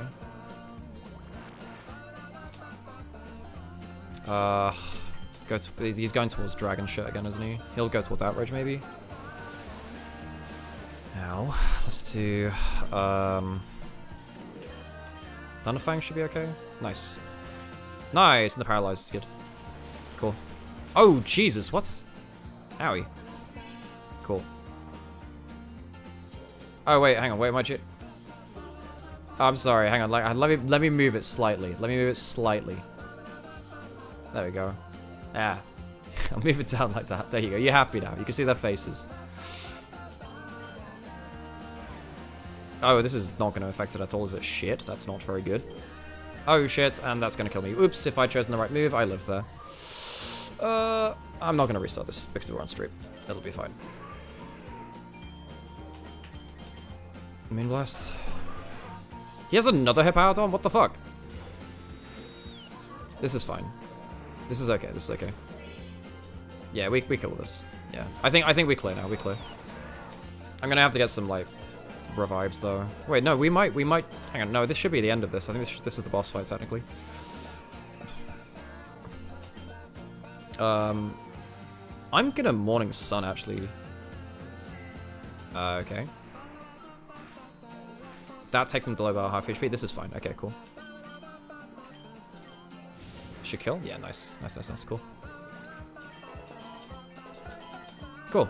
Good stuff. We did get a... This should be the end of this thing, right? Yeah. Nice. Nice a lot. Yeah, as far as I'm aware, like, there's no second stream going on right now. It's like, I can check for you if you want, but... No, wait, does... I mean, hang on, wait, has Cadrill won Pokerogue yet? Because I've won, like, a dozen runs already. Maybe I'm just built different. He hasn't won a run. I've won like a dozen runs. How has he not won? This game's super... Like, you find like one build you know, and it's fine. You need to get like a... You get like a... You get a fairy type for the end game, and then you're pretty okay, honestly. Let's get some revives through. 6k for each of these? Jesus. I think... Wait, let's do this. That's fine. Oh, so that isn't the end of this run. That's well, not the end of this run, but... He doesn't know types that much. The types aren't even the problem. Like, yeah, I can run it. I'm gonna run ads now. Why not?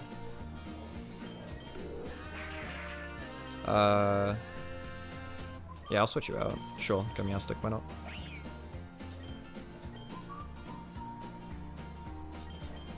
Block.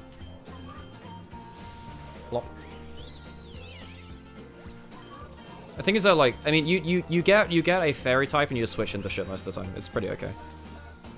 Ow.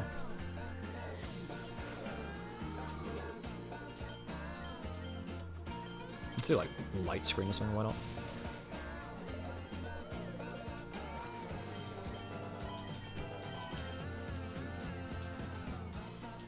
Oh, I'm gonna have to switch stuff out again. Pain in the ass. Lonely. Attack minus defense. Do I really want anything with that? I mean, it's not bad, but what have you got right now? You already have this, don't you? Yeah, you already have this. What have you got? You have nothing. Ooh, your defense is pretty high though. I kind of want to keep you at that, even though your attack's pretty nice as well. If I could get minus special attack plus attack, that'd be fucking crazy. That'd be really good. I don't want anything for that. Special attack, yeah, it's fine. It's good. Who am I talking to? I'm talking to myself. I talk to myself. You don't do that? You don't talk to yourself? That's weird. Why do you not talk to yourself?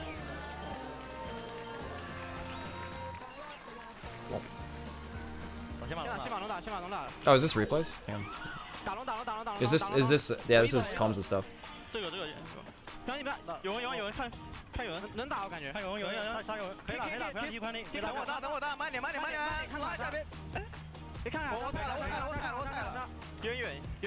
my ADHD is rare that I catch myself not talking to it. I fucking know, right?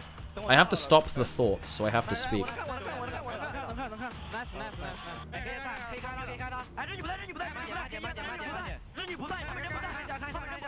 What the hell was I wanted to hear the comms from Tianjin at that point, then. Because that was not okay.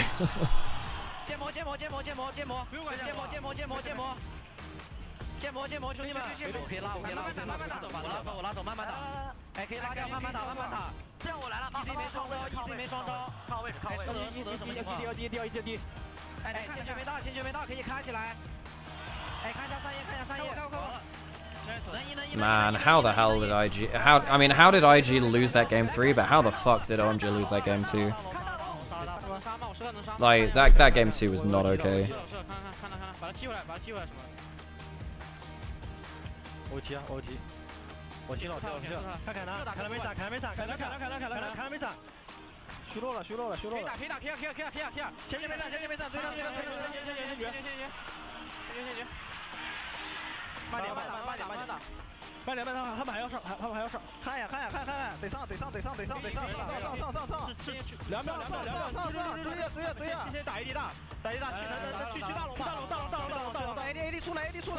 Chat is made to experience, not to be understood. Yeah, I know, right?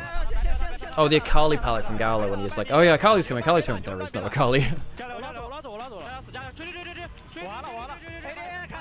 Both teams sucked, like, really? Yeah, kinda. Can you understand how Kindred stacks work? I never fully understood it. So, Kindred has 2 parts to getting stacks. One is from champions, one is from enemy jungle camps. Because Kindred is like the hunter, basically, if you have, based on your amount of stacks, from 0 up all the way, whatever, the more stacks you have, the more difficult it is to get them, in some ways. So, you can actively choose a champion to mark. If you kill that champion after the mark has gone through, then you get that. Then it goes on like a 45-second cooldown, and then you can do it again. Every couple of minutes, an enemy jungle camp is nominated as Wolf's Prey, and if you take the enemy jungle camp, then you also get a mark. Earlier into the game, that is stuff like scuttle crabs or raptors or gromp, which are easier to take, so they're closer towards your side of the map. And that's when you have like 0 to 1 marks, or like, you know, 2 to 4 or something like that. Then it goes from like raptors to Krugs and wolves to then buffs to then dragon and elder and dragon and baron and shit like that. So it becomes harder and harder to get stuff as the game goes on. And once you get, every stack gives you extra stats. So you get, well, extra power to your abilities. Your Q, when you hop, gives you attack speed. The more marks you have, give you more attack speed. Your W is the area that Wolf is in, and Wolf starts nipping at people. That does more damage as well. Your E does execute damage. That will do more execute damage. And your R isn't affected. But then your first 4 marks will give you an extra 75 range. Then every 3 after that point, so 7, then 10, then 13, give you an extra 50 range, I think, beyond, like, it's 50, like, I think it's like, extra 75 range, then extra 25 range beyond that, or something like that. An amount, you know.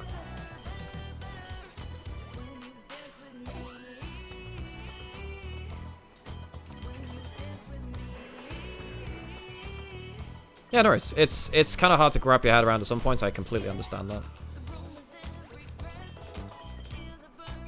Oh yeah, I'm also wearing my LPL staff shirt today. I got this at LPL finals last year, which nice thing.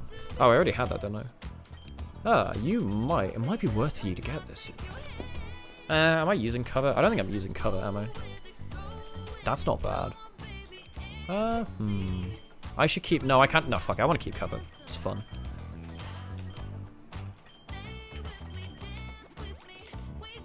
Oh, Buffalon's kind of nasty. Hi, Sylvia.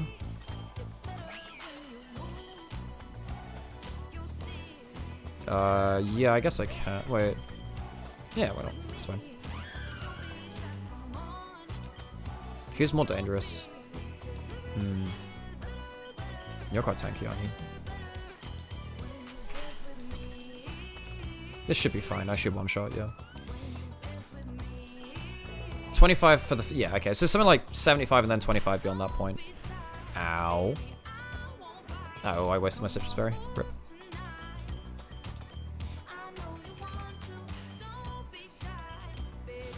What? Jokolov. You like Jokolov? Jokolov. It's like Novak Jokolov.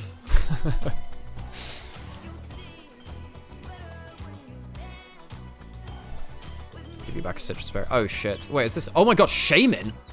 I've already won a run with this. Ah, so because I've already won a run with this. I don't have a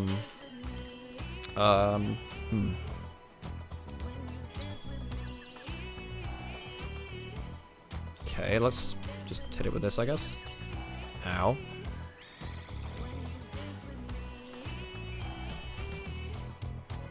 Let's just, can I heal, please? Thank you. You like the Lakers too? I love the Lakers, man. Is this gonna kill him one? Okay, it doesn't kill him one. Maybe, huh. I'm gonna waste my fucking, No, whatever, I'll just kill it, it's fine. I could have saved my, I could have saved my fucking, citrus berries, but I don't think it's fine. Yeah, it should have been grass fairy, 100%. Oh, hyper gel. Nope. It's always worth me having Ninetales out in front just because it does so much damage. And I've got this thing which is Golden Punch, which gives you like a load of damage. So we're getting towards late game now. I'll try and finish off the run at the end of the series, so you can see what. Because if you're on Cadrill's channel, you won't have seen the end of the run because you haven't. That's okay.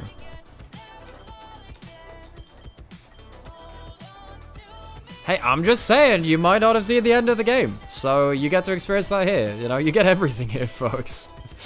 Maybe Casual can come to me for Pokerogue training. Can I start the draft? No, not until we've gotten further on. The level you need to really pay attention for is 195. 195 and 200 are nuts. First he took the emotes, though second the gameplay. That's me. Yeah, Will-O-Wisp. No, I don't really want that. Citrus berries. Yeah, citrus berries fine. I don't really have enough gold to make the most of this. Kill him, Spider-Man. I basically just buffed up my Ninetales to high hell. Like this Ninetales is insanely strong, and it's also completely on brand for me. So you know. I kind of want to re-roll these. There's just nothing useful there. Dragon. Even then, this isn't great. Sure, whatever. It's not great. Dunsparce? Oh my god, incredible.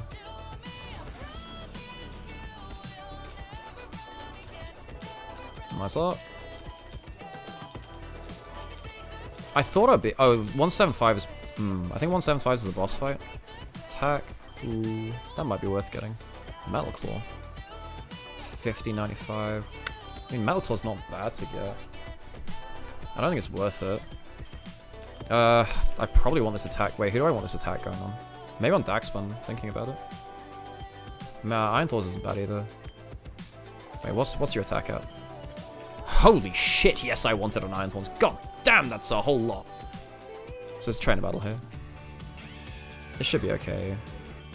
I think this might just one-shot anyway. I feel, yeah, I don't even need my setup move. That's saying something. Okay, so we're getting close to the next series now. Holy shit, that's so much stats. If I get electric terrain, I don't get electric terrain in this build, which is the problem. I think I just one-shot again, don't I? Oh, no, it didn't. Okay, lol. Oh, wait, I've got King's Rock as well. I forgot about that. Oops, yeah, that flinch coming in pretty hefty, though. Nice. Nice. So we're getting through to our second series now, which is okay. Reviver Seed is fucking incredible. Let's go. No.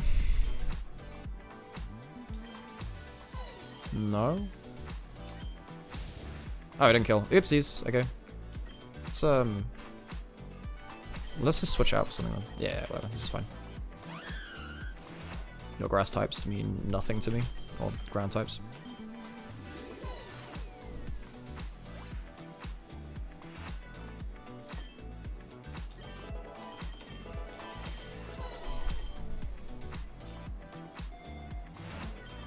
I feel like I can do better than this.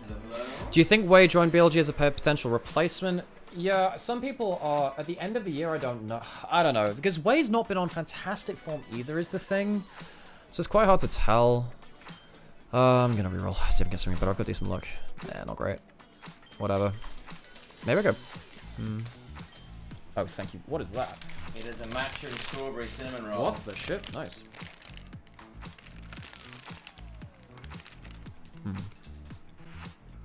Oh, that's fucking great. Yeah, that's good. That's what I thought. We've got time. I'll go somewhere which does exciting things for all the family. Is your superior? Yeah. Mwah, says Alex. Yeah, it is.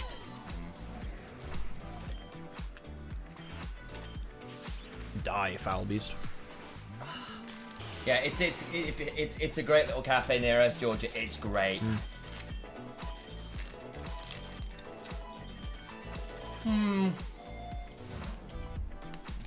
Your casting on the LPL is again quite good. A lot of really good, sometimes cheesy one-liners. Well, the thing is, you want good variety. That's the thing. You need variety. If you're just saying the same shit over and over, it gets really boring. So sometimes I reach for stuff which I'm like, is it really that good? Well, we'll see. Commit.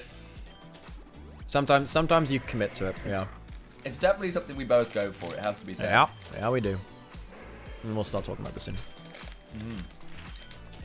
How's your poker road going? Well, it ends at 200 and I'm on 179, so I think I can finish this in breaks and after the game. And apparently casuals never beat the game, so...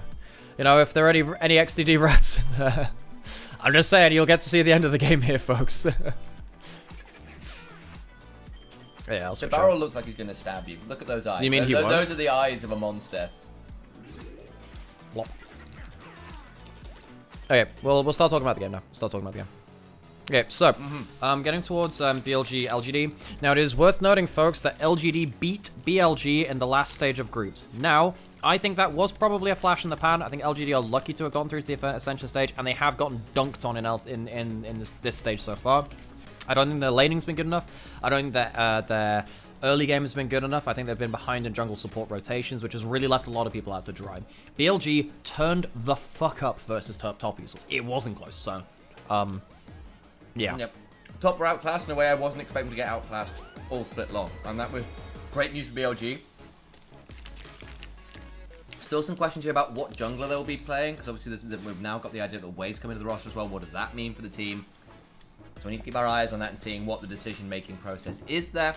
But we said BLG have been taking it a little easy, but now the game's matter. They've come back, having been a little bit humbled internationally, looking to try and prove that they are still absolutely the team to beat here.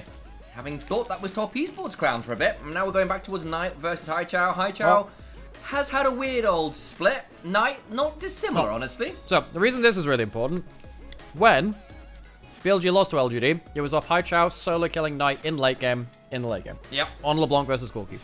I'm pretty sure Knight will want to get his own back there, because he was made to look a little bit foolish by Haichao. So, even though Haichao has sucked so far in group stage, one of the lowest kills per game in group stage, but in Rumble stage rather. Like, yeah, I think that Knight, he played really well versus top esports. I have no idea why they didn't pick him the Taliyah as much before. They're back to picking it now, and yeah. Good matchup. It's a very formidable looking graph there for Knight as well. You can see the levels he's been putting out in recent weeks here really highlighted very well. And Knight, for all he had a bit of a downturn towards the beginning of the split, the phrase still holds true. Form is temporary, class is permanent, and Knight is one of the classiest players to ever touch the Rift in general. Yeah. It's back on form, expect good things. How's your match in Strawberry? It's really good, actually. Really good. There's a good mango one too.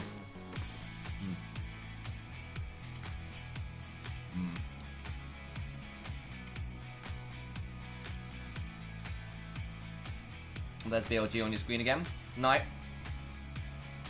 What an iconic man. The golden left hand. And they are in an odd position this year, I think, as well, because obviously they are the heirs to the throne that JDG left behind last year. They've upgraded a lot of roles. They are looking to finally go over the top in a way that BLG couldn't quite last year. And they had, I think, for them, a very disappointing MSI. They were expecting to be real competitors, and bluntly, they just weren't. Well, BLG. Yeah, in MSI, like they got humbled a bit. Like Gen G were just better. You know what I mean? You're going too far. Saying that, oh, they expected to be contenders. Sam, they got to finals. I know, but they smashed T1. Yeah, I know, but then the finals were not close, and both times they faced Gen G, I felt it was still pretty Gen G favored. Yes, it was, but that doesn't mean they weren't contenders. Sorry, well, like, that is too far. That is too far. BLG phrasing. Still made it to finals. I think that, yeah, and I think what we've seen now in their first series back against top esports, they did look like they've rediscovered some form. The fact that they could play weak side bot with Elkanon is just not something we've seen from them in this team before. They played heavily towards top side. Bin got to carry. They put a load of ganks in towards top side. Really slick, fast, punishing play, which we've known from them, came back. I think that Knight's Talir is goddamn legendary. Why have they not picked that more before? They need to get him off the ADCs. Although, that being said, his Tristana was awesome versus top esports too. So what was Lucian's like? I feel like more of a Knight champion as well in terms of like, he played it the once and it wasn't awesome. But hey, maybe that's back as well. But still, I think mid lane champion matchup is going to be really important. And yeah, I mean, Haichao wouldn't surprise me to see him try and go towards LeBlanc stuff again, see if he can outplay that. But I want to see if we have a LeBlanc off here. You know, we had Angel earlier. Haichao was what 3-0 on the pick or something like that so far, maybe 4-0, something like that. And you know, Knight's LeBlanc is also legendary too. So hopefully we get some really fun mid lane matchups. I think that I don't really want to see, you know, the AD carries coming out from Knight. I don't think that's realistically what he wants, you know. Yeah, I just feel like this AD carry matchup mid lane hasn't really suited Knight in a way. It's a little surprised to see, because obviously Jace's not the same kind of champion, but we're still good with those AD spikes. Oh yeah, that's the thing. Like, both Yagao and Knight are really, really good at Jace, but then sometimes they just can't play other mechanical champions, even though Jace is one of the most mechanically intensive champions in the whole game. So I have no idea how the hell that works out.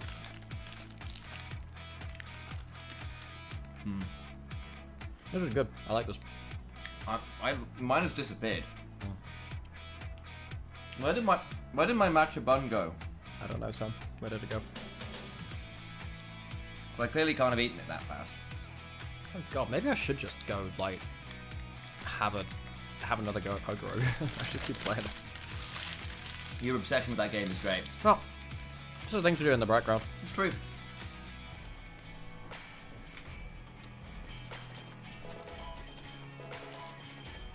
You got a Ludicolo? Oh yeah. It's a Ludicolo. I don't really have that much gold left. Well, be okay. I feel like I need this. What do you do with a nugget? It's gold. Okay. What is? Oh, awesome, cool. Got my what's nice. Let's do a bit of this. Wug trio. Oh no. Nice. And let's do this. Good job. You did a great job there. Nice. We should sweep through this now. I think Superior should just sweep through all of this.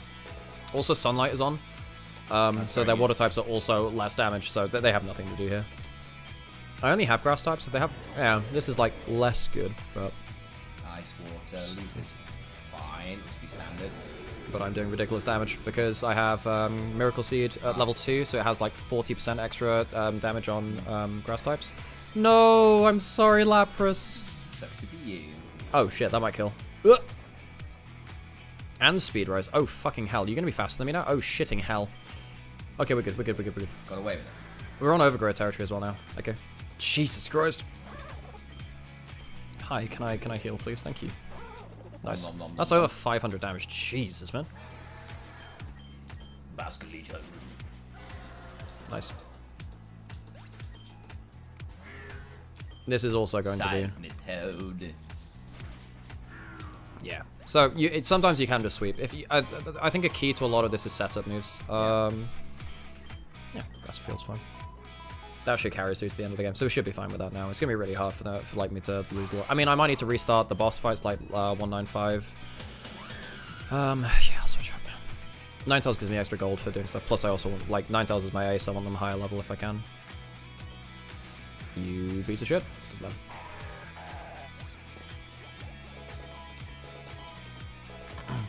Whatever the game, if there's a fox in it, Alex will probably play it. Most of the time, yeah. Most of the time. Rare candy, hell yeah, because I have what was it called? It was the candy jar up here. Do I have candy jar up here? I think I do. Yeah, candy jar means that I get extra levels for it. Extra levels for doing rep. So this will take everyone up to the 178. Chitty bang bang of you, mate. Candy, children. That's nice. Okay. Oh, we're going through. Yeah. This is. Yeah. I am sorry. Are these like? Is Mr. Rhyme actually a Pokemon? I think so. Yeah. Huh. Yeah, this should be easy. This is wait, this is Ninetales, but it's a shiny version. And this is also PokeRogue.net. It's a browser-based game, so you can play it on browser. The sunlight is strong. Ow. Citrus berry. Ninetales citrus berry. This guy's got really good special defense. It doesn't fucking matter. Wow. It matters not. A lot of them are terrestrialized too. You can get some of these guys terrestrializing as the game goes on. I don't even know who this is. Lorelei. Does anyone know which game this is from? Lorelei is... How long until the next game? Pretty soon. It started a little bit later because it came through. No idea. I'll have to look up the Elite Four because we'll be getting through to the arena soon enough, I think. But I shouldn't be using citrus berries like that. Should still be okay. Super effective. Black, white. Okay, right. Black and white. Ah, there you go. Is that you, Nova? Yes. Hey, Elliot. Good to see you. Hey up, Elliot. Goodbye, Mr. Rhyme. I'm sorry. Goodbye, Mr. Rhyme. And because all of that, we should be. I think we're going to go through. We should be going to stage now, so it should be soon. This is not very good for you. You are 4 times weak to this. Lorelei's the first boss in the Red. Really cool. Didn't realize that. Okay, cool. Yeah, we got loads of views today. So really cool. Oh, of course she was in Red Blue. Yeah.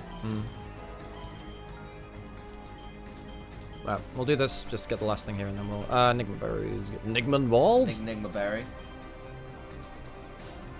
Okay, and we'll save that till later. So we'll get ourselves into this. We'll throw this off, and then we'll enjoy the show, folks. Getting into BLG versus LGD. Realistically, BLG are looking at. They look like they've woken up. The fact that they lost the series to LGD in the first place was a huge shock from group stage. LGD haven't been looking good in groups. In Rumble stage. BLG have looked really good in the one series of Saw versus Top Esports, and importantly, it looked like Knight was playing Tristana well, and it also looked like I'll move over. Oh, you've somehow messed up the. Oh no. So what you need to do, Sam, is like this leg, this leg needs to be over side. So you've no. No, it didn't do that because you actually skipped it over it somehow. I've just twisted the chairs around. It's got caught back of your bed and spin around. I spun it around once to get it onto the right side, and now you're hitting the mic thing. Anyway, folks, we're going to get through into stage first series of the day. It was low-key quite a banger. It was exciting. I was losing my mind over like thrown games and Lee Sin kicks onto a cannon into the backline. So it's like, okay, that was a thing. But yeah, BLG getting back onto the stage. We're in Shanghai for both of our series today, and it really does feel like BLG woke up versus Top Esports. Knight had an incredible series versus Top Esports. I think his Talia was absolutely goddamn legendary, and even then his Tristana in the game before that was really, really nuts. They could play towards strong side with... Wait, Cade will cancel it? They had a Cade will side of that? There we go. That's adorable. Yeah, we had Polish fans in there yesterday shouting out Yankos. Yeah, you know what? I hope it gets to the time sometime where I can get a side of my cry. That'll be very flattering. You know what you need to do, EU fans? I know there's a few of you out there. Get on the LEC. Shout us out. But like, what did I have that one sign which is AMA asking me about Ari. Hello, welcome to the chat. Hope you're doing well. And folks, and anyone else who's joining in as well, it's been a good day for the stream today. So thank you so much for supporting us. Of course, we are brothers that cast the LPL when it doesn't have the English broadcast on. We have the co-streaming rights here on this channel. So we decided to cast this a bit more formally, turn the cameras off, focus on the gameplay, the teams, and the players, and hopefully give you an experience similar to the LPL English broadcast that isn't being aired on Monday, Tuesday, and Wednesday right now. Eyes on here as well for this game in particular. Speaking of taking the cameras off and taking this a little bit more formally, this should be on paper a BLG sweep. It should not be close. It should be a very clean 2-0. However, in the play-ins, such as they were called, it was a different placement. That's the terminology. You'd think I'd get that having done LPL. Technically, the stage after this is more of a play-ins because that's a last chance qualifying. And this is the Rumble stage, exactly. So the terminology, notwithstanding, again, I should get that right. Placement was exactly the term in LDL too. But either way, the point still stands that BLG didn't have the cleanest placement stage. They looked very lackluster. They were all over the place. And LGD in particular pushed BLG to the very limit and even took a series off them. And now we'll be wanting a little bit of vengeance, especially now that it looks like BLG have awoken from their slumber, Cave of Wonders style. And generally speaking, that's a mistake whoever is dead to hit the nerves of BLG. They are looking much more like the team we knew from spring. Absolutely. So, BLG, they've shown some bot side snowball. They've also shown like the top side play against top esports, which is not something we've seen for a while. We haven't seen that, partly because when you play top side with Elkanon on the form they've been on for frankly forever, if you leave that bot side alone, it becomes really, really dangerous. They are that, they are the, that gif of the deer just keeps running back into the swimming pool. That's Elk, which is quite fitting actually in this case, where like you just need to play around this team because they always that bot lane because they always want to fight. So for them to show that kind of level of play, you need to see if they can do it consistently. But they showed it against top esports. I want to see exactly what will happen there. And do we know what jungler is starting today? It's still Shun. It is still going to be Shun because obviously there's been some background, I wouldn't necessarily call it drama, but certainly news in the sense that BLG have publicly announced they've picked up Wei, who of course is another famous jungler, but it means they're now running with Wei and Shun on the same team. You're not going to be able to start one jungler for obvious reasons, so you're interested to see where that goes and for what reason that pickup's come on through. They're not going to lie, sometimes it's there for motivation issues, particularly if they feel like they've been coasting. BLG have been historically dominant in regular splits, and they've been international representatives now for the LPL for the last 4 splits running.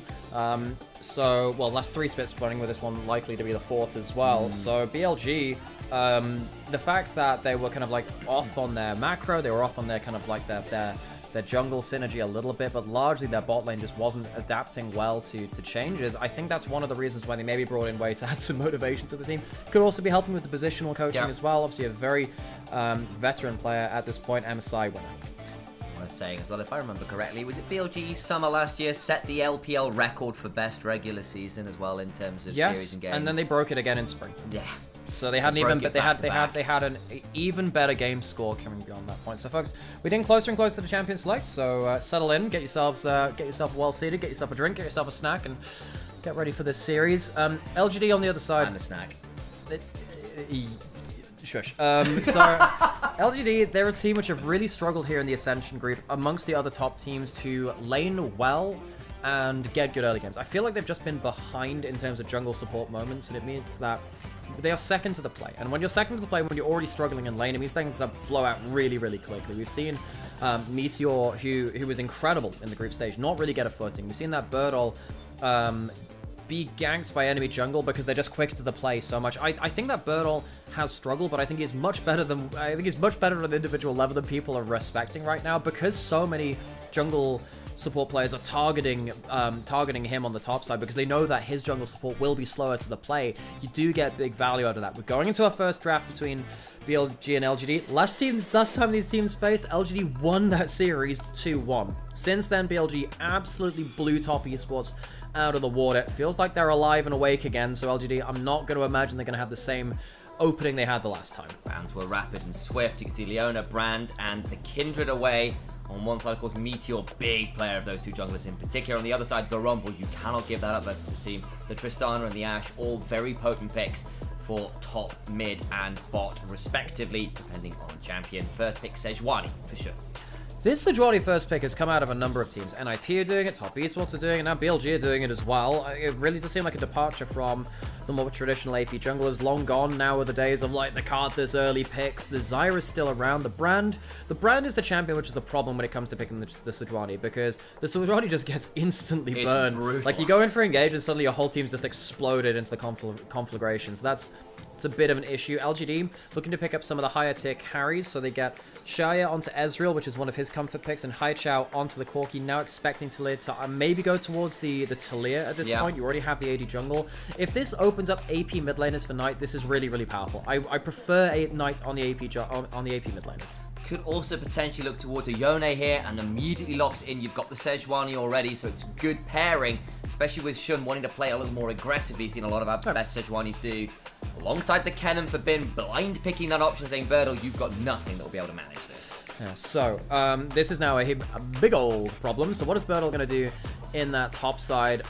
Do you want to pick it now? Do you need Meteor on a choice champion? I think the Lily is good. You can either go for the Lily or the Nidalee, but you don't have any setup in your pool locked in right now. So I think that can potentially be a problem. I think the Lily would be a better lock-in as it stands. They go towards the Jace, which means that's going to be a Jace top lane into the cannon. Look, BLG just beat out 369's Jace in that top side. Birdle is a carry player historically. Going towards the Jace, it is a gauntlet thrown by Birdle, but given what BLG just did to Top Esports, I think this is very, very risky. We're going right back to Season 7. It's Haru playing the Ezreal jungle, I'm telling you right now. That's exactly what's happening. And the Jace is going mid, clearly.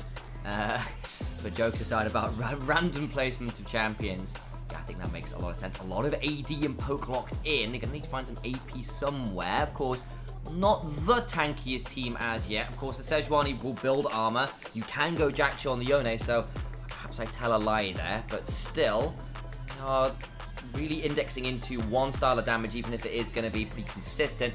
Zyra banned out by BLG. I think they ban away something like the Lilia as well. And you are running a little shy on those options. Yeah, you don't have enough magic damage as it stands. You can go towards the... I think the Lilia is fine. I think the Lilia is fine here. You need that, honestly. Yeah. You can then go for a last pick support, which then gives you the counter pick into that bot lane. Hopefully that allows Jin Zhao and Shaya to survive that laning phase. BLG, what have they got on the table right now? They could go towards a Ziggs if you wanted to. Ziggs Nautilus. You go for the Kai'Sa Nautilus as well. Both of them sound pretty good. Kai'Sa's good into the Ezreal. Yeah, you know what? I'm feeling like a Kai'Sa here, Sam. I think that's quite good for the team. Alongside an engaged support, that means the whole team is diving in. They have a coherent identity. That should be fine. Elk is an incredible player of the champion, and then On can go towards something like that Nautilus as well. And we know Elk as well is a bloodthirsty carry into the Ezreal in particular. We have seen Kai'Sa's take them apart on last series. Tried real damn hard to carry that series for the side of Invictus Gaming. Couldn't quite do it, but of course was a menace on the Kai'Sa in particular.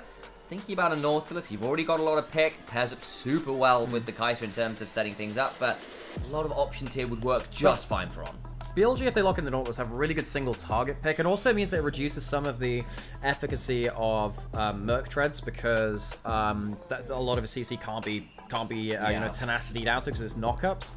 So that's potentially quite important here for BLG. They already have a lot of AoE teamfight from the Kennen and from the Yone as well, so they don't necessarily need that again from their support. You do need that from LGD though. You don't have any AoE teamfight engage. You have a Swell Seed occasionally, so they need to go towards something big engage. They don't have them. They would have liked the Rakan actually, honestly. But they go towards that Alice now because it's the only AoE teamfight engage they really have. Also doubles up as a frontline. I don't think LGD have a particularly good combination to stop BLG from getting on them. This is going to be a big problem. Alistair can stop one person getting into the fray. You can't stop 5. Yeah, exactly. They've kind of gone for the Alistair in some ways because with the Arbon at least can be sole frontline for a bit. Yeah. What LGD do have is insane ranged poke. Every single one of their champions outside of the Alistair has some way of being really frustrating from about a screen away. The Lilia on obviously a bit of a longer cooldown with the Swell Seed, but I'm assuming that'll be maybe even a max on second if they really want to index into it. But still, the problem will be that BLG are hardly shy on pulling the trigger, and they've got a lot of triggers to pull. this is like, I don't know. I mean, what's a multi-trigger thing? You normally have the double-barreled shotgun. This is like a multi-barreled like carronade or something like that. Got themselves a Gatling gun. Yeah, they have that. You know, there was, funny enough, we take it back to Chinese culture as well. They had themselves a 3-barreled gunpowder weapon which you hold over hold over your shoulder and you'd rotate it to fire the 3 different barrels. It's like a Gatling bazooka. Well, kind of, except it was more like the bullets. It was like it was smaller bore at that point. But yeah, that was a weapon that they had. China was well ahead in terms of the gunpowder race for a long time. In fact, did you know? Fun fact for you. Plate armor was developed after gunpowder.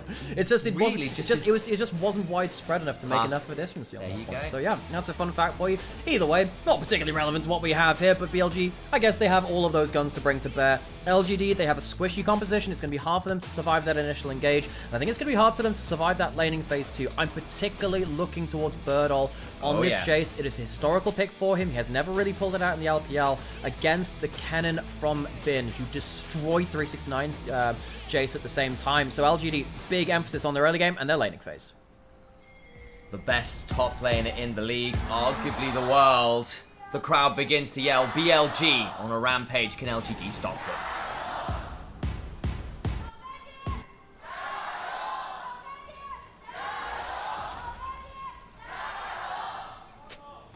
In a surprise to no one, the crowd's here, very vocal today. BLG, one of the biggest fan bases in the LPL right now with the members they've got on them. Bin, Knight, huge fan bases following those individual players. The success of BLG has earned them a lot of love too. And on the other side, LGD, one of those long-standing orgs here as well, looking to stand up and defeat the best team in the league one more time. And I say that slightly dubiously because, of course, the likes of Top Esports still around, even if BLG did get the better of them in the first series they played in the Rumble stage.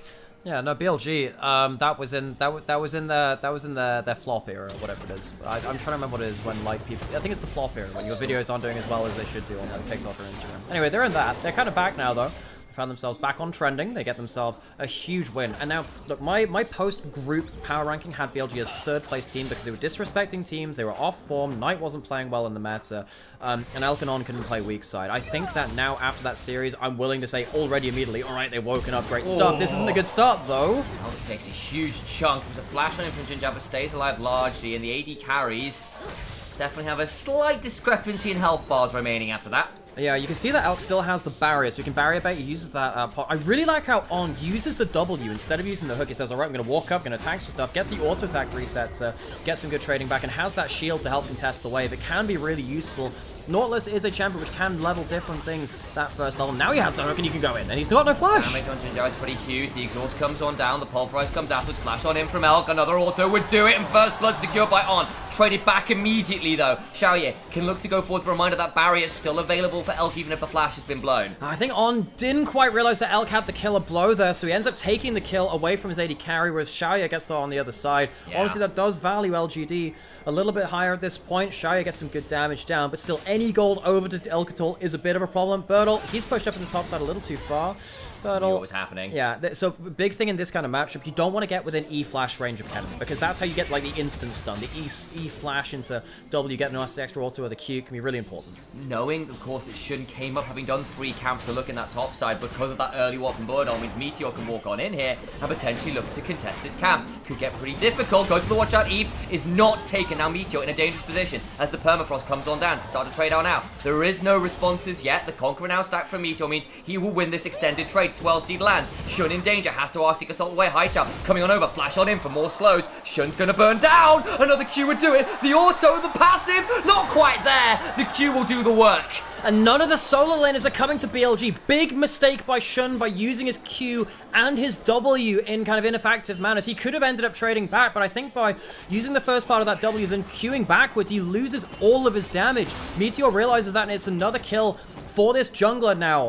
Well, I say another kill. His first kill, another kill in this split. Not really fun. All the same. Meteor, so important for LGD. He gets himself on the board. Really, really important in this game is the Lilia 2. That is a lot of the way which you're going to keep Shun on the Sejuani back and pen back into their own jungle. And that's really good response to the vision that was gained because of Birdall's early ward that spots Shun coming on up. Meteor knows to go on in. And you, what are you giggling at? Look, again, I try not to chat while this is happening. As soon as he dies, the chat explodes into, Wei is starting next game! Get Wei on stage! That's the pressure you put on yourself at this point. Oh boy. Oh, that's great. Jesus. Curve and pull back. Yeah, occasionally pay attention to the chat. Only occasionally. I typically check it to see if there's any tech issues because we're producing this at the same time. That's we're coming in, but the buffer out from Shoya. While the wave in a slightly awkward position, and you can see why Jinzhao and Shoya playing a little bit defensive because Shun was on that bot side of the map, so would be difficult to contest that wave too hard. Top side, Birdol's got a large wave here to clean up. We'll go to the skies briefly and try and put a few minions in the grounds. So, top lane hasn't... I think the good thing here for... Well, no. It's not good for either team just yet, we'll see. But neither top lane has gotten ahead of the other one just yet. Because even with this kill happening between Meteor and Shun, Meteor's going down towards bot side. That's a Hex Flash into the next brush. They should know he's there. They had a ward in that middle brush. They know that they can't force that through there. So, the fact that Birdol's not ahead of Bin just yet is kind of important. It is... If you get a kill onto Jace early, Jace is half the champion you should be. In top lane specifically, because it's a long lane where Jace survives these plays by doing so much damage that you can't fight him.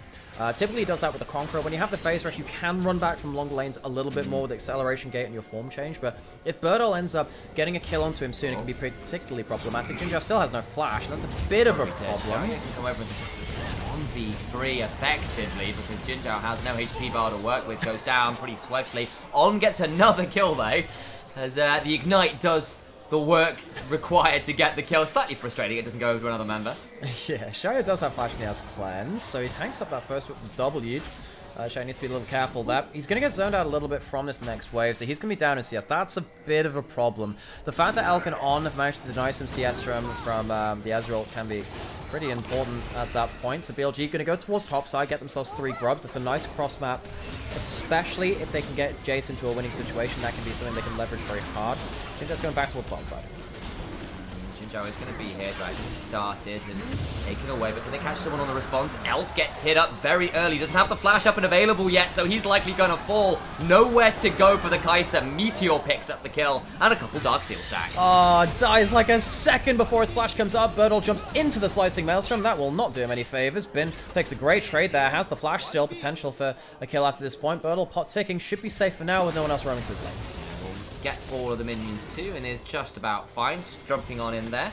Will likely need to reset, however, and Bin will get the free shove on in. And likely a play afterwards. So Birdol, seeing that Bin is going to continue hard shoving, sticks around to at least clear up this wave. It is a cannon wave too. On back out onto the map. The Fed Nautilus now. 2 kills. Has the Swifty boost to get himself quite quicker on those roams, and can sometimes help versus the slows that come out from the Swell Seed. That can do as well.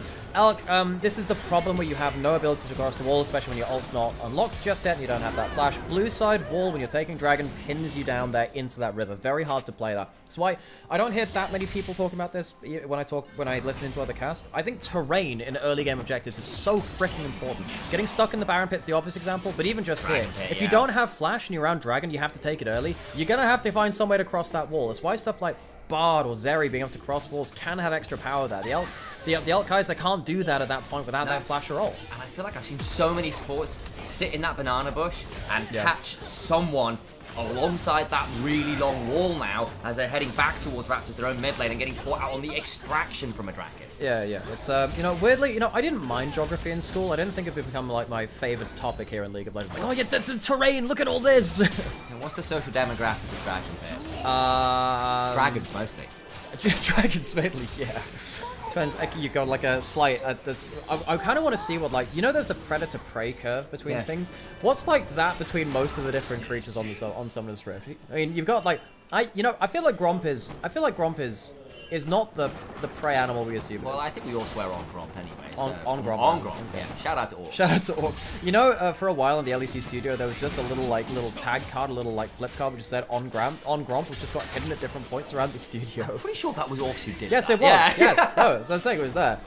Yeah, so that was a thing. I don't think it's there anymore since the studio rebuild, but I think they might have gotten rid of that. But yeah, that was around for a while. Yeah, Gromp's not there anymore. It's not on. And now On's on Nautilus anyway, so I don't really know what to tell you. Yeah, so LGD, we said that their early games have been kind of crap recently. They're ahead right now, and I think particularly Meteor getting those 2 kills is huge. Meteor has been the MVP for LGD so far. He has been the player to watch. Incredible play so far. Bin has managed to take a decent trade against Bertel and managed to keep this wave in a good spot. You normally need a 4 minion advantage to get yourself a freeze. He's not looking for a freeze now. Grub's spawning in a minute. He wants to just keep this wave crashed in. He will potentially look to get himself another wave build-up, but he just didn't want to have the wave on his side to allow LGD into the river. Sometimes you think, oh, great for my individual lane if I get to freeze this. Well, the objective's coming up. That's not very healthy for Xiaoya there. He's a level down. You need to be careful of that Kai'Sa. Yeah, that's what the Nautilus roaming has allowed in some ways, is a slight bit more of the XP, and Xiaoya is being zoned off this wave right now. No realistic way to step forward in a safe manner. Really tricky right now. Another E forward, that's the W. Gets some decent work with the Essence Pluck, but the trade is still pretty rough as Beat Footwork doing his damage. Pairs the ultimate, misses that great arcane shift from Xiaoya, misses his own ultimate in trade. Yeah, so gets the survival there, which could be very important for the Ezreal. Jinjao's going in, but that might be a bit too far. Pops the ultimate. Doesn't pop it at all. I thought he was going to pop that a little earlier. Xiaoya needs to be really careful here. Another auto just kills him, right? Flash shot in, he's dead. Xiaoya, you cannot give that freebie to Elk. He has the barrier still. You're not going to kill him. Wait until that wave crashes into your turret. Xiaoya has occasionally had these mental flubs. He's been someone who's had them later into the game. I feel like Xiaoya, coming from the LDL, has had some stronger moments, but this is not it. You cannot give that gold to Elk. He is such an assassin on the Kai'Sa. Elk, when he gets to manipulate waves like that, is so good at zoning off and punishing, as Jinjiao now pops the ultimate, turning around. The hook is wide from on, has to flash away. There's no going to be reset on that cooldown. Birdall steps on forward and gets an empowered auto attack and a speed gate down. Oh boy, Jinjiao with no ultimate is likely going to fall. Knight gets that one with a fake seal. Turning around now, the damage onto on, pretty huge. A watch out either way. Spin gets a slicing maelstrom of all time. The lilting lullaby afterwards. Big damage back though as the shock blast is empowered even further by that damage. Another shock blast onto Shun. Down about 10% HP, and Birdall from over the wall can do some damage here. Yeah, so BLG, they just about survive in the 5v4. There was no Xiaoya there. Xiaoya does have ult, and he's coming through from mid lane. There's a chance they could still fight him. Can ult someone for some serious damage. Not a lot of HP to work with. So need to be very careful. Where's Xiaoya going? Gets Birdall into the backline. They can do some damage down to Shun, is in danger as well. Back away from Birdall. Speeds on up with the phase rush. Cannot get far enough away, and Elk picks up a second. Xiaoya didn't quite have that ult on, available. I think if he'd had to have another Q on a target to get that cooldown load, maybe he could have gone in there. Birdall very close to a game-changing play.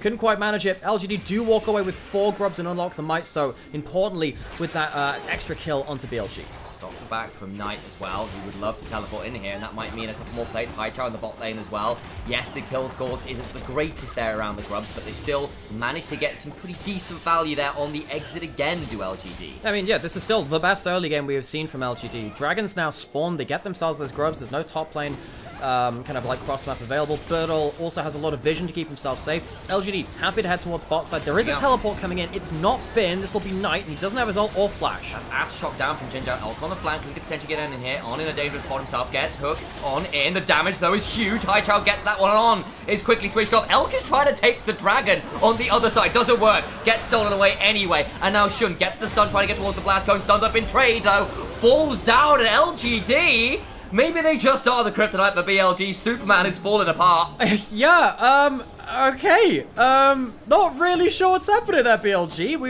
We have just seen BLG destroy top esports in their series versus them. It was a great series. BLG ended up taking that one over them. We thought that they'd finally woken up, that they stopped disrespecting opponents. These entrances to objectives have been really poor. Thing is, I'm still hesitant to say that LGD are in a good position because Elk is still really, really strong. He doesn't quite get to influence this game, this fight in the way that he wants to. This is a poor entrance to this fight from On. You look for that hook, but realistically, do you think you're going to get through that last hit? He still has his ultimate. This is a poor engage. You don't have the Oni ultimate. You don't have Kai'Sa in a position to jump into the backline. Giving up kills like this in the Dragon afterwards is not really what you want. You're still even enough in gold. At least Elk is fed. Elk is fed, so I'm still favoring BLG in this game. Yeah. But LGD getting a lot more out of this early game than we expected. And I'm looking at a Lilia with 1,500 gold and an item and a half completed, going for the double burn to be as absolutely obnoxious on as little hit as possible.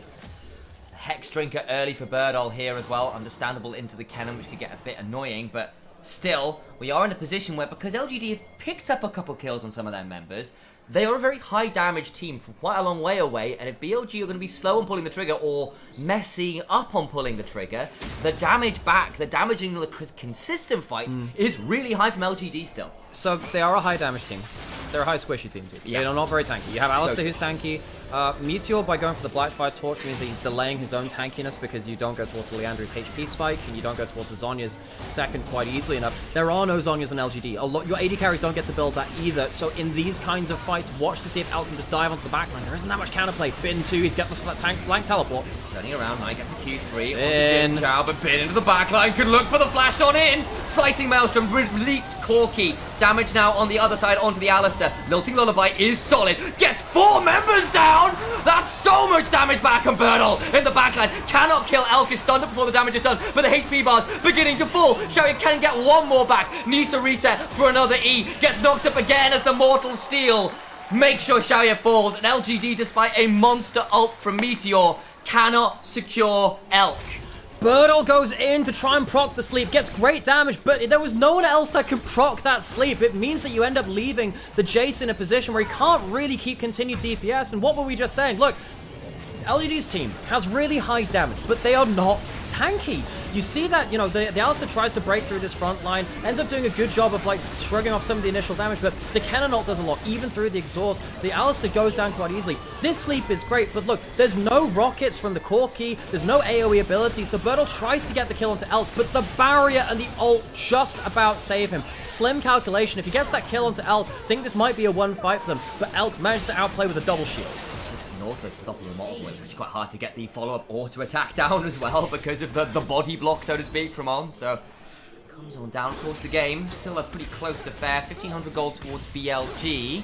A lot of it in Knight's hands, actually. 3-0-3 on the Yone is quietly having an excellent game here, and Haichao getting caught out by the Glacial Prison before he could do anything as well meant that was a full V5 for large portions of that fight. Also, folks, just enjoy Elk Kaiser games, folks. Just sit here and enjoy it. When we get to see this champion, you get to see Elk at his best, I think. I think this has been his best champion of summer so far. He has had some awesome performances on this, so the fact that he has gold, this is why I was saying, look, LGD, they were further ahead in the early game than I thought they would be. They got a lot of gold in the right places, but just because Elk has gold, I am afraid for him. We see that in that fight. He's really, really good at punishing teams when they leave that opening for ult forwards. He's really good at playing, you know, those defensive turnarounds too. He's 2 levels up on Xiaoya. You know, at this point, you know, if he gets a good mark onto Xiaoya, this could be a big issue. Knight's coming down as well, actually. They really want to look for this guy. That's an auto in a single target queue. That's an auto in a single target queue. He has himself that Cull cashed in, Kraken Slayer, and you can see there's a teleport having to be called into this mid lane because Xiaoya cannot defend himself. Haichao is now the person going towards it. They're not going to be able to defend this turret. BLG, easy mid-turret take. Goes for the Swirl Seed, gets a little bit of a markdown, but no real ability to pull the trigger in a reasonable time frame. The turret goes down, well managed by BLG. They even get the teleport out of it. What it means they can't look for a tier 2 is Zhao. Potentially dangerous spot, and there is a teleport ward behind, but I don't really think there's a great flank champion for the side of LGD. Yeah, the Jace isn't gonna. Jace wants to be sat there before doing like shock blast and stuff. He's gonna clear out this bottom wave, and Dragon spawning in a couple of seconds is gonna be the next point of concern. Birdle is in a lot of danger here. That's not even with the ult, and a third of his HP is gone. He has the Hex Drinker on, gets the E out of the Ezreal. Jin Zhao needs to play these fights so immaculately. If he can block enough of the damage and maybe stop Elk getting in, maybe that can help. It's very, very hard to block out the Kaiser ultimate, but maybe some pinpoint enough pulverizers can make their way through. Eyes on Meteor as well. A lot of gold on this lady, and there is no cleanse on Elk. If he gets put to sleep, he's staying asleep. That's the hook. They can't stick around for the poke. LGD, they're committing to the fight.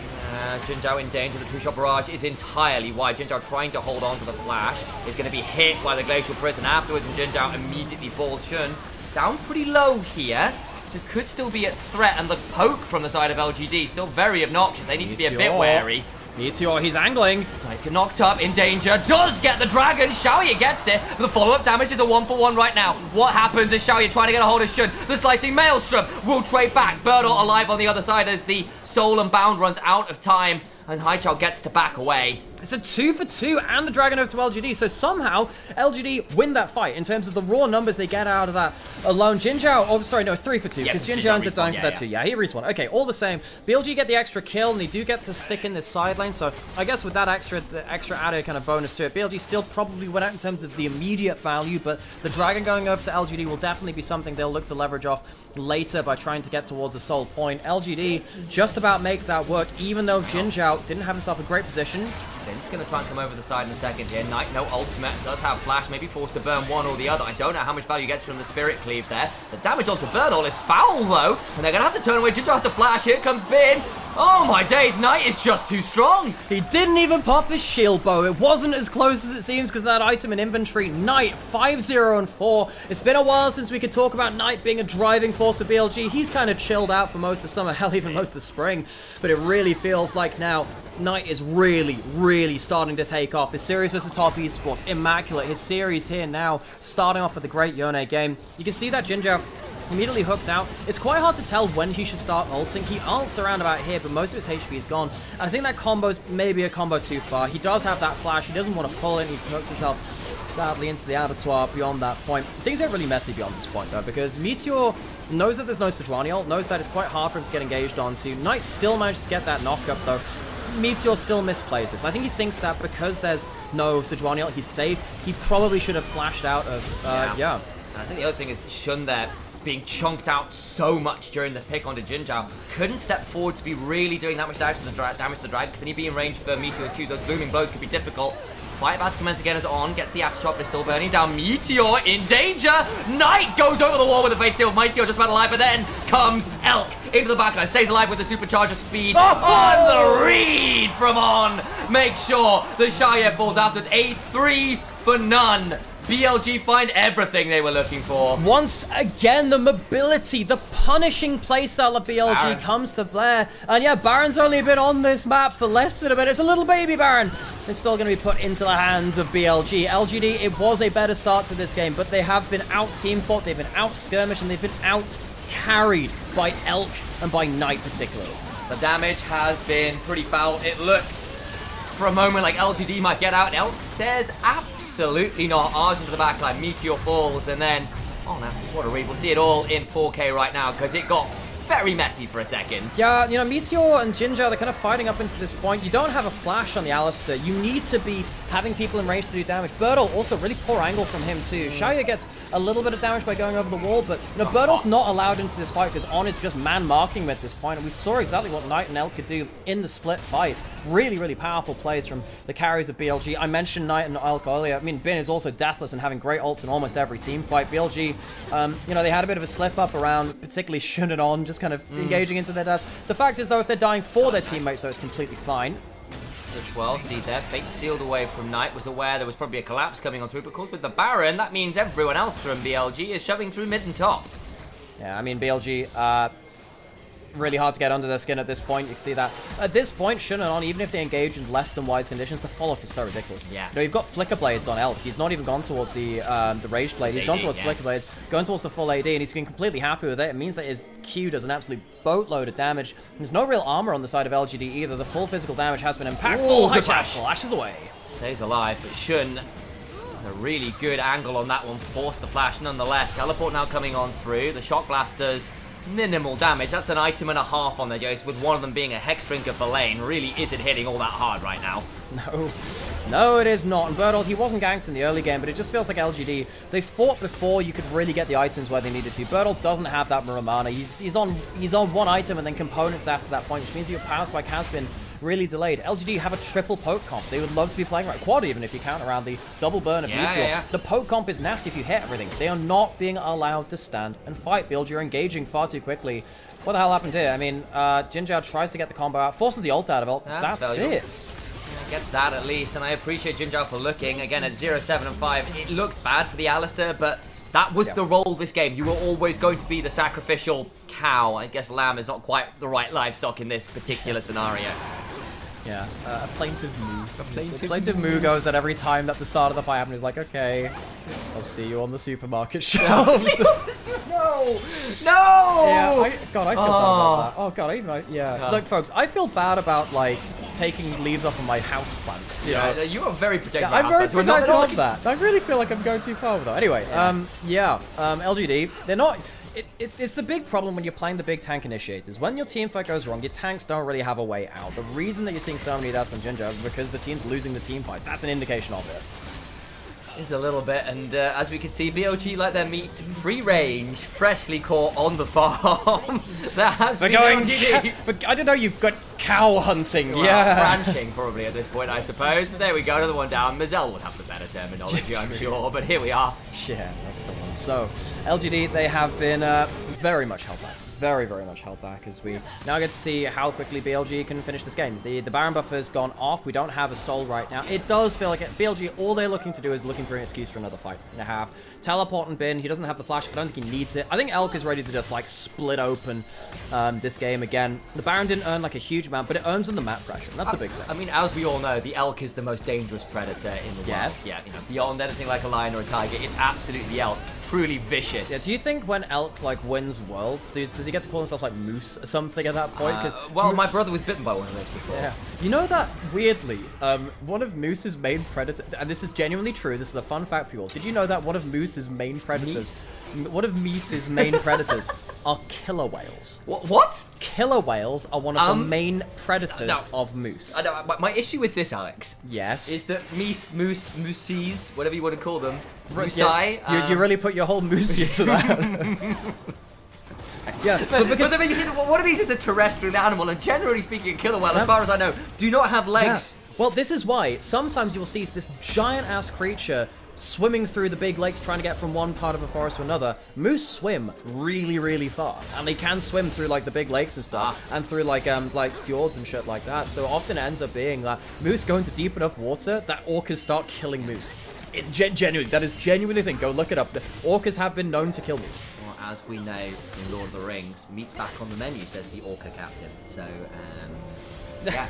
that's wow. That's oh, very true. What about one of the legs? They don't need those. That's what I assume all orcas sound like now. Have you seen that video edit of like all of the orcs just replaced by this like some dude from Midwest America? It's like meat's back on the menu. Meat's back in the menu, boys. That's just why are you going wildly Australian on this? Is it on? Look, Sam, my accents are not my favorite word. Look, also, not really much is happening right now. We've got a big break in the objectives coming through. On's got Warmogs, he'll heal back up. BLG are just looking to full court press and take things out around the last objectives. But you don't want to go for a big burst combo here. I don't know, you can chunk out Finn pretty early. That's really good. Forces the flash on the other side. Jin Zhao tanking up the other members. They get the cannon. That's well done. Yeah, BLG, they weren't shadowing close enough. They don't spot the motions of LGD moving through the jungle. And they end up losing their top lane, and losing their top lane is Flash, importantly. What did LGD lose? They lose nothing. They lose a grand total of nothing. Bertle gets the play from that brush fog of war, and finally that Jace gets some real value, getting that cannon off the board. They don't have to face check too hard here either, because they got a ward in the back of the Baron pit. So, yep, that's fine. You're not on it. It's fine. 15 seconds till it spawns anyway. So, Baron coming up. This will delay BLG's map setup. They tried to choke out BLG into their own side, deprive them of any kind of vision. They're not able to do that. You see that LGD, their poke, when they are not being under the threat of engage, is really, really powerful. Because they take out their cannon, they're happier to do that. But they have now pushed beyond. Look, there's some blue pings on the minimap. You can see it right there around the Krog pit. You can see that BLG, they might want to teleport it anyway. Bin's coming in. They've overpushed. They're going into the cannon death trap here. Yeah, teleport into the wave. They're going to try and place one up before the cannon can get here. Still going to be a ways off before that play can happen. Remember, no Flash does have the ultimate. Still continue to trade on and Shun, taken very low. Knight now having to back away, has the Q3 available. Flash away from Elf, who got hit by the lilting lullaby. Bertle in danger. Kennen still not here. Now Bin can look for a play. The bait sealed does its work. They murder the Ezreal. Down already. Jin Zhao not in position to body block. The damage from Elk is huge. Continue to play on out. They get another. Elk vaults to get another. One remaining member in Bertle, who jumps onto Bin, knocks him away. And Kennen late to the party, but not late enough to allow LG to win anything. They will turn game one into a victory. Knight gets the perfect engage to buy the time for Bin. First it's Knight, then it's on. Elk manages to get back into the play, and BLG shows exactly why. They are the improv team fight gods. You give them enough materials, give them enough paint to put on the easel, and they'll make a work of art out of it. LGD, they beat BLG at the first time of asking, well, in the second time of asking in the group stage. They will not do so here in the first game. Oh, well, who needs a script when you can just follow my cues? Whose ult was it anyway? BLG masters, not just a comedy, but high drama. What a fight to end it all. Is it comedy? Is it tragedy?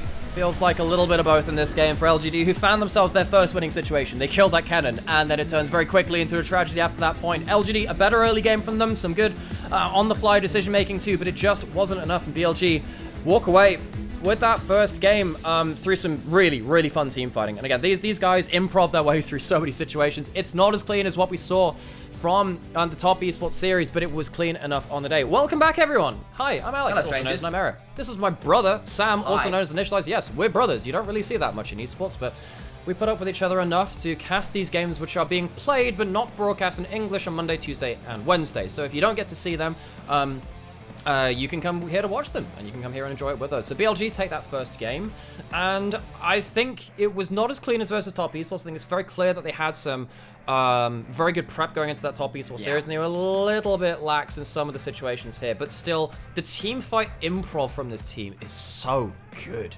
Yeah, and honestly, that mid lane fight could have gone very, very wrong if they hadn't held the line so well, because Elk getting over the wall away from the Lilting Lullaby that had stunned him up could have been dangerous if he was jumped onto. Didn't. Got to Elk later in the fight. Knight finds a huge Fate Sealed onto 2. Jinzhao being stunned up and he couldn't body block the hook from on. That gets onto Xiaoya, that leads to his, you go through this list of moments and they're just very good players, bluntly. I think that has to be the core of it all. They can improv that well because they've all got that lethal edge when it comes to finding the right person to hit.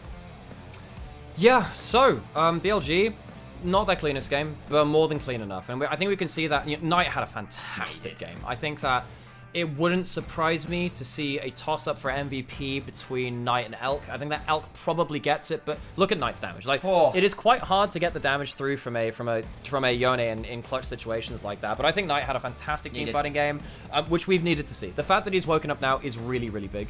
And yeah, I think that Elk showed why you shouldn't give him the Kaiser and give him free gold. I think also importantly, again, we showed that they weren't playing heavily to bot side, and Elk was really thriving in that situation, being left alone in the AD carry. It was a 1v1, and then he was fine with that. Exactly. It's when it's a 1v3 that he's not so great. Yeah, for sure. I feel like BLG, they have evolved past some of their flaws, and you need to see that. Top teams aren't allowed to stay static a lot of the time. No. The fact that BLG have shown that advancement against one of their core weaknesses is really, really important. So LGD, they'll have to go back to the drawing board. I don't mind the composition if they are like even enough. They never really got to that point. The problem was that the fights were starting too easily for them to get a second round or third round of cooldowns, which you kind of need. Look, there were some good moments. I think this is one of the better ones where you can see that, On's going in, multiple cooldowns that come through, you don't really get the engage onto the right target, and you don't have the damage in the right place from BLG. So this was like BLG's probably worst fight in this game, it felt like. But beyond this point, effectively, there was so much random threat onto them that you couldn't really do what you wanted. Even with Meteor getting like a 4-man ult in this, you just didn't have the threat in the right places. Jinzhao couldn't block out the Oni ult either. Like, there's just so little you can do at this point. And the problem is as well, is like, it felt like, particularly with the comp that LGD had drafted, from the position they were in, anyone was a good target except the Alistar. And even then, the Alistar was an okay target if you took him out early. Because then they had no front line to play with, and it got very, very difficult to manage because everyone else, being as squishy as they were, was a pretty solid option, and this one got a little bit interesting as well. You know what? I think that Jinzhao has had a pretty good summer. I'm not going to try and like rock him too much. He just had a ridiculously hard job. You are the one person trying to buy enough distance between your poke and the enemy engage, and it is just impossible to do that. You have one combo of one ultimate, and there's like 5 people diving at you. It's really, really difficult. And yeah, see them on the supermarket shelves, I guess. That one was. They're going to be feeding Tesco's for a while. That's the stakes for the next month. Oh god. Oh man, this one was it's just really hard when Knight and Elk are on such good form. Like they played this game out really well. I think for a lot of group stage, I was sat there kind of umming and ahhing about, well, Knight's not really playing that well. On and Elk have been really all over the place too. So it kind of was just like Bin was the only person looking like really like they cared about the games coming through. And he dies in this club, whatever. But I think that Bin has been the most consistent player in BLG. I think he was the one person, even when they were slumping, that I was willing to call maybe the best player in the LPL, because he was playing. He did everything in that group stage with basically no resources, like he had done in spring. This play here, I want to go back to this again because Cannon is coming round. Knight knows he doesn't have E, and he commits it. It is really rare to see a flash Q like that. The fact that he does that's inspired from Knight. That is insane. What a great Yone play from him. That wins them the game. I think that honestly, the more I think about it, the more I'd like to give Knight the MVP, even though Elk had some flashy moments. Yeah, and Elk there got hit by the swell, so had to flash away after the E as well. He wasn't able to be in that fight for large portions of it. In fact, in some ways, very lucky to get far enough away there wasn't follow-up because LGD were so long range. Okay, folks. That could have been very different. We need to put on like an ad break now because our pre-roll is currently off. So if you want to see who the MVP, well, we'll tell you the MVP is. We're gonna run ad breaks now. Cool. I'm gonna go refill our drinks and things like that. And do you need a break for anything? Could use a wee. You do that. I'm gonna go keep doing poker for just a bit. Who's MVP? Who gets it? It's gonna be Elk or Knight. Who gets it? Who gets this one? I reckon it's L, but I think it... Yeah, there we go. Knight gets it. Good stuff, good stuff. Nice, cool, cool, cool. Knight deserves it. 100% deserves it. Great game from him. Nice, nice, nice. Okay, I'm gonna go play Poker Rogue for a bit. Because I want to. Yeah, because I want to. Wait. Yeah, this is fine. Hang on, we need to figure out who was, what was this? Who's Lorelei? Do you remember? Lorelei Elite 4? Who's this one? Is this in Gen 1?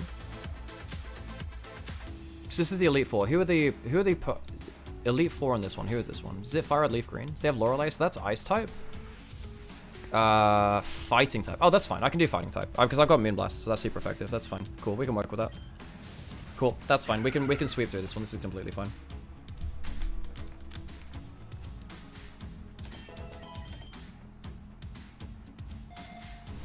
I don't really want either of these. I think I just reroll, don't I? Just try and get something better. I've got decent luck.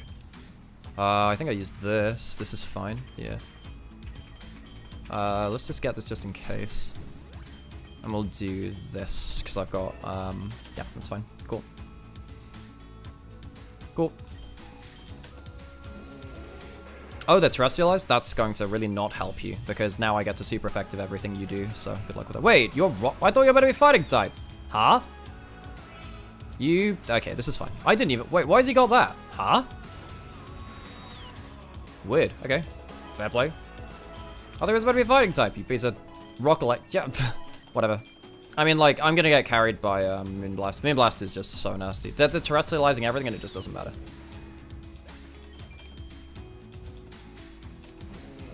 Yeah, this is going to be... It's super effective, and so because I have the passive unlocked on Ninetales, which is Solar Power, that's the one, I just get to clear through all this, which is super easy.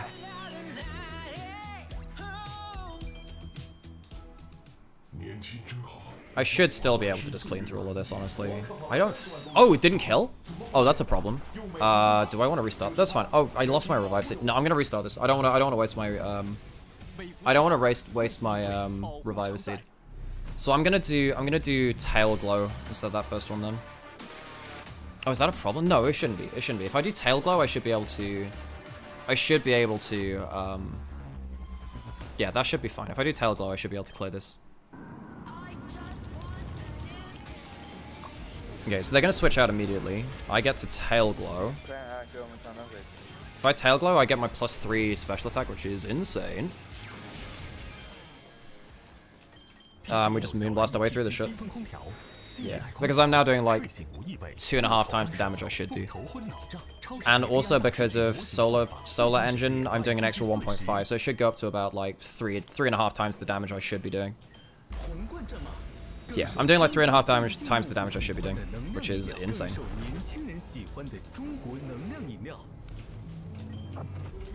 This should just kill him one as well. Yeah, cool. Okay, and I should be able to kill... Yeah, I should be able to... The Machamp is the one which I couldn't one-shot the last time. Oh, I didn't notice the sub. I'm so sorry. I'm so sorry. Solly, thank you so much for the resub. I really... Sorry, I was too engrossed in this. I appreciate it a lot. I appreciate it when you're in chat. I definitely recognize you as a regular, you know. It's nice to have you around. Okay, we should be fine with this now. This should also kill... Yeah, I mean, Tail Glow is absolutely insane. Okay, there you go. Nice, cool. Who's next on this? So that's all the fighting types? Sure, whatever. Ghost type. So I do have a Shadow. I mean, I should still be able to, like, clear through that, honestly. Ivy Scanner, I don't care about that. I already have that, don't I? Big Nugget's okay, I guess. I should be fine. Yeah, we'll do that. No, don't eat worms. Why are you eating worms? Among Us? Maybe I should... maybe I should, Oh, Enigma Berry is really good, I think, here. Yeah, Enigma Berry is good. Do I need an Ether for any of this? Do I have a Leopard Berry? I don't think I do. Let's do that real quick. So apparently Knight speaks in such a heavy accent that a lot of people don't understand what he's speaking. Apparently that's a thing. So they'll switch this out, so I'm going to do Tail Glow. This could be a bit of an issue. I think I just use this anyway, even though it's weak, just because I'm so strong with it. That should be fine. I just... Wait, what the fuck? That thing's fast. Excuse me? What? Oh, it used the revival seed? Jesus, okay. Okay, whatever, that's fine. You are so fast. So I lose the revival seed, which is a pain, but I think this is just the way I've got to play it. Neutralizing gas. Oh, it reduces my, okay, that's a pain. Should still be okay. So basically just ended up, like, reducing my, oh, I don't want to waste that as well. Okay, no, I'm gonna redo this. Because I lost too many berries and I lost the revival seed. So this should still be fine. This is holy shit though. By the way, folks, we just hit 400 subscribers. That's like, I didn't even have like, I had like 75 like a month ago. Or like a month or two ago. Because, you know, Mech has dropped so many subs in here. A lot of other people have been very, very supportive as well. We've just hit 400 subs. That's ridiculous for me, folks. That is, yeah, I can't tell you like how ridiculous that is. Jesus, man. Thank you so much, everyone, for the support. It really means an awful lot. It really does. This is fine. It's okay. I don't want to get... So, the Gengar is a pain in the ass. So it moves first, yeah. Which is annoying as hell. Ah, does it kill me now? Oh, that's fine. That's okay. That's cool. Cool. That's fine. We survived with a lot more HP than we could do. It's gonna move first. I'm gonna do this. Ow, you piece of shit. You used Toxic on me. Do I have a Lumberry? I think I switch out now, you know. Yeah, I'm gonna go to Iron Thorns. Cool. Let's shit on this stuff, I guess. Oh, it's gonna be you. Oh, super effective it is. Ow, that's going to be painful. Okay. This should kill now anyway. Nice, Ice Fang's doing a lot of work. We should be getting through into draft soon though. We'll have to finish off the rest of this battle later. Is this gonna kill? Ow. Ow, okay, we'll restart that, Okay, figured that out. We're going straight into draft of our game 2, Sam. That's how it's going. So BLG, they kind of just Team 4 improvised their way through to a victory. It looked like Knight and Elk were on incredible form. Knight walked away with another MVP from game 1. I think he has really turned up in the Rumble stage. So far, of course, they didn't play as many games so far. Only their second series. Now they're on the red side. Very interested to see who gets counterpicked for BLG. Yeah, it'll be interesting to track. Of course, there's a number of members here who would be very happy with counterpick and very able to wield it with due danger, so to speak. Bin and Knight probably foremost among them. It feels like most of these players have got the capability of really taking a game into their own hands and running away with it. Bans this time around. Interesting to see double bans against Bin early on. Two of the things that he might want to prioritize early on here, but that might well be the first pick LeBlanc for Haichao. That champion has really been rising in priority. Haichao is also undefeated on LeBlanc in this play. And also, he clutched out the game versus BLG before. It wouldn't surprise me to see Knight just go towards the Yone. Yone's fine into the LeBlanc, despite what we saw from Nady and Danger Angel's a little different. it is a skill matchup. It wouldn't surprise me to see Knight going towards that. However, the other picks that we have seen into LeBlanc are Annie and Malzahar. I don't particularly want to see Knight on Malzahar, but we'll see what he's feeling like with that matchup. The blind pick LeBlanc should not be going unpunished. Knight is certainly capable of playing both those things. He will lock in the Annie nice and early here. Very specifically kind of big into that. And Shun on Kindred. We've had two very bad Kindred games today. Shun, I trust you. I believe in your Kindred play. Don't disappoint me. Graves for Meteor will make this a very fun jungle matchup. Oh man, Meteor is such a historic Graves player too. Shun is one of the most historic Kindred players as well. We have ourselves Graves versus Kindred. Oh, it feels like it's, what, Season 8 all over again, or Season 10, back in those kind of days. We have two mid laners going towards the AP setup burst champions, and you have the jungles, which are meant to be leveraging off of that very different game from our first one in. The last time Meteor was considered the truly elite jungler, he was on BLG, playing things like the Graves. So in some ways, it'll be a look what you've missed type game from him. And we see now that the bans from LGD make a lot of sense. They lock away the Renekton and the Camille, which are two of the best answers into the Kennen. It wouldn't surprise me to see Bin going back towards the Kennen right now. The Gnar is also okay. You have a couple of big matchups into the Cassandra, which makes sense. You've got Kennen, you've got Gnar, you've got the Renekton as well, which can really bully out that lane. With so many of them banned, the Gnar comes through as an important pick there. Bin will have a lot of ability to run through these side lanes, and he's going to be pretty happy being self-sufficient here. Graves Cassandra do not deal with Gnar particularly well, especially in early game, and Bin is one of the best players at being left alone on an island and just thriving anyway. You can tell what kind of player Shun is when his 5th most played champion of all time is Kindred, and just above that is the Nidalee. He is very, very much on board with those 2 champions, in particular in the right game state. In the 30 games, I think he's won 20 of them, so he's doing pretty damn well. Yeah, he's doing alright there, isn't he? Yeah. Okay, so LGD, they have themselves some comfort for Meteor and for Haicha. Is that enough against BLG? And actually some of their best comfort too. You know, Bin is an incredible Gnar player, Shun incredible Kindred Knight, was maybe the best Annie in the world this time at MSI. Well, not this time last year, but you know, a little earlier. One of the very best. Yeah, he was. I think he might just be the best. So Knight on that Annie is something which I want to see more of. I'm kind of unhappy that BLG haven't been going towards more of Knight's better champions in summer. That being said, I think the Yone has grown. I think that his Tristana has grown as well. So it's not like he hasn't put an effort onto those champions. But still, the Annie was what he won that international title with JDG back in MSI. Going through into the second round now, a lot of AD carries being banned. BLG removing the strong side AD carries because there's a K'Sante on the other side. You're not playing to the K'Sante, you're playing to bot side. So ban away the AD carries which want to be played towards. The Draven and the Kalista definitely fall under the bracket. Of course, Elk can likely 4th pick an AD carry here as to pinch the pool even more. LGD now seeing the bans, a bit wary perhaps of banning another AD carry. They'll ban the Senna here. Of course, Elk alongside the likes of Jackie Love, 2 of the most successful Sennas in the league, though that's partly because they can be played so weak side. When you've got carries elsewhere on the map, you can get a lot more value out of them in some scenarios. A couple of options remaining. Another game of Kai'Sa from Elk, perhaps? That could potentially be pretty good, but what are they looking for? I think they're looking to leave their top lane. Weirdly, I think they're looking to leave top lane on island as well, because Gnar wins in isolation and the Graves can't impact that. So now what you're probably looking for is, what, a Nautilus or a Rakan last pick? Yeah, the Rakan's. I was wondering whether one of those would get banned. Yeah, I think Rel also very, very good. Misfortune is a very lane-dominant AD carry. Xayah and Jinzhao have been beaten in lane by Elk and On, and I think particularly with the MF in such a point of power right now, you are forcing Xayah and Jinzhao to play towards. They wanted strong side bot anyway, but they need something that can survive against the MF. I don't love that Varus into the MF, into the Annie, and into what will be an engaged support last pick. It's strong enough in lane, but later on into the team fights, it's going to be really rough. But you can bully the Misfortune that way, because in some ways, again, talking to some of the MF mains, they're like, look, we're not the lane bullies we used to be, because actually a lot of those trades from an AD carry that might outrange you, you lose, and your auto attack speed just isn't that fast early on. LGD, if they look in the Braum, they're playing entirely towards lane. They have 0 engage. They're doing this to say you're going to pick Nautilus last. That's what they're saying. But the problem is, I don't even think that wins you the game.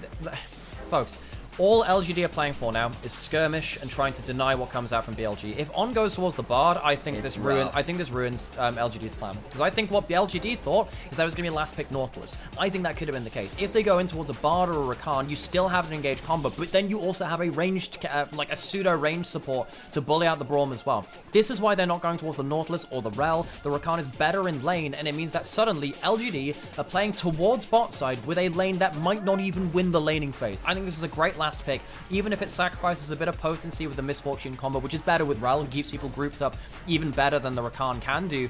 But it does mean that you just stomp that lane. Eyes on Knight as well. A flash Tibbers into the Misfortune bullet time could prove disastrous if Jinzhao can't get the door up in particular. Of course, for LGD, got solid side laning here between the LeBlanc and the K'Sante, and of course if Graves gets enough damage to his name, Meteor could absolutely eviscerate what is on the whole a very squishy team from BLG still. Wouldn't surprise me to see a level 1 plan with the Braum coming through. I think that LGD quite clearly need to snowball. They need to get this Graves off the ground. They need to get this LeBlanc into a lead as well, if at all possible. If you don't have a good enough level 1 with the Braum, which is very powerful, I think this game can go to hell very, very quickly. I think you want to have that Varus E start into that Braum and try and get yourself some flashes or some kills right from that level 1. So, look, we're going to stay quiet for the Gyos if we can do, but if there's going to be that Braum level 1, we might have to start talking about how BLG respond to what LGD need to do in this early game. Both the Corbs are well and truly warmed up here in what could be our last game of the day. You heard it from Nymera, I completely agree. Braum level 1 may be what they're asking for. They are looking for lane domination. Gun Goddess Misfortune for Elk, I see it there, will be wanting to make sure the ultimate combos hit like a truck.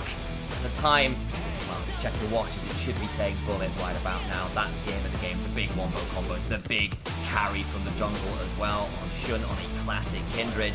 LGD, solid early game last time around, could not convert it, played a difficult composition. This time around, another level 1 might spell doom for BLG. BLG needs to be careful of this. I'm sure there are gyros going on, but this is the level 1 from the Braum. Doesn't land. Crowd still around for level 1, as you mentioned. somewhat stymied. So Jin Zhao gonna be, yeah, really good level 1 wards, really good, and just battle warding. Elk should be fine. He should be completely fine. I think did he end up starting the W? Yeah. He's starting W, but again, LGD they wanted and kind of needed a level 1. The fact that Knight gets to just sit there and Elk gets to sit there too means that the level 1 has failed from LGD. They don't get anything from that, and that is one of their biggest tools already put into the icebox. On the ward here is Birdon, so that'll be a known quantity for Bin. We can do this one just about fine. Look, all I'm saying is MF gets to be in a jetpack mecha suit, so she was always going to be faster. It's just how it is. Again, it's just like one of my favorite lines in all of gaming is that the first lines in Halo Combat Evolved, the first Halo game, was like, so, did we lose them? I think we both know the answer to that. They've always been faster. That's because that was in regards to the Covenant having better slip space drives than the UNSC and the Halo games. But still, they have always been faster, and Misfortune, particularly with the W buffs, continues on that. You see that Rakan? Like, Rakan's not a fair laning champion. You hit a Q, all the damage you think you've done just kind of disappears. Well, we'll see if someone can play Cortana. Elk will have an AI in this skin in particular, so maybe that can do it. That's more like what we're talking about on. To be a little wary there. But On realizes he has the heal, and he also has the Guardian. He can land a Q too. So he just says, look, I'm going to trade my HP. It's fine, Elk, you just keep pushing for that level 2. I think the level 1 has gone better for Jin Zhao Shaya, partly because Elk had to level that W very early on. Jin Zhao steps on forward, lands a Winter's Bite. Continue to maybe stack some of those concussive blows again. Elk would be a more valuable target with the cleanse there. Not necessarily the easiest to lock down, but MF starting the W. Really in a position to shove this wave, and it will be Shaya and Jin Zhao that get the early lane control. The Varus managed to get some HP chunks is kind of nice.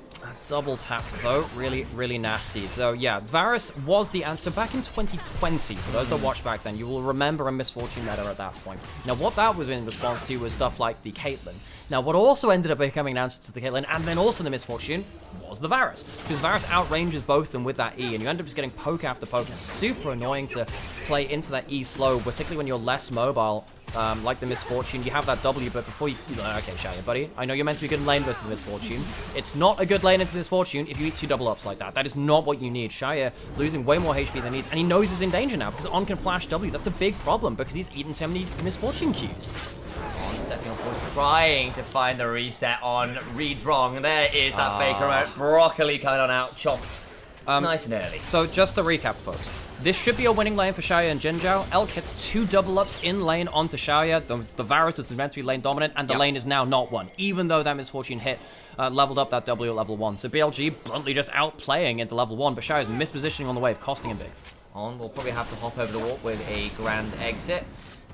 Not going to wait for the Scuttle Crab to pick up its own marks. Wants to get into the enemy jungle, get on a nice timer, because obviously one of the things is hanging around means you can still slow down your own camp clears, and that's not a great thing to be doing either. Yeah, so if you are an aspiring jungler yourself, one of the big things that you'll see in pro players is that after you've done your first clear and you hit level 3, level 4 after you've done the Scuttle Crab, you don't recall as soon as you take the Scuttle. You go into the enemy jungle, and as you're recalling, you place wards. What that means is that for the second spawn on the quadrant the enemy jungler started on, you will have wards on their camp respawn. It gives you that extra advanced information. You can sometimes assume they'll be there, but just making sure you know what they're doing. So they have that first back, they have the combat stats, they can make a play, but as long as you see them like this, you know where they are going. This is exactly what you're meant to do. You take yourself to that level 4, your first player, you spot whether they're going to do something cheeky or whether they're going to keep farming.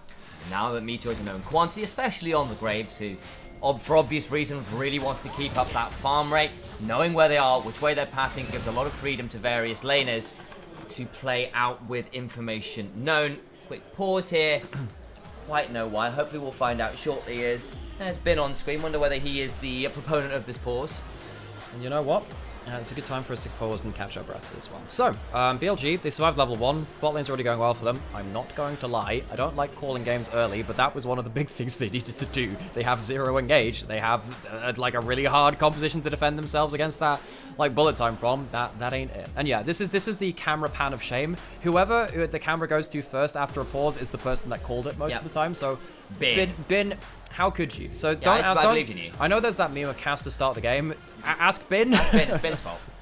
His Bin day is changing. The Bin day is indeed changing. Still one of the better memes you've come up with. Oh.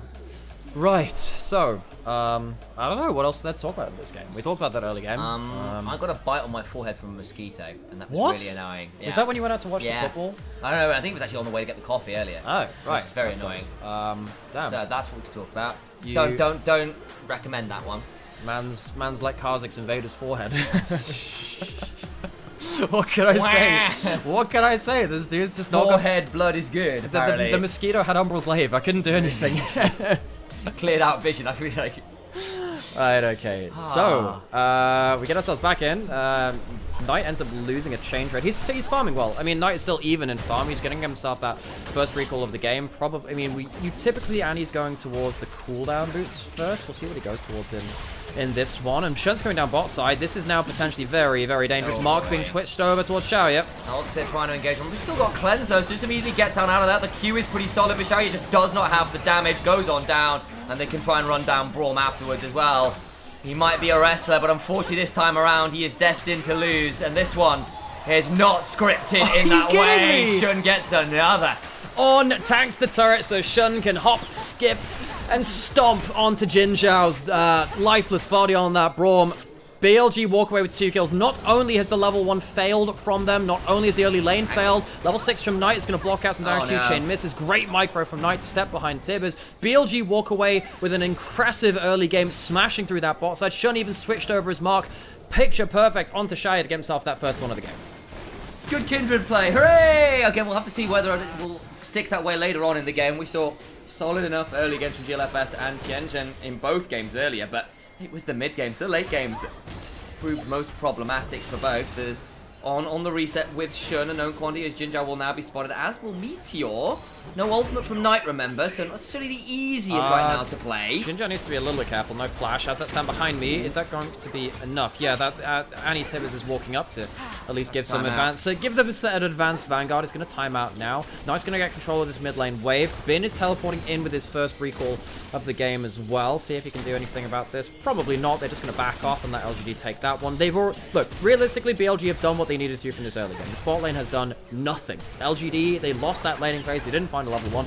This game has been a bot dip so far. The fact that Elk managed to get those 2 double ups very early into the lane onto Xiaoye, that's... I'm not gonna lie, that's nigh unforgivable. You're a Varus, you're meant to win this matchup. As you were saying, a lot of misfortune meant to saying, like, look, MF used to be that lane bully. Not necessarily the way that you think right now. And then they just massively overextend. Really good make it rain. Xiaoye has to flash aggressively, which then puts him into a position where, well, it's just kind of lights out. The Mark is already switching over from Shun. He was out of combat. He waits until right there, the portrait just about changes, and they end up getting Ginger out of this too. Of course, when you have that W down, your Q goes into a much lower cooldown. They have the cooldowns. Ginger can't live. A couple nice auto cancels there as well. Flash auto doesn't hit the turret. We've all been there. Myself, flash auto turret is not the way, guys. Remember, kids, there is a hang on, mini Nars is coming out. That's how you beat the mini. That's how you beat Nara's Cassante. You wait until he just goes mini to see if it can punish him on that one. Not quite. So it's just going to be trade for not much else. Another quick slow there, but Birdle gets the wave on him, but we'll leave that one there. We'll likely need to reset himself. And we can see, looking down at the bottom of your screen, it's red all across the board there. LGD falling behind in every lane, every roll, and that's a bad start if you're trying to play this composition. They need to be ahead. They're not ahead. They're not ahead. So LGD, I mean, I think you got to point some fingers. Well, you got to point fingers at that bot lane, but also at Meteor too, where you're realistically not playing towards strong side top. You need to have some presence on the bot side. Not been able to do anything in mid lane either. Knight manages to catch with the stun onto Haichao. He goes back to his return point, and Tibbers goes to follow him. So Knight going for those, not even the cooldown boots, goes for the pen boots first because he's sole AP, and he's ready to really take that LeBlanc's head off, especially with the first strike to get some extra gold from those trades. Boots, Haichao goes for this game. He's going to feel like he's obligated into the Merc trades into the Annie for the side lane. I don't know. Yeah, I think so. I mean, when you're the Annie and you're jumping up into the, when you're the LeBlanc and you're jumping into the Annie, you kind of need that. Shrugs off some of the damage, means that you don't have to immediately get kind of like zoned out by the Annie whenever she looks at you funny. There's Haichao being threatened by Annie's bear Tibbers. I don't know if she's told you about that one before. She hasn't. She will, I promise you. Have you seen her bear Tibbers? I have. It's on my screen. Yeah, ooh, good change of corruption. Get down against bottom, but the turnaround with the bullet time. Flash across the arrow. Auto Q, auto, and a double tap. Does the work. It's Zombieland all over again. Gotta tap twice, and Elk does just that. The bullet time maybe slightly misangled, but kills out some of those minions as well. All the same, doing a bit of double time in that one too. Elk gonna get jumped on. The Guardian, the shields gonna keep him safe. So Elk monstering this series. Fantastic play in game number 1. Doesn't quite walk away with the MVP because Knight was also incredibly solid. But in this one, Elk, in the lane which they should have been losing, the lane which probably loses them the game if LGD end up blowing it out hard enough, they completely stomp it. This is not close, to the point where Elk is going to get himself to a very easy first item Bloodthirster. And at that point, like, the Misfortune becomes a really powerful character because you get that overshield which keeps your W on even longer. BLG are massively overperforming in this bot side. Yeah, and that's the big change to put Misfortune back. The fact that you've got that overshield on Bloodthirster means you don't take damage to knock your passive W speed off, but Misfortune has always been gated by her ability to keep W up. It often feels like so unwieldy otherwise. You can see with the Love Hearts floating around, strutting away to victory here in this bot side. Didn't even blow the cleanse despite getting hit by the Chains of Corruption, just stood and delivered. Yeah, sounds like alright, okay, cool. You're within my active damage range. You have activated my fight or flight reflex, and I am a flightless bird. Yes, I mean, not sure that's quite true. Actually, has a jetpack, so is quite capable of flight. Well, maybe it's just like the bunny hops. That's the thing. Have you, by the way, have you seen the new battle, the Animus Squad Misfortune skin? Have you seen the event itself, the Swarm mode? Was it out yet? I did play a bit of it on stream. It was on the PB. I don't think it's out just yet. I think it's out in like a week or two. Yeah, I know. It's been fun. I'll need to finish up the rest of this Faker event. I will say, it feels like it is a slight look. It's worse than Vampire Survivors or Death Must Die or something like that. But it has a League skin on it, so it's nice to see your own, like, see champions you're familiar with and that kind of stuff. That's the one thing which I'll say. Like, it's not really as good as the other, like, Vampire Survivor likes, but it's still fun. Exactly what I'm asking for, and I'm glad we're getting some more of those rotating game. Well, I really miss Odyssey and Star Guardian. Like they were so fun. I really like the prototype one where you're hopping between the roofs when Jin came out. I didn't manage to play it when they came out because I think I was like away from the PC. Bin might just kill here, by the way. That is dangerous. Bert'll get smacked by that because top lane is not a factor and can't TP in time. That's going to be Herald. The Glorab's going to BLG. In goes the bullet time alongside a quickness. Hai Chao just about alive, but MF unleashes the arsenal from downrange. The collateral damage afterwards, though, means the Bilgewater courtesy is a brutal one indeed. Bert'll goes over the wall. Blast going to keep the Misfortune for safety for now, but a flash away will not keep the Kindred safe. LGD turn it all around. It looked like Odd had found the trigger, but all he finds is a live wire and a lot of damage onto BLG's backline. Bert'll makes it happen, gets into the back of the pit and punishes BLG for not closing off the routes of entry for LGD. It's a bit greedy for them to overstay in there. They also, you could see that even with, Meteor being forced back a little bit, it was BLG that ended up losing that last grub. So Bert'll gets to go onto turret. And, Bert'l's a player which I've seen some people criticize. I do think this player is a lot better than people consider.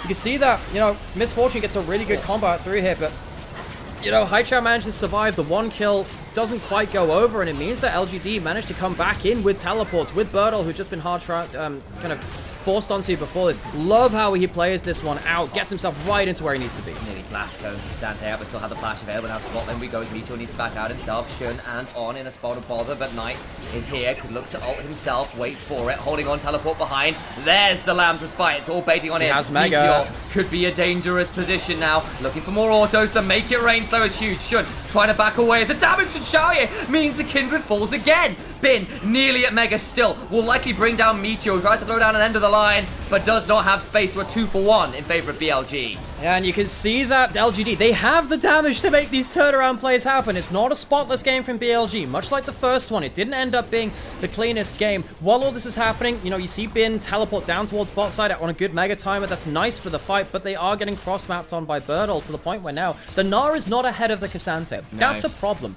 because if the Cassante can out-impact you in the fights, that is going to hurt. He can bring someone out of the Kindred ultimate, but with that all out, with the W shove as well when you're in like your tankier form. So LGD, they might have to rely on Bert'l to do his own team fighting stuff later into the game.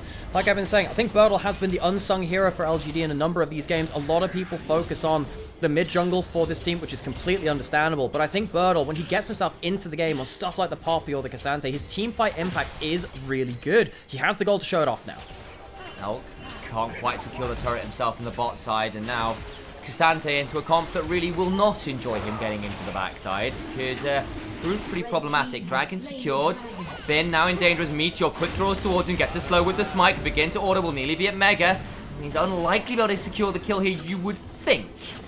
Bin gets to zoom away with a hyper proc. It was the fleet footwork which ends up giving him the extra movement speed there. So between all of those, he gets a lot of ability to escape through there. So this is the big problem we were saying about, look, no, it doesn't really have to care about Cassante, Graves. They don't really do that much to him at an individual level. And that's true, and it does mean that Bin, if he's in an advantage, gets to sit in that advantage. Not as easy, though, now when he's been put behind a decent amount to Birdle, because Birdle's taken so much of that side lane farm. Herald is going to go up to LGD likely too, just looking at the map movements. BLG might look for a contest, but LGD holding this river well right now, and they have a lot of their ultimates available. Knight, no flash, but has stun charge and the ability to press R. Not happen right now. Okay, so Herald's going to be taken by the side of LGD, no real contest. Shun instead going towards the Raptors. I don't think that was marked. I wanted to see where it was at. No, it's on Gromp, so that's not going to happen right now. Still at 3 marks. Dragon in 4 minutes or so. It's not going to happen right now. Damn, it's on Gromp. Huh, funny how that happens. So, BLG, good early game from themselves, particularly through that bot lane laning phase, has been thrown a little bit into a difficult scenario. LGD, they still have a competition where it's hard to engage with. You are looking for good Var assaults and maybe a good Brawl Melt, but it's not easy to pin someone down in the right kind of timing.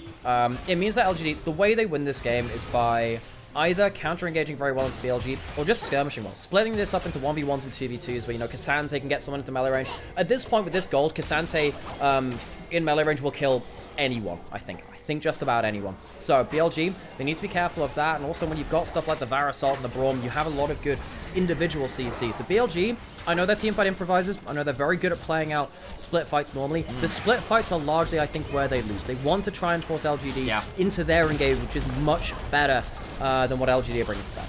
Because they do actually have a lot of consistent damage between the Graves, the LeBlanc, whose ability later on in that game to cycle through a lot of cooldowns is pretty high. Meteor will get a second charge off in here. Knight left somewhat alone, though Knight blast cones on over, so should be able to be available for a bullet time wave clear if required. Not going to be needed right now. Is taken down, but Meteor still gets to nab away a Gromp, and Bin kind of split pushing on the other side. You know, when you've got a Gnar in the game, and you're not really, like, able to blow open the side lanes the way that you want to, if you've only got a 200 gold lead, when plates have fallen and stuff like that, that is a big win for the other team. Bin is doing fine. He's cashed in that cull as well. The fact that he's not even that far ahead when he's taken, you know, a load of turret plates and the cull is huge. Birdle ended up getting, I think he got the full first turret and top side, which has made this much more of a competitive match. You know, I want to see Birdle do well. In spring, I think Birdle was close to third best top laner in the region. I think that his lethality Aatrox was absolutely sublime. I think that his Cassante and Poppy were also pretty good at frontlining. He's had to change his playstyle away from heavier carrying into being more of a teamfight tank for them. I do think that he struggled towards the beginning of summer, but I think he's finding his form bit by bit, again and again. If you can take this gold lead and again just take someone out of the fight from BLG and try and perform to be that, you know, try and split open the fight into those individual skirmishes, I think you can have a lot of agency in this game. And maybe, folks, we might be seeing another game where BLG somehow drop a game, or maybe even more than that, to LGD. This is a team which have struggled a lot in the Ascension group. They just about squeaked over here, beating out Team WE from the same group, who kind of fell apart at the back end of the groups. But no, I think that if they can take a game like this and get individual advantages, there is a good chance. Elk, though, up 1,500 gold, building towards Infinity Edge, has got the VF sword already in inventory alongside the Cull cash in. It's not quite there yet, I don't think. But actually, I tell a lie. There it is. Jesus BF sword to Infedge in time for a dragon fight in a minute. This misfortune could really sting. Yeah, that's going to be a bit of a pain. So what cancels do LGD have? You have Birdle on a flank, you have the Brawl Melt as well. The Var Assault won't stop the ultimate immediately, because the root is it's just a root. So that's going to be a bit of an issue. We have, well, I mean, we have seen Varus do well into Misfortune before, just because you can just, like, throw arrows at that point. But this isn't even going to be that, hang on a second, that was a bit of weird interaction, but still, BLG, they have themselves such a powerful Misfortune. Have to see them, yeah, with those items right there, making the difference. They know exactly what's going on, but that Cull cash in with everything else has made sure that Elk is ready once again to show he is the most dangerous predator in all of Runeterra. I think if a good ultimate comes on out in this game, it could prove really dangerous over this next fight. 10 seconds till Dragon Storm. Why don't we have an Orca champion in this game? We got Fizz. Why don't we get an Orca? Get the real deadliest character in this one. Maybe we'll start eating like sharks' livers for fun. They do that. Whale Nado. Yeah, well, Jesus Christ, that'd be even more terrifying. Right, okay, Dragon Spawn. Again, BLG kind of want the clump fight. LGD kind of want the split fight. So wait to see how particularly Birdol can influence this one. Top lane is not at the play just yet. BLG have better engaged than LGD. If they catch people in an AoE without that Braum shield being great, they win. Teleport coming on through, Dragon down about half HP, BLG a little bit wary, understandably Birdol about 20% down. Bin is split pushing, it would be soul point for BLG, don't feel free enough to come on through. And they'll let BLG or let Bin split and allow this one to go over. It's going to be the ult missing from Xiaoyu, not even from the flash of Shun. With that ult down, I think that BLG can really look for a good fight. There's very little pick tools left. Birdol gets a W, didn't get that much value, so turnaround comes through alongside the quickness, damage back is huge, big shield, bullet time, forced to flash away from the door, comes out and keeps LGD just about alive. Haichao though gets a tier 2 in the side lane. Exactly, now LGD, they managed to delay BLG, they take the Dragon down into towards the bot side as well because Birdol teleports early. BLG might just be able to take this mid lane out of turret, but I mean LGD get themselves a turret and they get themselves a Dragon. I think they're fairly happy with that, all things said and done. BLG, I felt like they could have had a stronger response. I think they could have looked for the AoE team fight. The fight under the mid lane turret really didn't feel like it was great for them. They allowed that shield to come up in the right place. You don't get that much from it considering how much they invested. Realistically, the flash and the heal of Birdol and Jin Zhao respectively. They do get the tier 2 off it, but still you might have been asking for more, and it keeps LGD a pretty solid spot in this game. Have a look at the replay, because you can see what happens is they go for the engage on Birdol, especially if the W is down, and they unleash everything. It's a good door, it's a good shield. Birdol just about stays alive. Yeah, I mean, he has himself that shield, the barrier, the heal. Very, very good defensive play coming in from Jin Zhao.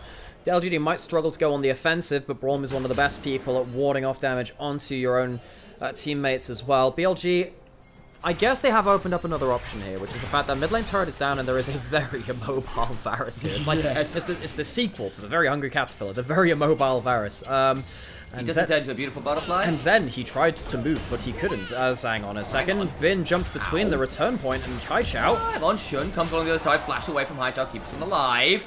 He's burning pretty low here because the red buff was on him, but stays alive for now. Still, Summoner down, as Shun flashed himself to try and get the last kill there. I think Haichao manages to get out with a flash there. I think he's happy with that one. Because of this, you're going to have to use that ultimate here to do this. That's going to be Bin coming in with Mega. Could be pretty scary. Looks for Mega on 3! Into the backline. Goes on. Trying to get onto Xiaoyu, who's taken low but not down. Bin now in danger himself. He's back in Mininar. And Birdol claims him. And the Lamb's respite is too late. Now Shun in danger. Remember, no flash on him.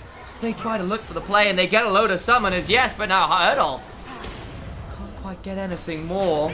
Big moment there from LGD, turning things around. Knight, though, ensures the turnaround onto the LeBlanc, who is looking more like LaRouge as the blood spills out on the floor. Jin Zhao as well, going to be brought down. The steel chair from downtown is bent over the knee of BLG. It looked so bad for BLG. A poor team fight where they couldn't get the stun onto a wall with the Mega Gnar leads to Bin dying, but who else to pick up the pieces? But their Knight in shining armor once more. Now going on towards the Baron. LGD forced to respond without their mid laner or their support.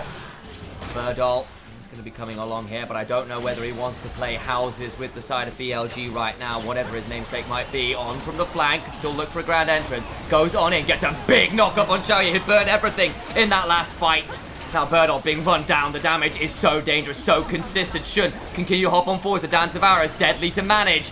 Continuing to chunk out. Meteor has the mark on top of him, but the mounting dread will not proc. Wolf will not take a chunk out of the graves. But I am so happy to see Knight back on the AP champions. That Annie engage might have just saved that state in the game from BLG. If we look at the team fight just before this, Bin gets himself into a great position, but none of these ults are onto the wall. It doesn't get the stun. The Mega Gnar's great for damage and displacement, but you need more than that. He runs out of a Mega Gnar. He doesn't have that same tankiness. And Birdol kills him before the ultimate is pulled in from Shun. I think he was taken a bit surprised by the damage that K'Sante pushed out. And you think, okay, LGD, great position, just blown to teleport. What happens here? Haichao jumps back without having the distort, uses both of them, and Knight just slaps him in the face and says, look, I've been counting your cooldowns, kick me out of the casino, but I'm kicking you out of that rift first. Takes him down and opens up this play afterwards with the extra kills, and they're going on to the Baron. And the high-stakes poker earns them the cash out of dreams. The jackpot is the Baron. Bin now in danger versus Birdol, but Knight is here. And half HP is the Cassante, who's only built really armor. Finally has a Negatron gloat perhaps, but I just don't think it keeps him alive. Meganar comes on through. Bin gets that kill. And LGD falling apart in the mid-game. In the picture-in-picture, though, Baron has been started. Well, there's no teleports on Bin or Knight, so this is a great start from LGD. Boy. They should get this one. Shun might be able to get a steal. He can also play around his ult, remember? Oh, gonna try and play this one out. Just gonna take out the kill onto the Braum. Landorus Bite keeps the Baron alive. Could try and take it out, does so. LeBlanc taken down by Elk, who will gun them down. Shun gets another. Baron secured. Meteor alive, but about to come crashing down to earth as Knight is hunting for him. A couple blast cones to work with. And that is BLG playing around the mind game of the Kindred. Meteor panics and smites the Kindred ulted Baron. Yes, the Kindred ult stops champions from dying, but it also stops your objectives. So the Baron stays alive during the burst down from Elk. Elk throws the ult over to put the panic into them, and then the ult saves the Baron. Then it's smite versus no smite. They go down towards the dragon after this point. Fantastic play from Shun and Elk to just bluntly throw Meteor the most panicked situation you can hope for. Are they going to pull that Kindred ultimate? Are they not? Win that mind game and win themselves maybe even the game after this point with both objectives falling down. Watch this again. You got two of the solo laners down in that boss side. So it's a 3 versus 4. You are tanking that Baron, so you're less healthy there. Misfortune ult shreds the Baron, but Shun ends up pulling that ultimate, and the smite goes onto it while it is invulnerable. Waits that out. There's no smite left, no contest. It's claimed by Shun.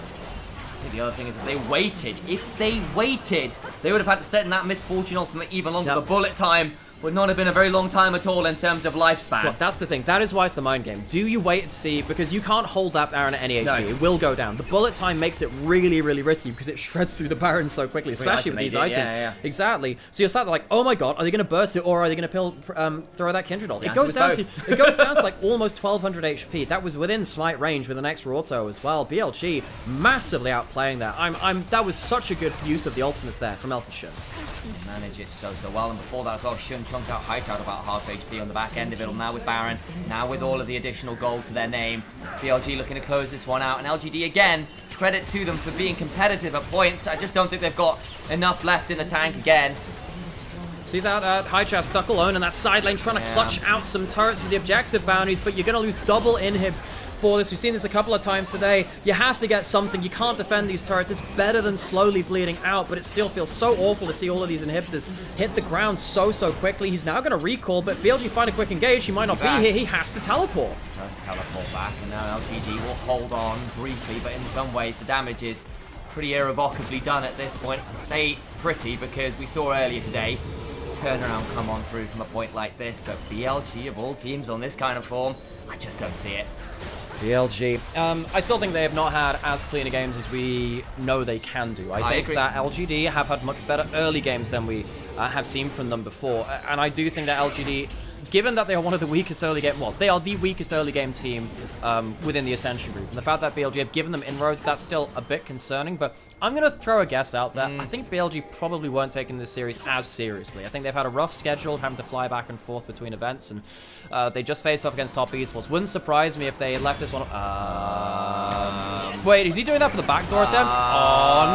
On. He's fine. It was all a ruse. It was all a bait. So, that's Jinzhao's ult for free, I guess. Shun going to go DPS onto Birdol. Gets away with a bit more damage. Birdol just about fine, taken low but not down.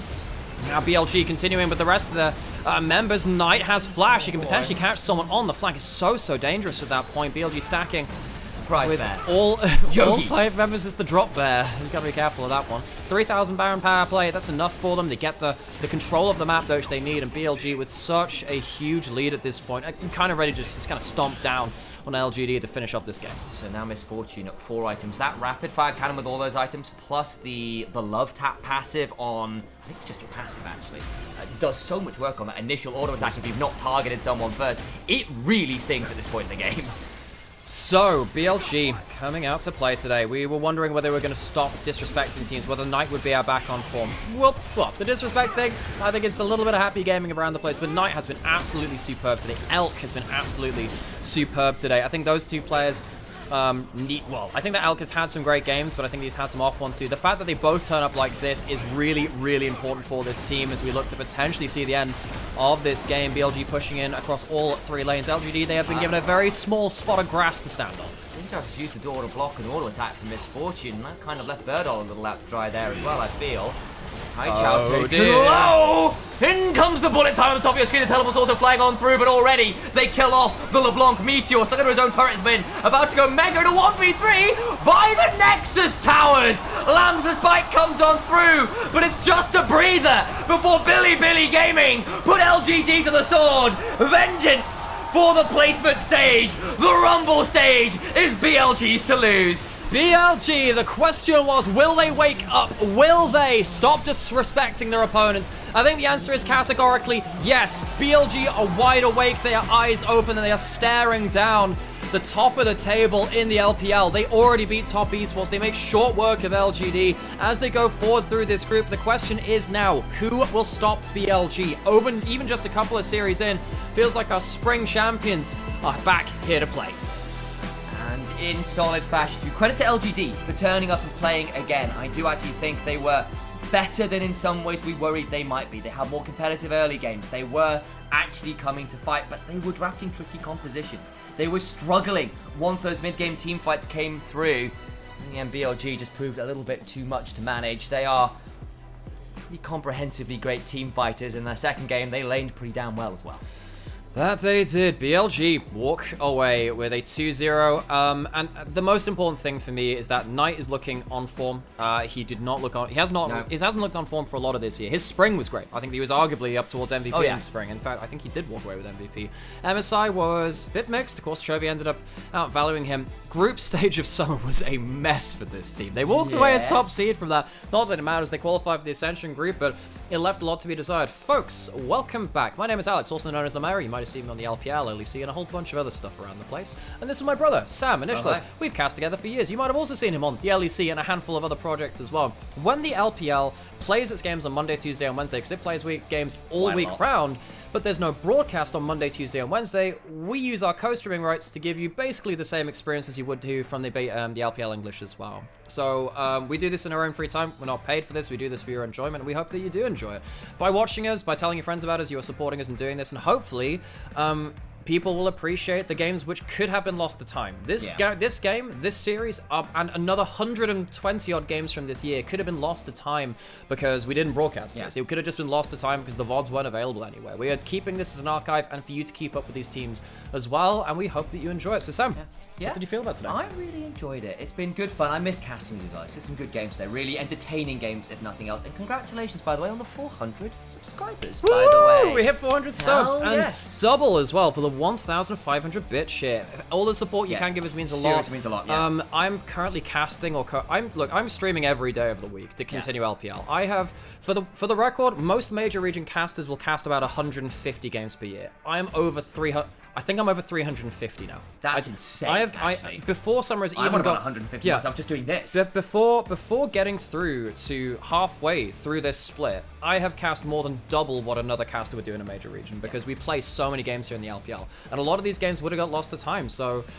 Hell yeah, let's keep going. I'm enjoying it, and I hope you're enjoying it too. That game that we just saw there, I think, honestly, Elk should walk away with MVP for me. I think that, yes, Knight had some great moments. I think Elk was absolutely superb. The fact that he won through that bot lane so early denied that win condition from LGD. The double-ups and laning phase were absolutely crucial, and he snowballed well with it. He really, really did. I'm going to get out of here. I'm going to get my stream up and running. You go do it. And I'll be back in a minute. Again, thank you all for the support. If you can, throw out those follows and stuff. We all appreciate it. But I will...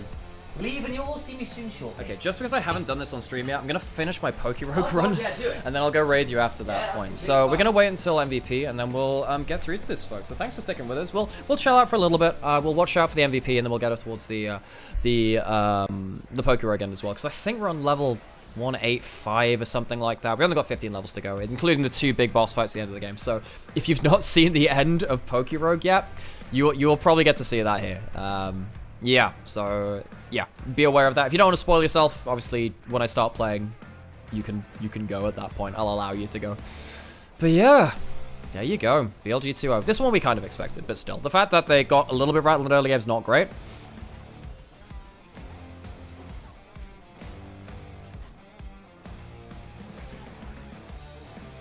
Confidently says probably. No, I'm strong in this run right now. I should be able to finish this one.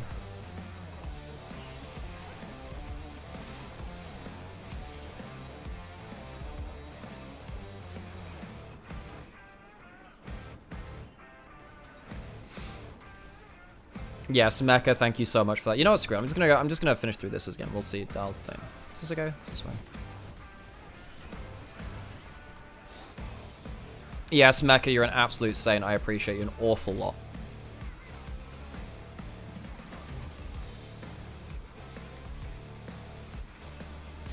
I'll turn my cam on as well. There we go. Cool.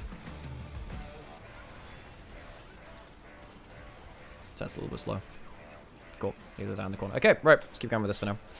Shona Pyoshik, who would pick Pilot Kindred? Ooh. Oh, this is... Hang on. Yeah, we said we were going to keep doing this again. So this means I can go for Morning Glow instead, doesn't it? Oh, no. I need to no, I need to tell her. Whoops. Oopsies. Immediately have to restart. That's my bad.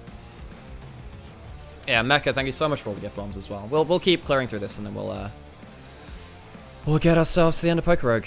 Because we've got the Elite Four, and then we've got Trainer Battle, then we've got like the weird space region, and then we have the final battle, which I will not spoil for you because it's very, very cool. Okay, so now we can clear through Marowak with just a flamethrower, so that's fine. Setup moves are so goddamn important, by the way. So I mean, Ninetales is like max IV, has like Soldew, has like a million different things. We can Morning Sun off of this, I think, because it's faster than us. Yeah, we Morning Sun through this. Okay, so then it goes for like a Sucker Punch or something like that, which is fine. Which is surprising. I'm surprised it went for that. This thing goes faster than us too, but it's going to get us with a... We can also kill it. This shouldn't kill us in one. This is fine.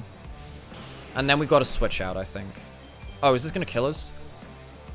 Oh no, we don't want to waste berries this way. Which LPL team do I think is the strongest? That's a great question. I think that... I think currently it's BLG, but then it really depends if they're on form or not. So that's kind of rough. I think BLG look really, really good at peak, and the fact that they showed us that they can demolish top esports like that is huge. And also the fact that they could play weak side as well was insane. Okay, so we can do this again. I messed up towards the end of there. Who's MVP? Who's MVP? I'll close this down for that. Elk? I think it should be Elk. Yeah, Elk was great. Okay, cool. Elk deserves it. Awesome. Cool. LNG is good. Yeah, no, I think LNG are a lot better than people think, but they also can't teamfight like the other teams, which is a bit of a problem. It's a bit of a problem there, honestly. So we Morning Sun through this. Okay, so now we can do another one of this. So then we have to Morning Sun through the next one, I think. Yeah, we have to Morning Sun through this. Yeah, because this is a pain in the ass, really. And I don't have a Lumberry or something to heal through stuff, which is a bit of a pain. So we can do this again, but it's toxic, so it's going to keep doubling up, which is a pain. Yeah, we got to switch out now, really, I think. We can still kill this in one, I think. Yeah, we can still kill this in one. We shouldn't die to this. Don't think so. Oh, no, we wasted the berries there. Fuck. Now we're going to switch out. Let's switch out to... that's not great. Let's, see what Dasplin can do. Sure, why not? Is it surprising that top esports managed to get to finals versus T1? No, I don't think so. I think they're very good on the whole. Let's do this maybe. Oh, that's not great. Okay, we're not gonna win through this. We can do like one more then. Oh, we can do. Wait, isn't this super? It's not super. Oh wait, it is. Huh. So we're moving first. That's not gonna kill though. So now we got to switch out. Let's go. So it's gonna go for a Shadow Ball. We can use this, and we can go towards an Ice Fang after. Ow! Why did you use Bullet Seed? Why would you do that? Why would you do that? That's fine. Is this gonna kill him on? No, it's not. Does this kill me now? Oh, let's go. Nice. This should still kill, maybe? Let's go. Cool. Nice, nice, nice, nice. And what's the last one? So that was Ghost type. Dragons. Okay, that's fine. We can work with that. We can work with that. So now we need to really get a full heal onto everyone. Special attack is absolutely insane. Oh my god, that's so good for us. Let's do that. Let's get a full heal. I should have done a full restore, actually. That would have been better. This is fine for you. This is fine for you. Should probably get another one for you. Yeah, I think we splash out now, honestly. That's fine. And then we go for calcium just because special attack is so because like special attack on this right now, 483, that's really good. But then that's just getting multiplied like 1,000,000 times. Yeah, I will switch. I'll switch over to Ninetales again just because I get a load of gold for doing this shit. Okay, that's fine. Bulldoze, that's ground type, isn't it? This isn't gonna last through. This will last through enough. We can do die hit. We can do die hit. That's fine. Yeah. So we're going through because we have a fairy type. This should be fine. I should be okay to clear through most of the stuff just with this. You know, this should be. Wait, you have a reviver seed? You piece of shit. You piece of shit. Okay, whatever. That's fine. We can work with that. I should have maybe stayed to do a Morning Sun there instead. That's a bit of an issue. Let's Morning Sun. Wait, you're faster than me? Okay, we can do better than that. We can do better than that. We can do better than that. So we'll probably do I could maybe do I think I do Tail Blow, then I think I do Morning Sun, and then I think I do just sweep through with yeah, and then I sweep through with Fairy Moves. So let's do Tail Blow, get ourselves the buff. Because that gets us up to +3, which is insane. So this is fine. That's okay. Now I'm going to do Morning Sun, just because it perfect. That's awesome. Cool. And now we just sweep. We sweep now, I think. Because of solar power, we get a load of extra special attack from how the shit are you still alive? What? Oh, Focus Band, right, yeah. Oh, it didn't affect it on last time. This should still kill though. Yeah, I should be able to sweep through now. Maybe, anyway, we'll see. Attack's fine. We can take that one. Yeah, we should still sweep. More, like, Tail Glow is so absurdly strong. And again, this is like super effective. This is not the fucking dragon type thing. That's so. You have a Reviver Seed, you piece of shit. Okay, let's do Morning Sun. This is fine. Should still heal us a load. What do you mean going all out for this attack? Huh? Excuse me? What the fuck is that? Okay, so we lose our Reviver Seed, which is a pain in the ass, man. I really need those. Should be fine. Does it have Miracle Scale? No, it doesn't. Wow, that was 3. Oh, did it deny? Oh, it's because I revived. Because I revived, I don't have the stat boost again. That's a pain. So now I might need to switch into the Aerodactyl. Is this gonna kill? I hope it does, but... Okay, we're gonna... You know what I'm gonna do? I'm gonna redo this. I'm gonna redo this one. And I might also switch out for fucking... Iron Thorns as well. So the first bit's fine. We can take out the first couple fine. It's just like after a while, I think we start running out of stuff. Okay, I'm also gonna end the YouTube stream as well now, just because... wait, no, should I? Yeah, it depends if people are watching still. But yeah, it's okay for now. As long as you guys are okay with me keeping this on for the end of it. Yeah. Sorry, I didn't keep as much of an eye on, Wait, can I just do double Tail Glow? Maybe I can do double Tail Glow. Yeah, fuck it. Let's just do double Tail Glow. Yeah, screw it. Why not? Okay. Is he gonna... Okay, so now I can do this heal up to full with the last of that. That's fine. Avoided. That's good. Yeah, so now we have, like, +6 on special attacks. So now we should realistically clear through everything. Yeah, so, like, we're doing, like, triple damage. Fucking Reviver Seed. You... It's annoying as hell. That's annoying. So we set up a lot. I didn't know how to fucking Perish Song. It's annoying as hell. So we can clear through one wall. Ow. Now we've got to switch out. Okay, well, I guess we'll just go for Iron Thorns. Ow. Now we can just do... Wait, is it going to be faster than me? Nice. Okay, so am I faster than it? No, you're faster than me. Oh, Jesus Christ. Okay, so we need to find out a different way for this then. Okay, so you died as well. No, fuck it. Let's just go with this. Why not? Ah, that's not very good.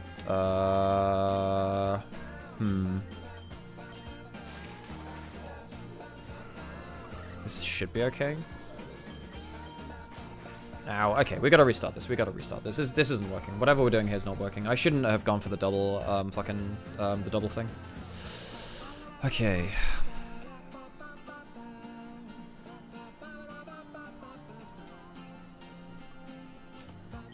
Yeah, I guess that's one thing which makes the game a lot easier. You can do it without resets. Doing it without resets is a pain. I'd like that. That's one of the reasons why I've managed to do like a lot. But okay. Okay. So let's. We can do this to take down the first one. It's faster than me, which is a pain. So I do need to Morning Sun, I think. So that's fine. Let's go for Moon Blast. That's fine. How the hell did you... Okay, whatever, that's fine. So you're gonna go through things again. Do you... I think I go Tail Glow again because it's gonna switch out. This is fine now. This is okay. This is okay, because now I have the +6. Does it move faster than me? Does it move faster than me? It does. Shit! I don't want to like, waste the Reviver Seed. We can do it better than this. We can do it better than this. We can do it better than this. Because I don't want to waste that Reviver Seed. That's really important, like, when you go against some of the stuff late game. Like, this is okay. I shouldn't have to use it here. There's a harder battle at 195, and then 200 should be okay. 200 should be okay, I hope. But we'll see. Okay, so this is fine. We have the opening fine. Using Tail Glow is okay. Then I use Morning Sun. Wait, no, I can't... What? Yeah. This should be okay. I think I just used this. Oh, it has Reviver Seed, yeah. Yeah, pain in the ass. Okay, is this gonna kill him one? Nice, nice, nice, nice. That gets rid of that. That's a pain. That thing is a pain. So you're gonna whip my butt. So let's go for... Let's go for No, screw it. We haven't really sent out Ludicolo before. Okay. Does it have a Lumberry? It does. That's a pain. I do have Ice Spinner, though. Ow. 4 times effective. Nice. So I'm not going to move before that now, am I? So we can go towards Darkspawn, because it's to go into Outrage. We can switch into it. That's fine, because Fairy types don't get done by anything. Let's do Charm. Yeah. Cool. So now we can do this. That's fine. Let's switch out to Superior. Ow. Is that flying, you piece of... Ow. Let's do that. Let's do... Stealth Rock? Yeah, if we're gonna do this shit, let's just, like, put some Stealth Rocks down. Have you got a good move for me? Is that why you're doing this? Ow. Oh, it's Grass type. Oh, shit. This should be okay. We kill it now. We kill it now. We kill it. This is fine. This is good. That's really, really good. You have a Reviver Seed? You... Wait. Oh, no, it can't do it because it died. It loses its charge. That's fantastic. Okay, I think we win it now. Hey, Angie. How's it going? You have... So it lost some stuff from that. Ow, is that going to one-shot? It doesn't quite. Ow, my god. Do I kill now? Yeah, I think so. I think I have to switch out now, though. I have Ice Fang. Am I going to move fast? Oh, shit. I gridded. I gridded. God damn it. I gridded. Okay. Can I just change out for this, maybe? This should still be fine, I think. Nice. That's really good. Stealth Rock's getting huge value here. So it's gonna... is this gonna kill, though? This might end up killing. It's flying. How much damage is that gonna do? So now I've just sharply lowered its attack, which is good. Fuck it, I'm just gonna use light. Ow. Ooh, let's go for that one. That's nice. Ooh, Stealth Rock is doing so much work. Holy shit. Let's... Okay, so it's gonna do the flying type bullshit again. I don't know, let's see if Meowstic can just tank it. You're just gonna die to... You're gonna die to frickin' Stealth Rock. Let's do... I don't know, Reflect.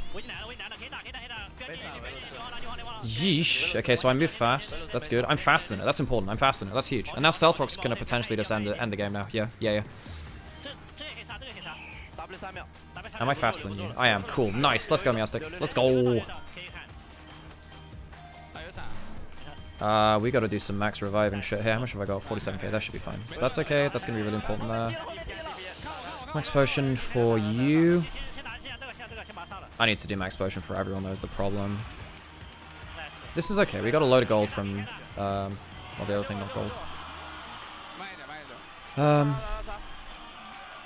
Let's go for this now. So who's the Lance? So that's Lance. Who's that? So it's gonna be green. Does he have Charizard? There's Venusaur. I don't know what he's got. It depends what he's got. I reckon he's got a Charizard. Who do I want to send out? I guess I start with Ninetales.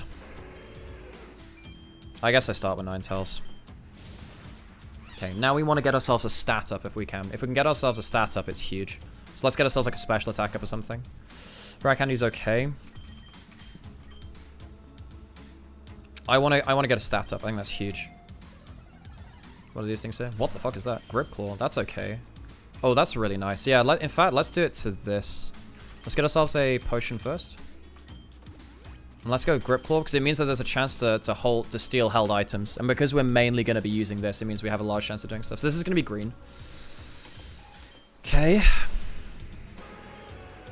You are going to do some bullshit damage. Do I go for a setup? I think I do. You're faster than me. That's important.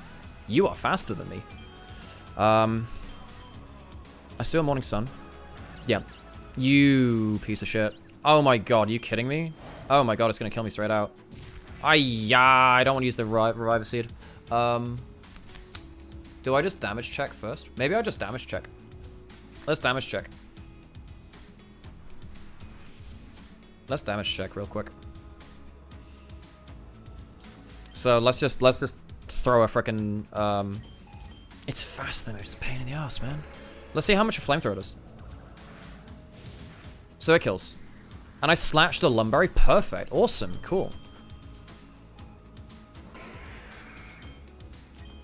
So you do a lot of damage, but I am one-shotting. That was a Mega Pidgeot too.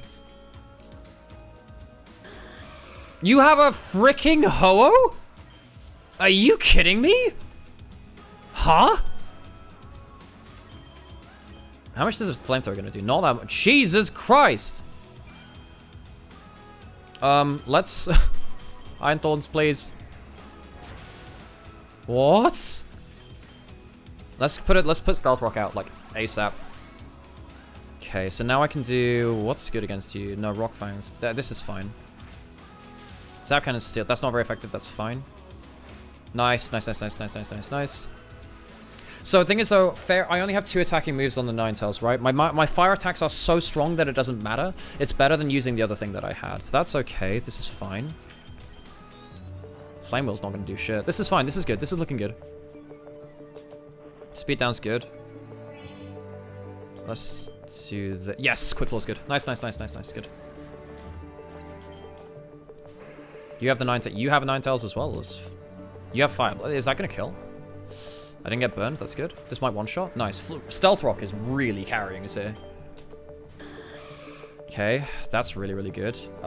You might just do a bit of killing us here, might you? I think I'm faster than you. Oh shit, I've just given it a power-up for that. That was really not good. Let's try that again. Let's try that again. I should not have done that because I don't have Flash Fire. I have Drought. Because Drought's there, it means that my attack's better, but I don't get to absorb fire attacks. Yeah, that's a big change there. That's a big change. Okay, let's try this again.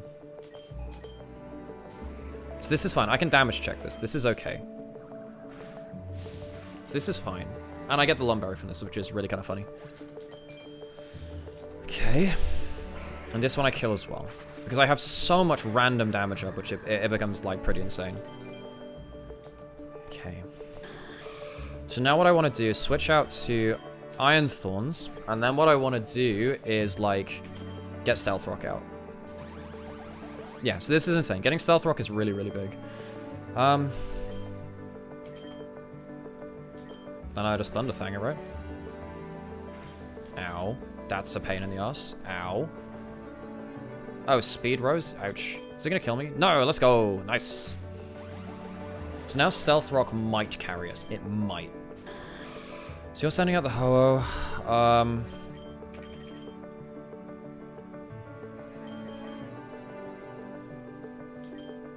Send out Meowstic? Oh, fucking hell, that's good. Psyshock? That did fucking nothing. Jesus Christ, okay. You can use Sacred Fire again. That's going to kill the fuck out of me, isn't it? Do I just try and get one more damage down? Maybe I should try using Light Screen. Yeah, I'm going to use Light Screen. Whatever. Because that's a special attack. That's not going to save me. Maybe I should have done that first. Maybe I should have done that first. I hope that I can get like a big Thunderfang or something. Ow, you're faster than me. Quick. Okay, so that's not great. We're probably going to have to do this again. Okay, let's do Morning Sun. Okay. Moonblast. It's not gonna do much, is it? I should have just done like flame attack anyway. That's fucking huge. That is so huge. We can maybe win this now. Ayya.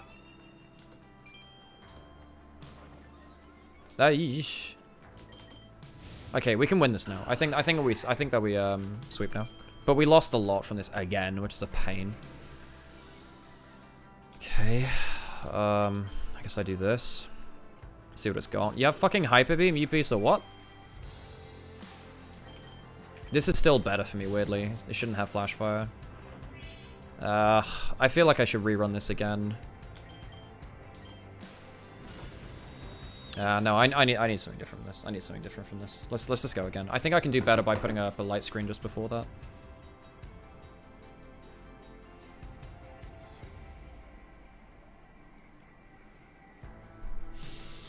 Okay, oh, that's true. Daxton's well baked. You're completely true. I should be switching into fire with. Why? That's a really good point. Why? That's a really good point. Why am I not using that to switch into fire type moves? I'm an idiot. I haven't been using it for that this entire run. That's a really good point. That's a really good point. I'm surprised these things are so much faster than me, man. I guess they have so much stats up now. That was the thing. Okay, so you're gonna go into. So let's go into Iron Thorns. So let's get Stealth Rock out. So it's going to use... Hang on, you know what I can do? I want to see if I can switch out into Zap Cannon. Okay. Oh, for God's sake. Okay, I don't want to use the Reviver Seed. BLG did win, yeah. Okay, let's make this into full screen now. Do this. That instead, so... That's fine. Do that. That's fine. Cool. Let's keep going. I need to get rid of the other one, though. It's fine. Okay, we keep going.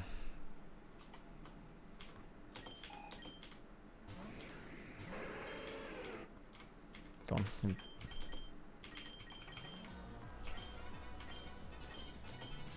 So we can damage check these two. This is fine. I do one shot because of drought and then also just a whole bunch of other stuff. That's good. So this is fine. I take out 2 immediately. That's good. But this is my ace doing this, which is a problem. Okay, so I switch out into... Okay. So I switch out Stealth Rock now. What's Steel bad against? It's bad against water, isn't it? I can put out Ludicolo. That might be quite funny. Yeah, that's fine. So now I can do... Bubble Beam, maybe? Oh, that's not good against it either. Okay, what the fuck? It's just keeping going, huh? Okay. Ow. Okay, so now I switch out for something again. Switch out for this, maybe? Okay, that's good. Light screen. Nice. Aish, that's nasty. That's not very effective. That sucks. Nice. Okay, that's not bad. You're gonna look for a steel type thingy again, aren't you? Let's send this out now, because I reckon you're trying to use... Oh, shit. Okay, that's fine. That's fine. That's fine. Let's try and do what? Thunderfang now? This is okay. This is looking okay. This is fine. So what are you standing at now? Light screen. We can maybe do... Maybe send out this. That's okay. We've got Wellbeck. That's good. Defense shot. That's fucking huge, man. So your attack's well down. My defense is sharply up. Yeah, it's got a special type move though, you piece of shit. Okay, so let's just keep... Wait, we can maybe do this. Yeah, let's try and do cover and try and steal some of the berries, maybe. Stole one of the lumberries. Okay, that's good. Wow, that's insane. Such berries gone. Wait, what do you mean that... Damn it, that sucks. Okay. Still have League Banner. What do you mean by League Banner? Yeah, I know. We'll get to that later. Let's do this. Let's go for Morning Sun. Is that going to heal enough? That's good. So glow, its stats are really far down. That means nothing. That's good. Let's do this again. We should win this now, I think. We should win this. It's going to be weak to this. It's going to be weak anyway, but that's fine. We can do that. So you have to switch out to Hoa now, maybe? What? Do this. Sky attack? Yeah. It's a bit of a pain. Sunlight faded, which is a bit of a pain again. It's not bad. It flinched. Perfect. Let's go. So this is fine. We can work with this now. We can work with this now. This'll kill. We can save PP on the other thing. Okay. I guess I just keep throwing Moonblast because I've got the stats up. Why not? Okay. That's okay. This is fine. We can work with this. It'll take another 2 shots, but it shouldn't kill me now. Fire Blast is going to do very little. Yeah, it's good. Nice. Cool. Jesus. Took a while, but we got it. Oh, yep, rotate. Yep, I can do that whole thing. Nice.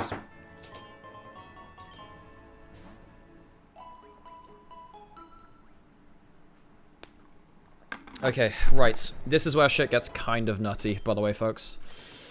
Okay, this is fine. Now we're looking for any stats up, I think, probably. We're looking for any stats up, I think. Let's turn the game sound up a bit. Okay. Okay, let's finish off this offer. This could take a little while. We're going to reset a little bit.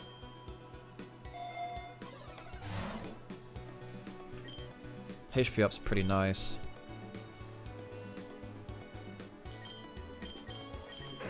So your HP is what?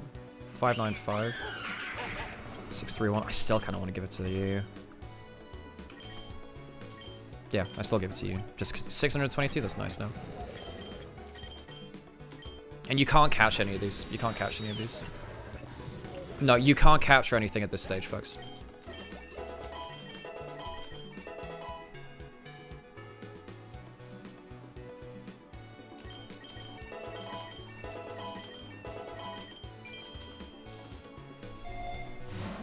Next special defense is not bad, you know. I think I might get that. I need to get a super potion though. Yeah, I need to get some of these. This is kind of important, I think. Fucking Fluttermane. Cool, nice. Like, I should be done pretty soon. It should be okay.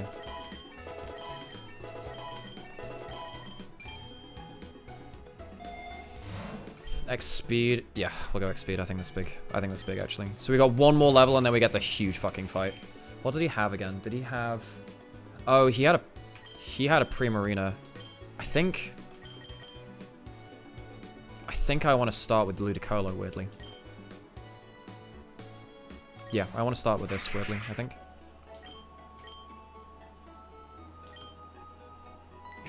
Ow! My god. Okay, right, owie. Okay, so we're not starting with that. Jesus Christ. Okay, maybe we start with Superior then or something? No, but then that's grass. Okay. Do I have to start with Ninetales out? That would kind of suck. I don't want... Because I need to be able to beat this as well as the problem.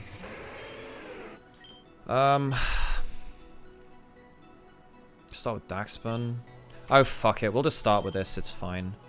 It's fine. We'll work it out. We'll work it out. And then we'll just try and get a... Yeah, we'll be able to start with, like... Okay, level 200. Most stuff's at level 200. That's good. We can work with that. Gonna have speed up as well, which is big. Speed by 10%. Pretty nice. I think we can do better than that. I think we can do better than that. I think we can do better than that. X defense is pretty nice. I think we go X defense. Yeah, I think we do that. Right, wish me luck, folks. This is the big battle. This is like the big one.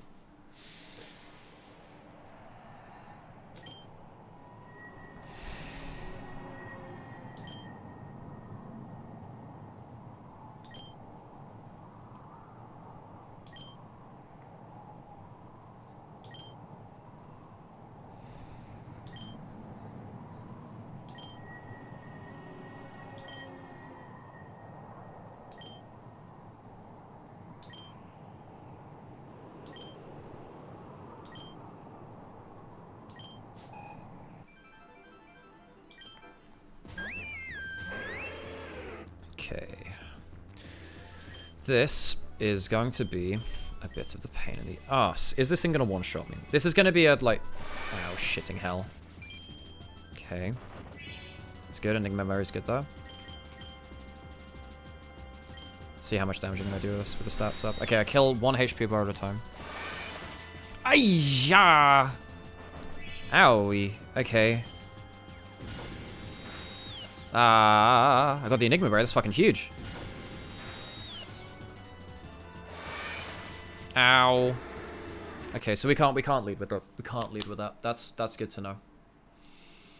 What can I lead with? So I can't switch in I can't switch in fucking Iron whatchamacallit. I can't switch in that because that'll rack it too much. I think okay, so I switch in. Okay, I switch in Ludicolo. So that's not gonna do that much, yeah. Now let's do Toxic. Toxic's good. I could have also done Ice Spinner. Huge, huge, huge, huge. How much is that gonna do? Dragon Rush isn't that bad. Okay, now what I think I do... You know what I do? I switch in Iron Thorns right now to get Stealth Rock. This is gonna do shit all. Yeah, this is good. And that's got Toxic on it anyway, so I do Stealth Rock. Ow. And then what I do now is I switch back to Ninetales. Yep, cool. This is fine. This is fine. This is good. Now what we do is we do Tail Glow. It's going to bring out Primarina again, I think. This should be okay, I think.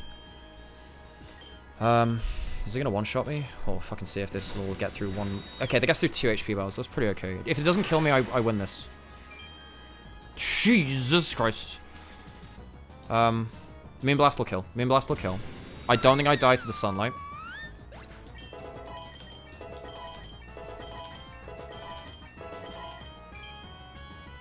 Okay. You're sending out Rayquaza. Of course you're fucking sending out Rayquaza. Oh, Stealth Rocks did massive work there.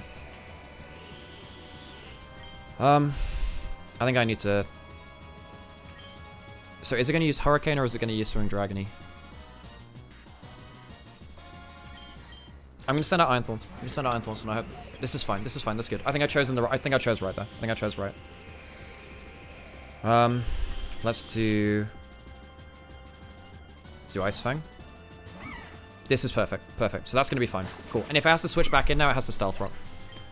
Why does Sunlight do damage? Because the passive of Ninetales, which is a Pokerogue special thing, is Solar Engine or Solar Powered. Which, is this going to use Steel type shit against me?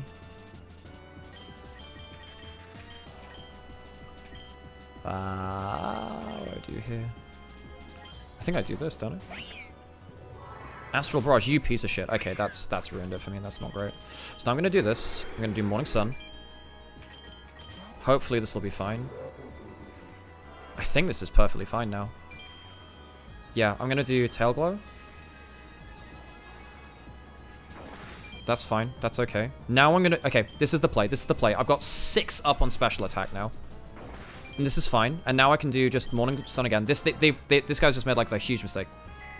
Because now I can just like sweep through the entire team, I think. Because I've got +6 on special attack. Losing Meowstic was a pain in the ass. I shouldn't have done that. That was a problem. Okay. Okay. Awesome. I think I one-shot it now. I think I one-shot it. And we've got speed up as well. We've got speed up as well. Come on, come on, come on. Let's go. One shot, one shot, one shot. Let's go! So we got the one shot because we're doing three times as much damage as we should be doing. This should solve it now. We're gonna do this anyway just because I'm so high up in damage. Yeah, I one-shot it. I'm doing, like, this should be it. We've done it now. So we've done 195. This is, like, the hard level. This is the hard level. Fucking hell. Nice, nice, nice, nice. Normally I have to restart on this, like, a lot more. That's good. That's really good. Awesome, awesome, awesome. So we should be clear to go to, like, the end of the level now. End of the everything. I'm gonna take the X special defense just because I know what the end game boss is, and it is a piece of shit. Okay, let's go for full restore. Max potion. We need to use max potions now. That should be fine. 50% HP. I'm gonna go for the X special defense. Yeah. Okay. Let's do... The Flamethrower should clear it, I think. Nice, cool. Let's get as many stats up as we can. Let's get as many stats up as we can. X special defense is good again, I think.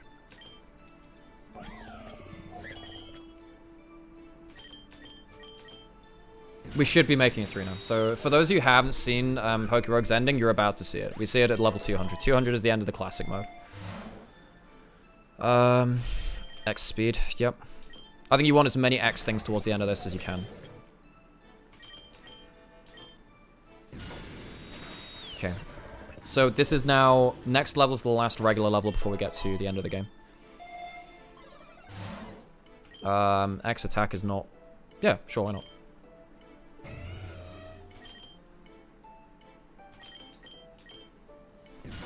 Okay, so let's make sure that we've got, like, all of the PP that we need. I need so much PP right now. Because they... Okay. Yeah, that's good. I'm also going to do this on this as well. I can do a max it. Why don't I do that? That's fine. That's fine. That's fine. That's fine. That's fine. X speed is good. X speed is good. Do I want to keep Ninetales out? We can choose that on the next one. That's fine. Okay.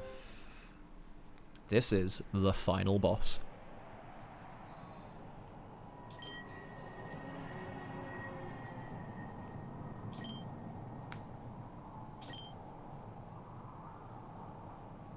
I think the only way they could upgrade this dialogue is if this was the total amount of runs that would have been done by everyone worldwide. If they had that, that'd be so cool.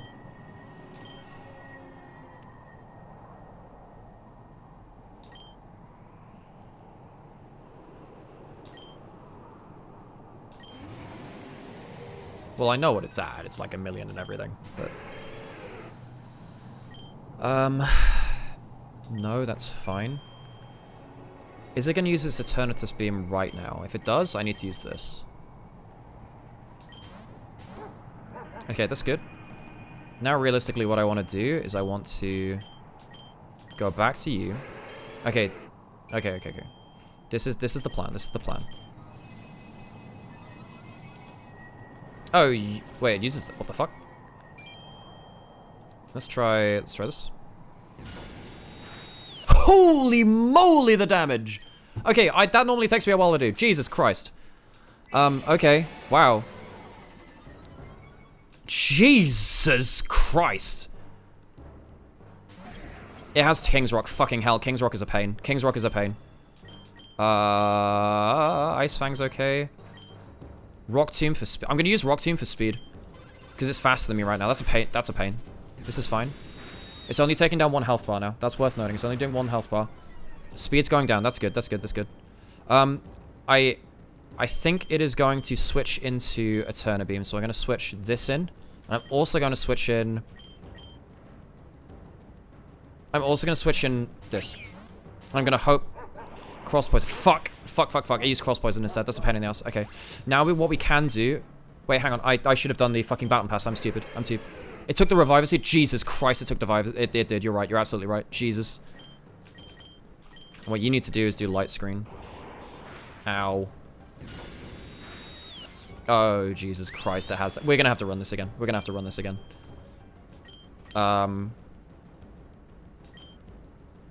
Ow, Charcoal's in there as well now. Is Ghost good against? Fuck it, we'll just try it anyway. Ow. Why is it not using its fucking shit, man? Okay. I guess I have to send this back out again. This is a problem. We will probably have to. You can't let this thing get ahead of the curve. It's a pain. It's such a pain.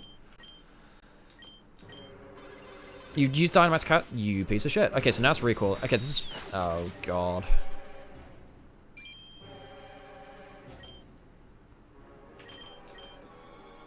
I use you shit. You know what I'm gonna do? I think I should... Because of the Reviver Seed, this is pretty much unwinnable. We need to do this again. This is the problem. We fucked that up. Okay. We can do this. We can do this, though. This is fine. We can definitely win this. We can definitely win this.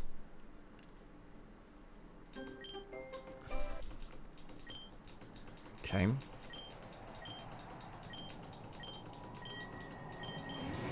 Okay. So, this is fine. Let's do... So we switch out to this, get rid of the Eternal Beam, which is good. Let's do... Charm to, like... This is not going to affect that, but it will affect its cross poison. Now we're going to do... Ooh, I guess we change into this because it's going to do cross poison. Sludge Bomb. Yeah, this is fine. Ow, that's bad. That's not very good. Down in speed as well. Oh, that's good. Now we switch out for Ninetales, I think. I use that again. Yeah, ow. Okay, so now we do Tail Glow. This is not great. We haven't started this well. Let's do Morning Sun. Yeah, I'm bad. This is fine. It didn't kill it. I'm on that time. Okay. Special defense is up, that's why. Okay, we fucked this up. We got the first stage of this much better before. Like, much, much better. So it ended up using cross poison before. Okay. I don't really have that much that's good against poison. That was an oversight by me. We can do this again.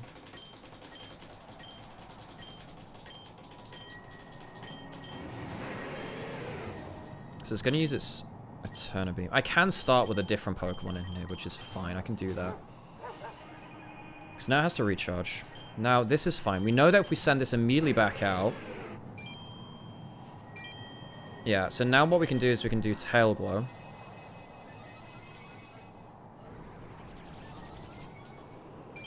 Okay, so now what we can do is we can do this and it will, like, immediately, like, fuck it up. Yeah, so that's fine. So this is fine. We get through the first stage really, really easily. Does it take my Reviver Seed immediately, though? King's Rock, okay. So I want to just say... Can I not Baton Pass it? Who has the Baton Pass? Let's do this. And let's do...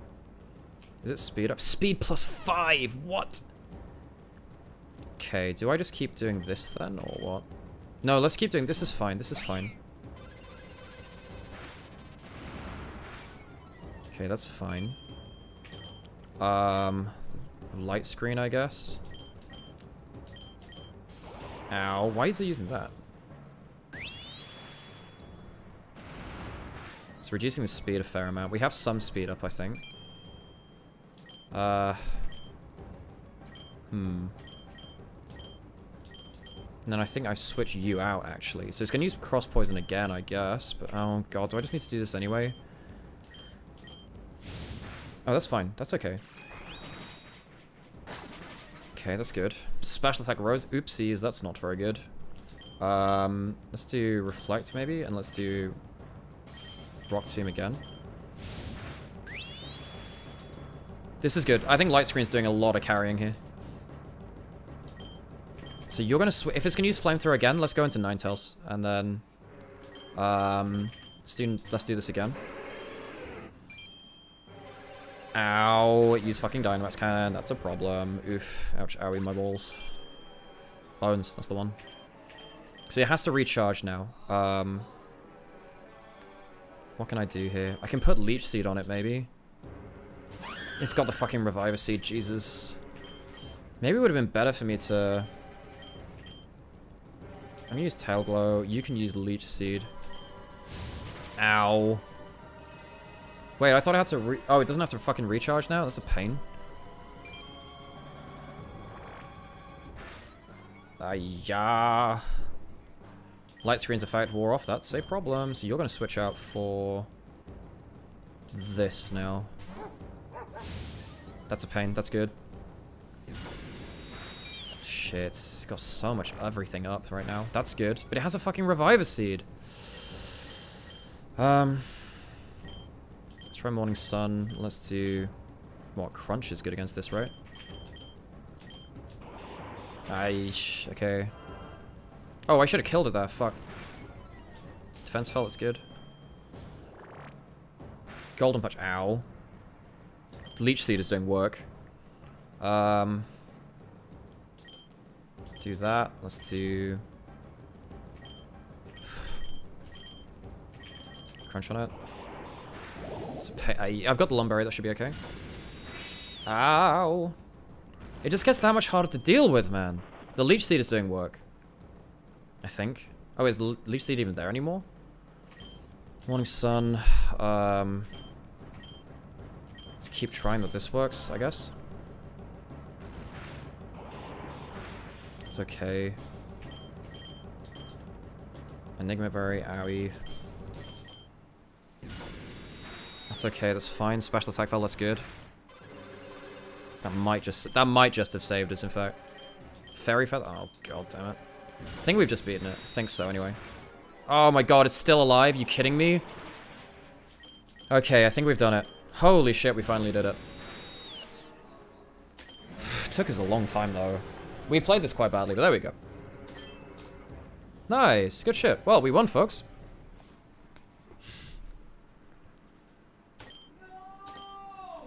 Casual could never. It's like the one, that's the one thing I'll do that Casual won't. Nice, nice, nice, nice. There we go, we did it. We did it. Nice. Oh yeah, I'm gonna go raid you over to Sam now. Thanks everyone for sticking by, and